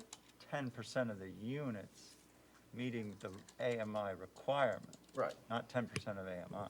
No, 10% of the units that are meeting and- the units that they're renting at the AMI, and it should include the current market rate, which, by the way, they publish on their, most of these big Yeah. companies publish on their websites. Right. How much they're being rented for, so we can see it's at the 17 AMI. units. And, Yeah, so it's, and then, Let's just yeah, be clear. 17 units. And so then, well, it's 17.6, so I could say 18. Okay, so is it 18? Because that's why I'm mentioning it. 17.2, if you Right. round, it's 17. That's why I said Because you round 17. up at 5 or at 6. And Okay, Thank you. and can we just make Can we do the sure road thing that Commissioner Meier talked it's about? 80% AMI? Make sure that that's in there because that's what was Okay. agreed to, not, 80% AMI, 17 units at 80% AMI. 17 units. Yeah. And Okay. Miss, I guess everybody's okay with this? Are you okay Parallel with that, Mike? parking, nothing. that works for me. Do we Are want to you- include the parallel parking spaces in public transit dedication, or is that something staff can work out later? I think, I'm fine with staff working that out, give them the That's not my motion, so staff can work it out or whatever. I'm okay with what it is, how it was presented to us and what we were to study. and the rental thing has been a problem, and I understand that, and I'll go along with that, but if you want to not second it, then we'll move on. Well, I think that, Mike, what do you want on that as far as the parking? It sounds to me like, you know, they're over on their parking.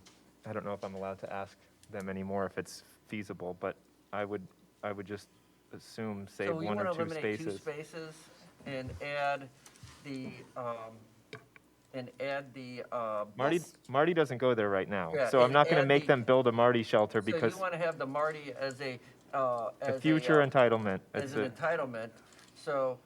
an easement or whatever we'd call it. So, Becky, that's a real easy thing. Oh, yes, So I'm you okay with incorporate it. that. Marty could go there with the county commission's help. Yes. Okay, so if Commissioner Sorry. Bruner will change that, I'll modify my second.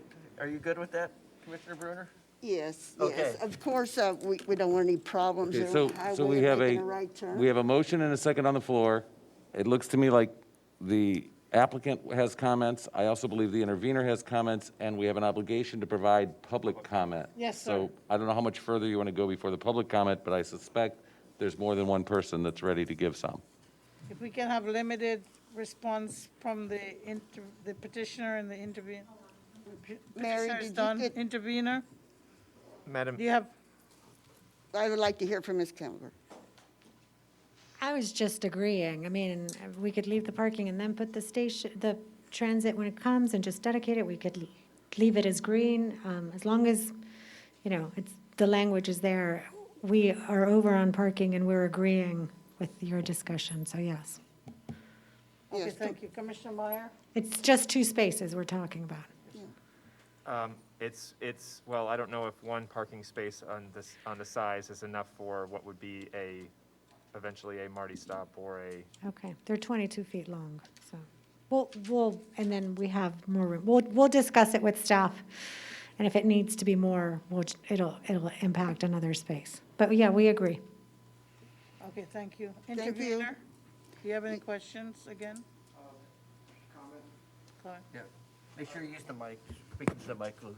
Yes, sir. Just very briefly, going back to what we were talking about, low, medium, high density. Just doing the math here, from the jump from Villa Bella at 7.6 dwelling units per acre to Seaside at 10.2 dwelling units per acre is a 1.34 times increase. The jump going from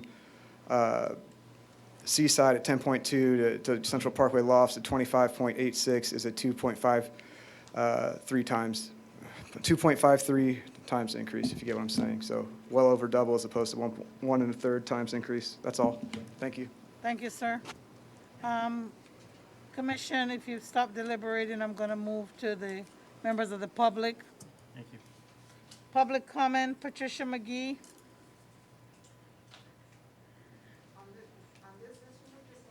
Yes, item number 22, this. Item 22 is regarding the variance, we're worrying about the variance for. That's 23. That's item number 23, ma'am. You're listed That for was the item one that- 22, so you want to be 23? Thank you. So I have no public comments for item number 22 unless they're pouring in. I need some names. Mr. McChrystal, do you want to start? Oh, okay, all right. You're going to be last now, Mr. McChrystal. Thank you. Miss Linda K. Richards, thank you, ma'am. Good evening. Thanks for bringing snacks, Robin.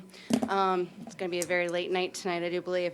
I actually have a letter to read to you guys from Bill Fisher, who lives at 53 Sedona Circle, apartment 104, Stuart, Florida. That's Billa Billa. I urge city commissioners to vote no to this project for the following reasons. This will greatly exacerbate traffic issues. Southeast Central Parkway is a dangerous roadway.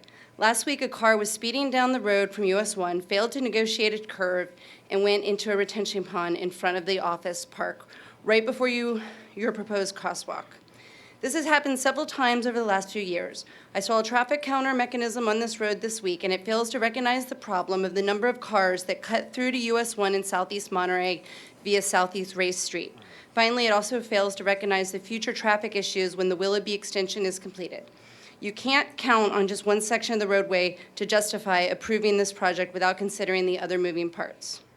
Second, the density of this project relative to the estates, Villa Bella, Seaside Townhomes, and the Town Park North is way out of line. The density of this project is also far too much for the allocated space.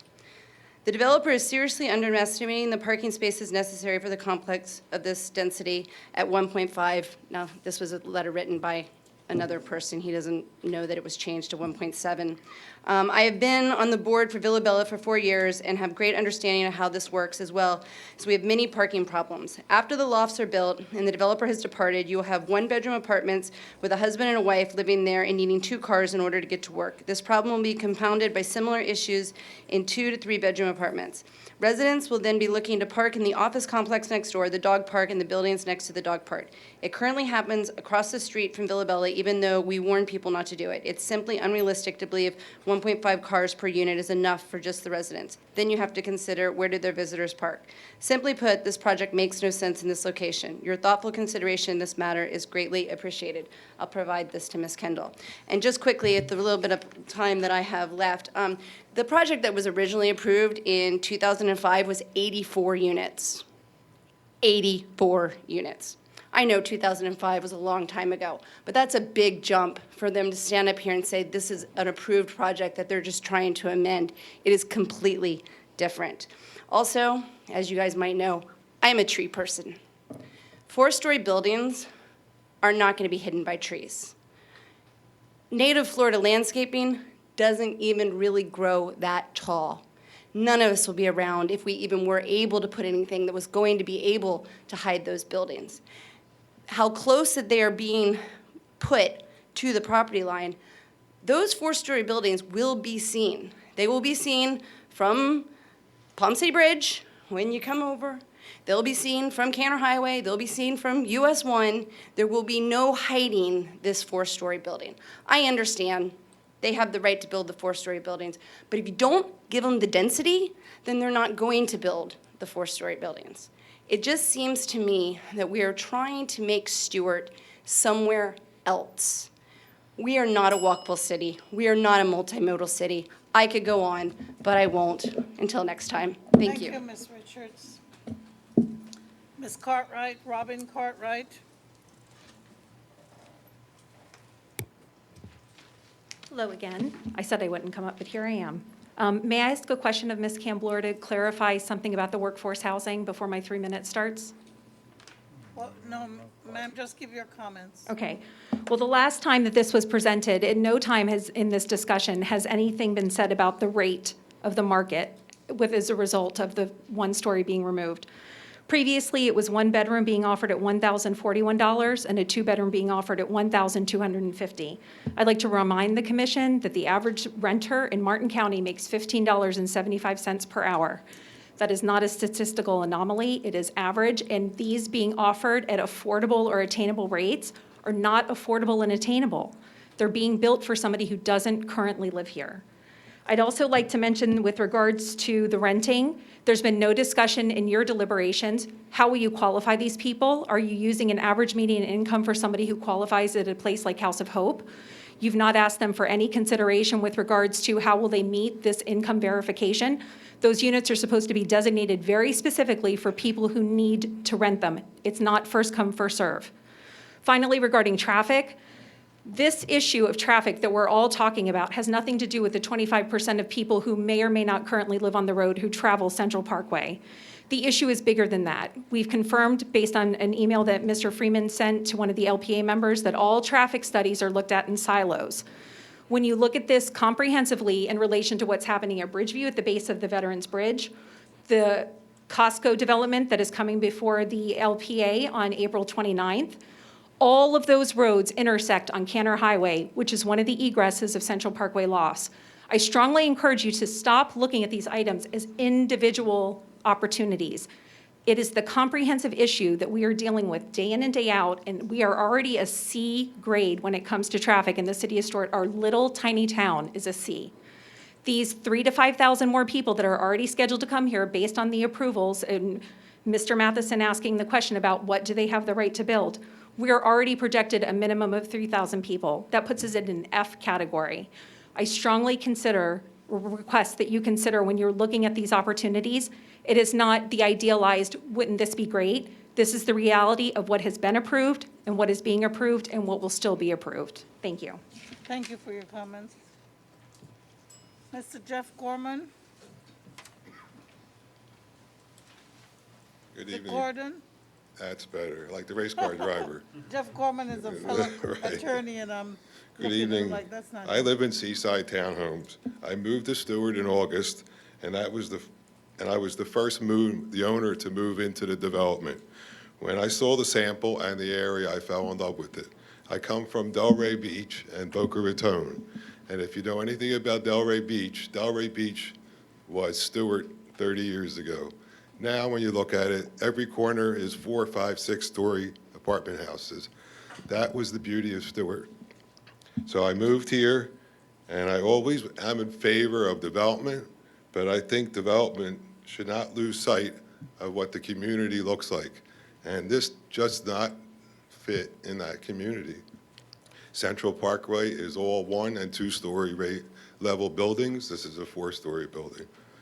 So I enjoy this community, and I know the same developer built something on US 1 north in Stuart. That fits that area. It's on a major highway, you have major roadways, and it's more accessible. This is a little town street, and it's not the same. We also have 2 schools in that block, and a lot of children walking to those sidewalks, and this traffic is only going to make it more dangerous for them. So I would just like to say that I understand I'm always in favor of development, and I feel there is a density issue, and I know you said you can't stop 4-story buildings, but you can stop the amount of apartments in those buildings. And that's my opinion. Thank you. Thank you, sir. Mr. Jeff Harden?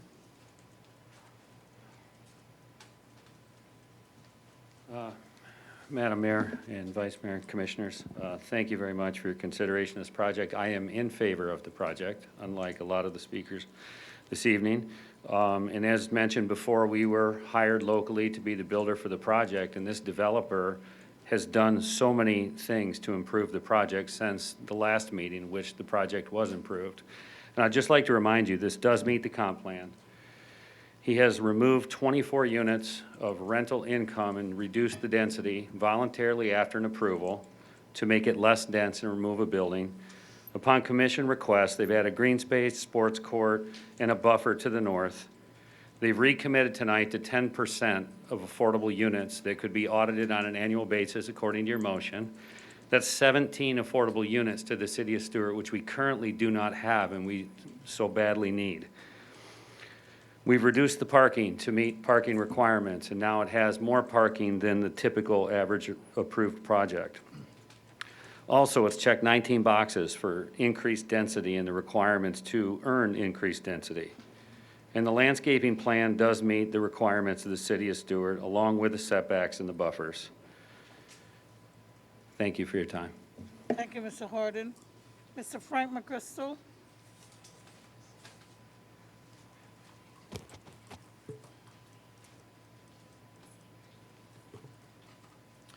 Good evening. I don't live anywhere near this place, so I don't have a dog in the hunt. Would you put the mic to your height, Mr. McChrystal, or hold it in your hand? Thank you. Thank you, sir. Couple of things. I view things, I am a big forest, see the forest kind of guy. I'm seeing a trend in these PUDs. I'm not sure. The street that goes in between Aldi and the new development to the west. Commerce. No, it's west of Commerce, and then heads towards between Aldi and the east side of that new development going in there. It seems like a PUD. I've seen them. They have to replace X amount of trees. Okay, so there's a number to those trees. And what I'm seeing is more and more trees packed into smaller spaces. Okay, specifically that one specific spot. All right. So you've got you've got oak trees, and I think there are some sort of native holly trees in there. and they're all planted like 12 feet apart from each other. So right away, those trees are never going to be healthy in that scenario. Even worse, all those trees, the only trees that would survive in that ditch, there's literally a small 6-foot ditch right there where all these trees are planted. The only trees that have a chance of surviving in that situation are cypress. That's it. So, and this also, I mean, you know, it looks beautiful on their presentations, all right, but packing millions of trees in small spaces is just you're not accomplishing anything. Also, traffic.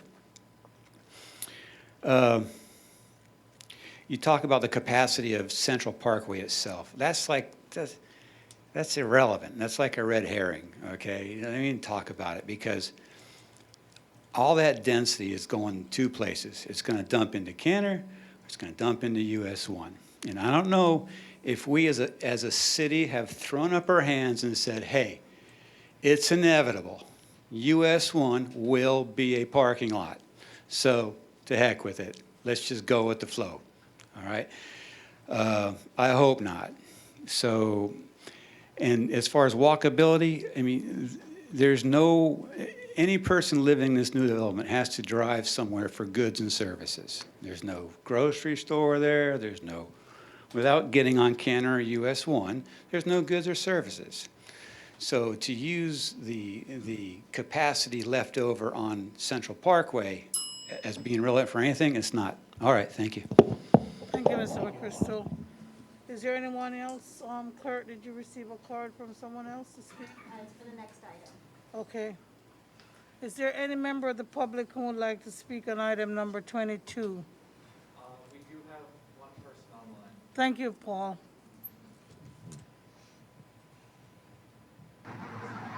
Yes, good evening. Can you hear me? Yes, ma'am. Yes, this is Karen Hall, 1701 Southwest Palm City Road. I definitely disagree with this project, and I would like and I've asked Mr. Freeman since October, can we get like a list like that Linda K. Richards? People, we need to know what's going on. When you walk into City Hall and you go up to the second floor, right by the development department, there's maps. And there's the future projected land use. The latest one is 2017. Now, I understand Mr. Freeman is busy and can't get it on the website for all the residents, but we want that. We want the future proposed land uses for everything. The people that just bought into seaside homes, that now they have to deal with this, the Lofts, and what we're doing on Central Parkway. I mean, it's outrageous. People are getting upset, and what will calm the people down is to tell us what is going on. So yes, this Lofts, it's a great idea, but 2005, that was well before the market crash, that was well before COVID. Come on. The people want to know what you have planned, and this particular project, I think we should just put a little moratorium on growth till we can figure out what's going on. And I feel bad for the seaside townspeople that bought and now they're putting in these lofts. Let's get together on this. Mr. Freeman needs to put up some new maps and let us know what is going on. And thank you, commissioners, for all that you're trying to do for us to help us not become Fort Lauderdale. Thank you. Thank you. No other person on Zoom, Mr. Paul? Okay. No other comments from commissioners? Call the question, please. Any other question? Okay, so we'll call the question. Madam Clerk? Okay, I have Commissioner McDonald, Yes. Commissioner Meier, Yes. Commissioner Bruner, Yes. Vice Mayor Matheson, No. Mayor Clarke. No. Passes. It passes 3-2? Thank you. Thank you.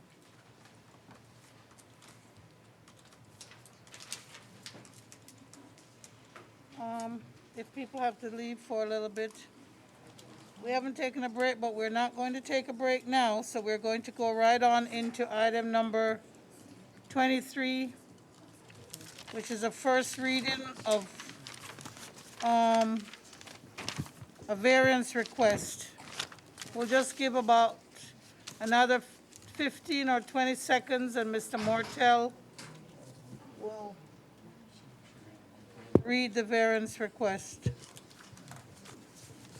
This is a variance, and just, this is a variance request for a variance to the city's land development code, section 5.03.02.c.1 and 4, for a reduced minimum upland buffer distance from outstanding wetland resources, reduced average upland buffer, reduced construction setback from wetlands, and from section 2.04.01, reduced front setback for a lot on Indian Grove in order to accommodate a duplex.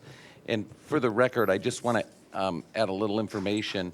This is listed on our agenda as a ordinance of first reading, and although it's not an ordinance, it is technically a variance that would normally be addressed by our Board of Adjustment. However, in this particular instance, it is a setback from a wetland, and our Board of Adjustment's technical language doesn't include setback from wetlands. It includes setbacks from sides and other distances. And as a result, this issue was raised at the Board of Adjustment, and it was treated as a direct appeal to the City Commission under our code, which is authorized.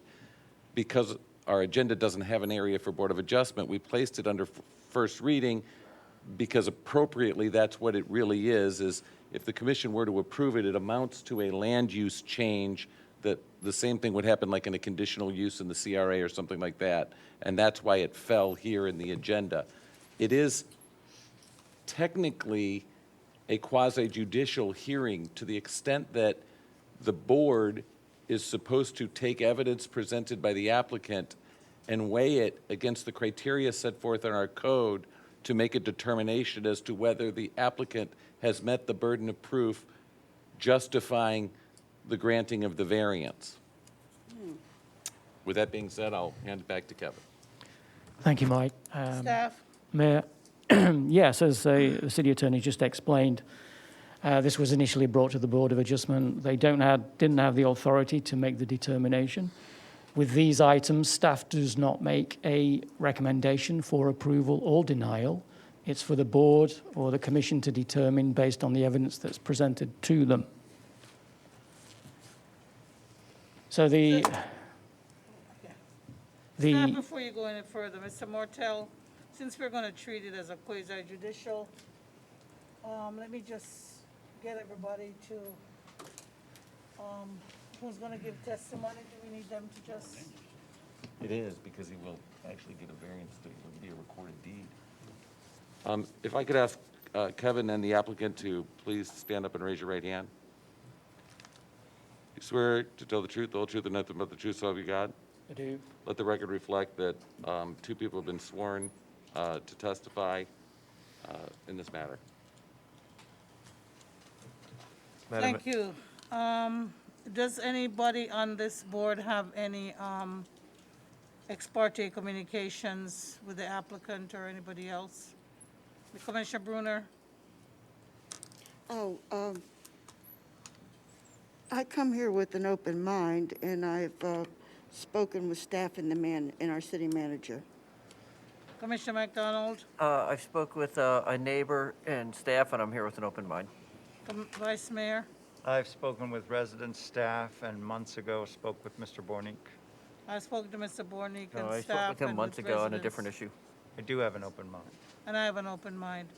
I've spoken with staff and residents, and yeah, not on this issue previously with Mr. Bornik, and I'm here with an open mind.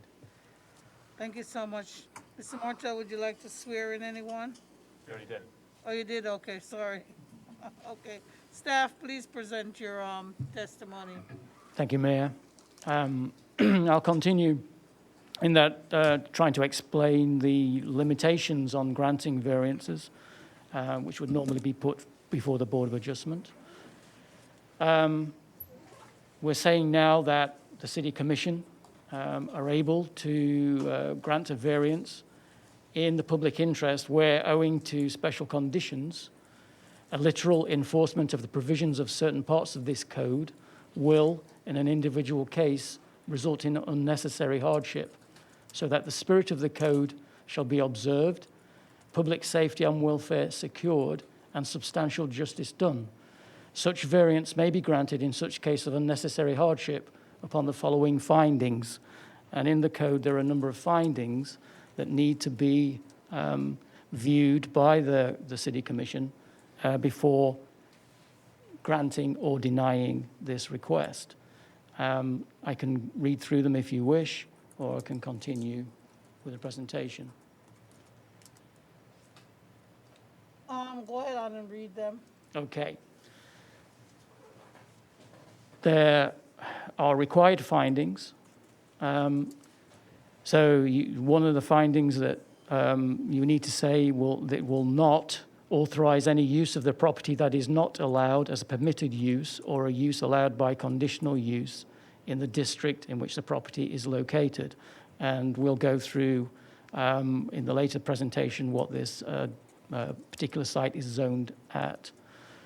Allow a density, not allow a density or intensity of use that exceeds the maximum density or intensity that is permitted in the district which the property is located, and result in a verifiable reduction in the property values of any adjacent or nearby properties, and cause a detrimental effect in the supply of light and air to adjacent properties, and cause a detrimental effect with respect to drainage of the subject property as well as adjacent properties, and cause an increase in traffic on adjacent or nearby roads to levels that are not usual for the types of uses in the neighborhood, and cause any threat to public safety in any manner whatsoever, and cause any threat to the health or general welfare of the inhabitants of the city.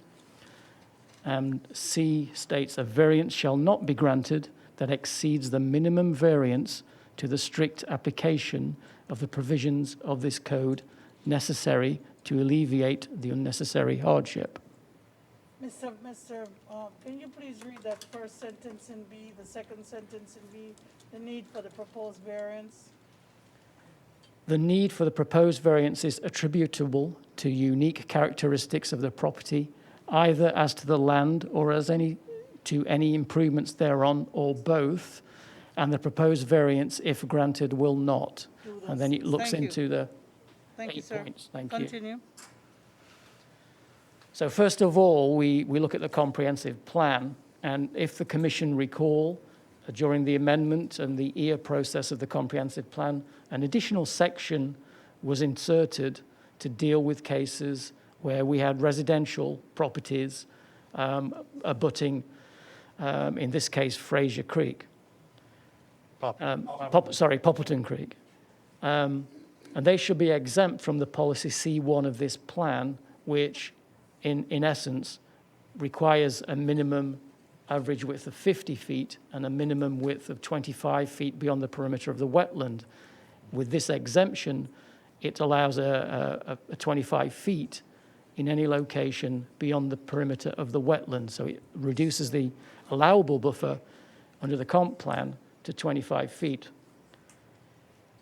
At the same time that that the Commission amended the comprehensive plan, there are sections in the Land Development Code which would require the necessity for this variance, and this is why you see it here before you tonight, because the wetland that we're dealing with is classed as an outstanding resource wetland, and in the Land Development Code, the buffer is stated to be 75 feet and at no point be less than 50 feet. So we have the underlying comprehensive plan allowing it, but the overlying Land Development Code requiring this variance to come before a board or the Commission. There's also a requirement that an upland buffer shall be protected by a construction setback of 10 feet from the upland buffer boundary. So again, this is a request for reduction of that requirement. So overall, this variance is requesting variance from section 5.0302 C1 and 5.0302 C4 of the Land Development Code, which require an upland buffer from wetlands and a construction setback from the upland buffer. The buffer requirements to an outstanding wetland resource, such as the wetland along Poppleton Creek, are 75 minimum average, no less than 50 feet, with a construction setback of 10 feet from the buffer. If applied to this property, which is 102 feet deep on the east property line and 182 feet deep on the west property line, most of the property would be made unbuildable. The applicant is also requesting the front setback be reduced from 25 feet to 15 feet without the provision of including a front porch. Normally, if a front setback is reduced from the 25 feet to 15 feet, there's an obligation that the proposal includes a porch. So the location of the property is north of Indian Grove Drive. It's a vacant property at the moment, and it's bounded by Poppleton Creek to the north and some impressive wetlands. The zoning is R3, which allows single-family, multifamily, and duplex. The proposed plan is proposing a duplex proposal, 2 homes.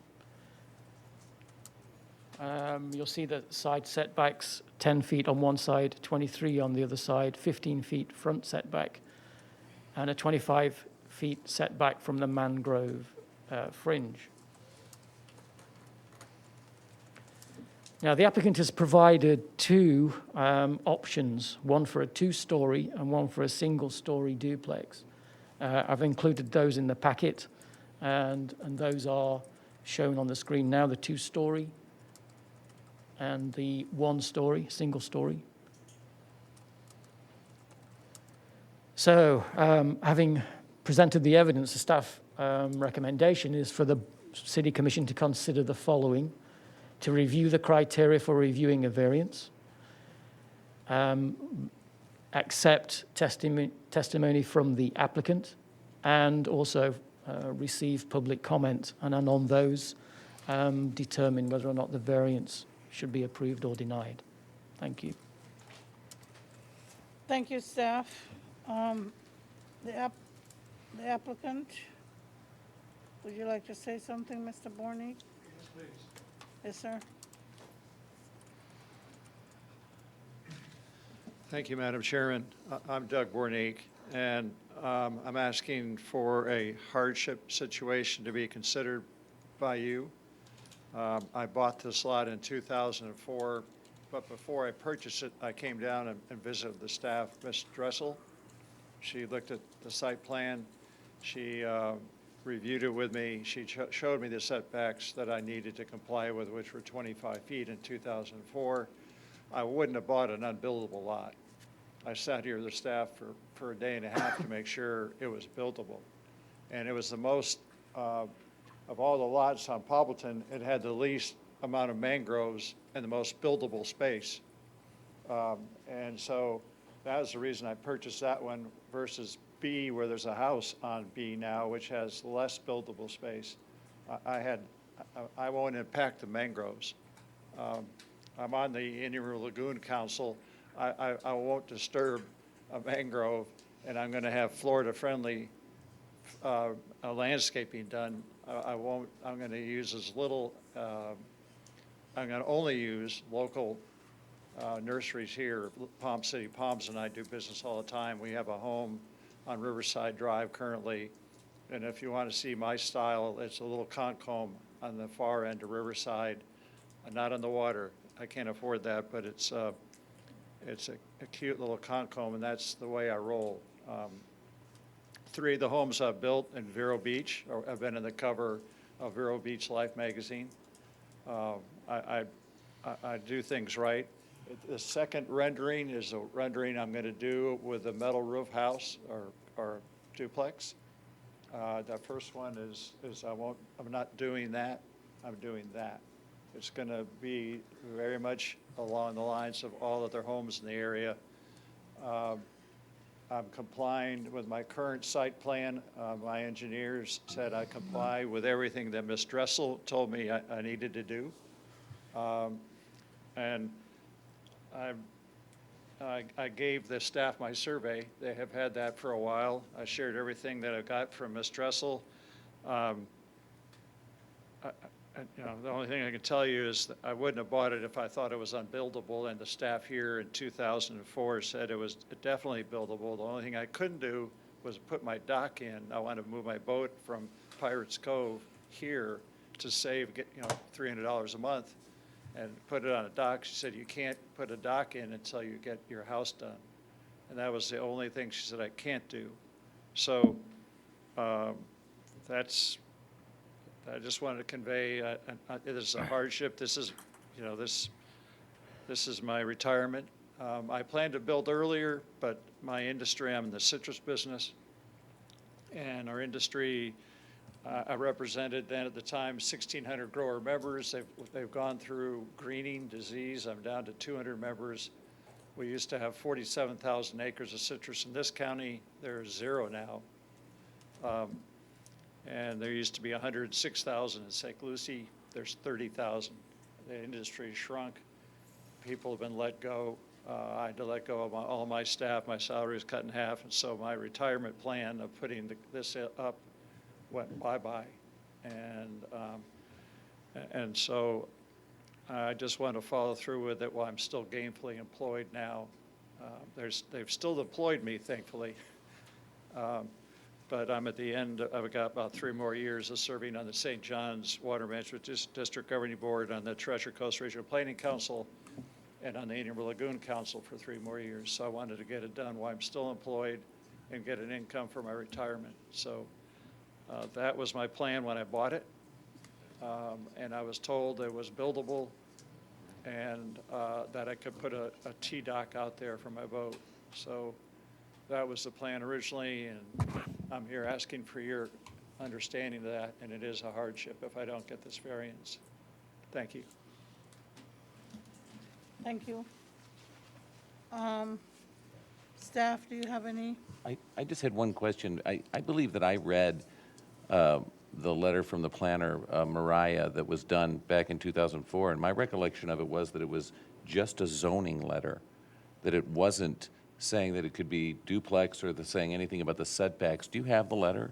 I have the letter with me, and she does not go into detail, but I visited with her here, and I would have bought it. I said, it's R3. She said, yeah, you can do duplex if you want. But you went to the extent to make her write a zoning letter for you, and you got the zoning letter, right? That's what we're talking about, not a different one, right? I mean, the letter you're referencing is the one that was just zoning, that didn't say anything about any of the other stuff. Right, correct.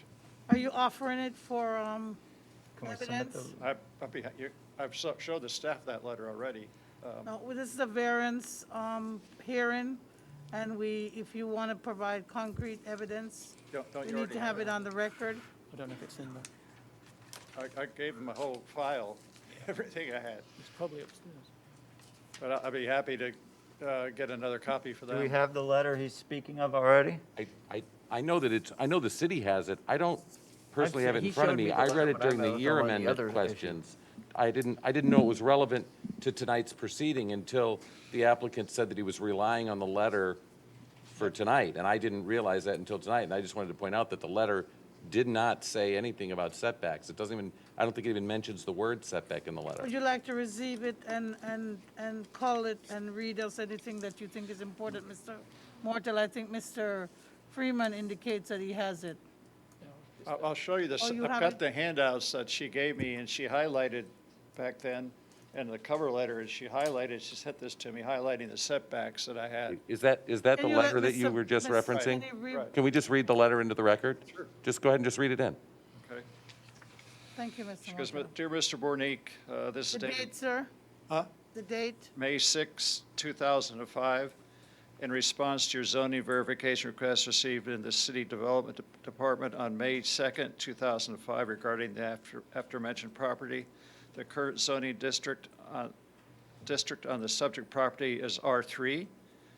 with a future land designation of a low-density residential. The development, design, and improvement standards are determined by the assigned zoning district. For your convenience, I've enclosed copies of the lot requirements and building setback requirements to assist you in concerning regarding the buildable lots. Should you have any further questions, please contact me. And I came to visit her to be double sure. I showed her the lot size.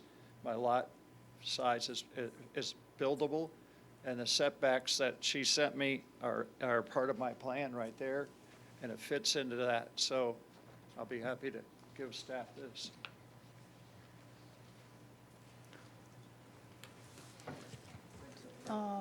Thank you. I have a question for the applicant.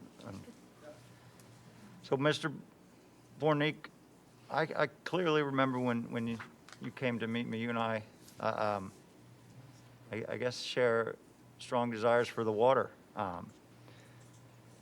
And, you know, I was thrilled to know you're on the St. John's Water Management District Council. We talked extensively on the lake, Yep. on our water flows here.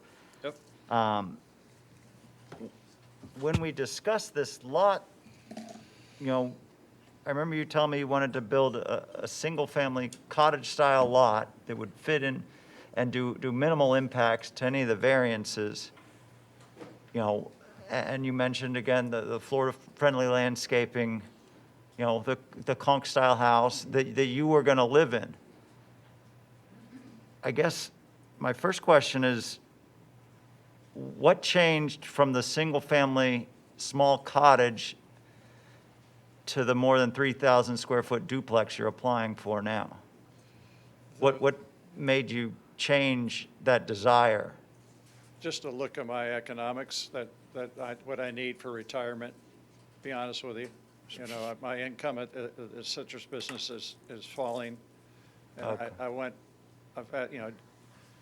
So finances, I guess, is the Absolutely. economy. I need that for my retirement, 2 incomes versus 1. And we're going to stay in a different house. The grim reality of my age, I'm turning 70 this year. And I've owned this lot for 15 years, and I've paid taxes on it for 15 years. I've got to generate a better income. In my job there, we don't get retirement benefits. It's just part of my job. I don't get it. So I've got to generate it. And the reality of my age has hit me. Well, I know, you know, board members on the South Florida Water Management District are volunteering.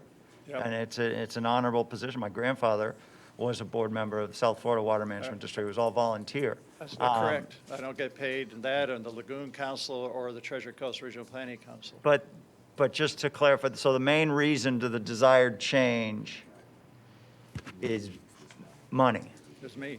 is money, finances. Okay. Correct. Pure and simple. I've had to assess where I'm at. So if we were to look at the property here, parcel C that's surveyed, you know, it looks, and again, I'm not a surveyor, but at over 3,000 square feet, you know, and what Mr. Freeman just said about if a hardship is proven, I think he said something along, the minimum variance to eliminate the hardship should be given. So the request before us is for 4 variances right now to build a duplex, and the hardship you're stating is for finances. Is that? Correct. Okay. And the fact that when I bought it, it was a buildable lot, and I paid taxes on it for 17 years. I don't know. I haven't gotten to our staff to ask if the lot is buildable.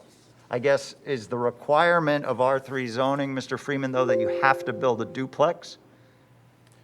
Is there a No, Commissioner. minimum size? Do you have to build a duplex on an R3 zoned lot? No. No, not at all. Single family duplex. Okay. Could you build a single family? It would be, you could fit a single family on this lot.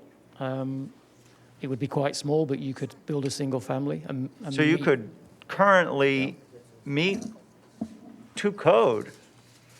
meet all the variances, build a single-family cottage style lot. Only that you would still come in for a variance to the wetland setback. Every other piece of the code, you probably could not require asking for a variance, yeah. But there's no requirement in our code say that It's not on R3 you no. have to build 3,000 square feet, or you It's- have to build a duplex. Is It's that- not a mandatory requirement, no. Okay.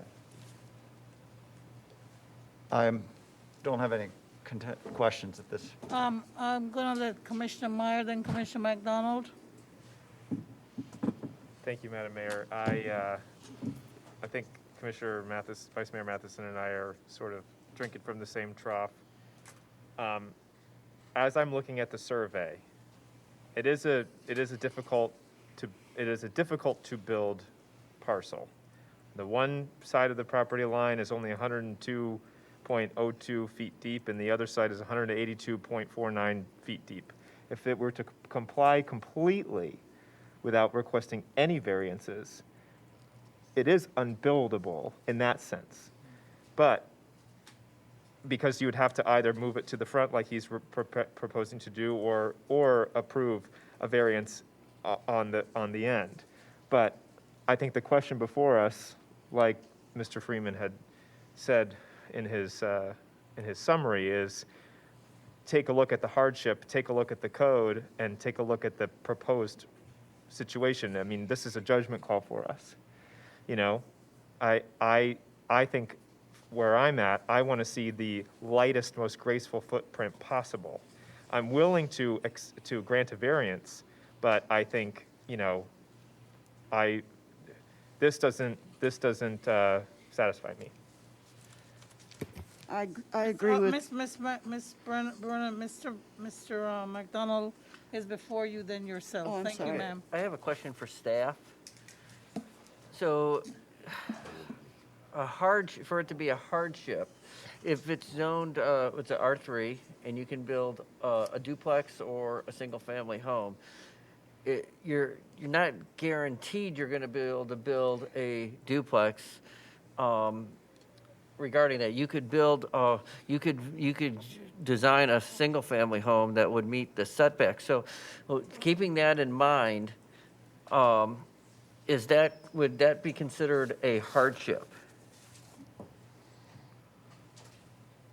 Mike or Well, you're Dave asking or me the Kevin? ultimate question. Pardon? I mean, that is the That's the board's. question. Well, I know, but I'm asking you, what is the definition of what is, Kevin, can you pull up the criteria? I think it's the minimum. So you have a couple of questions. Number one, it looks like you're gonna have to it looks like the minimum necessary would require some waiver of the wetland setback. Either way. Once you waive the wetland setback, does it matter if it's a single family or a duplex?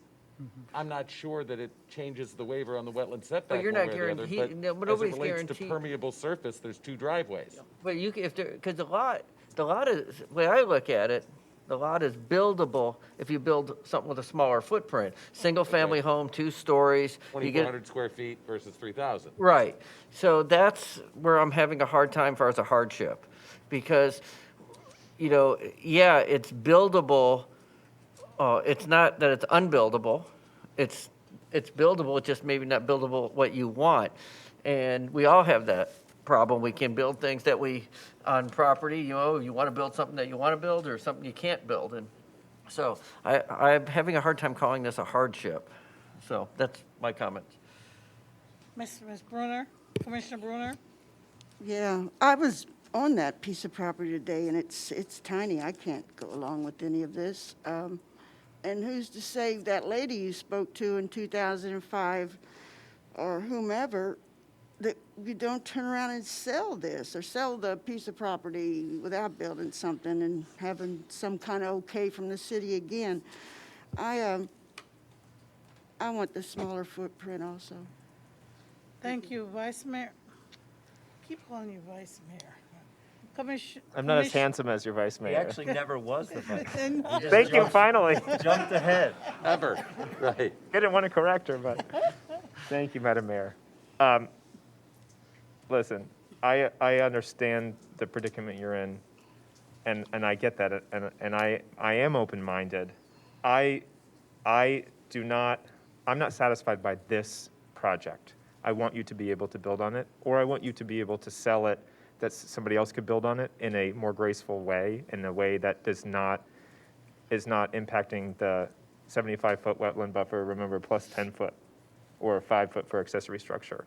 A small cottage conch-style house, you know, with a much smaller footprint, with the Florida landscaping. I would be open to that. I'm not open to this. Madam Mayor, I think we're in agreement. For me, the hard part is a hardship is not finances that you need more of a better retirement. Frankly, I'm dealing with that hardship myself. Probably everyone in this room is in one way or another, but that's not a hardship for us dealing with real estate to approve. This lot could be buildable. You have a letter that states it. It doesn't state that it's buildable for a 3,000 square foot duplex. And that's the hard part, I think, for me and for all of us. I'll make a motion to deny. I'll second. There's a motion to deny from Vice Mayor Matheson. approve it? We can do a motion to deny, but that prevents him from coming back for a year. So if you just let it die for lack of a motion, he could revise the plan and come back. So it's, again, it's your discretion. I'm not telling you what to do. I'm just telling you the ramification of what happens. Further taking. Yeah, that would create a hardship. I'll remove my second. Yeah, You withdraw your Then second?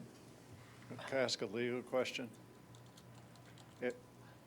I paid $900 to appear tonight. If you continue, do I have to pay another $900 to bring up a single-family house in front of you? If it's not approved tonight and you amend the application, the development director has some discretion.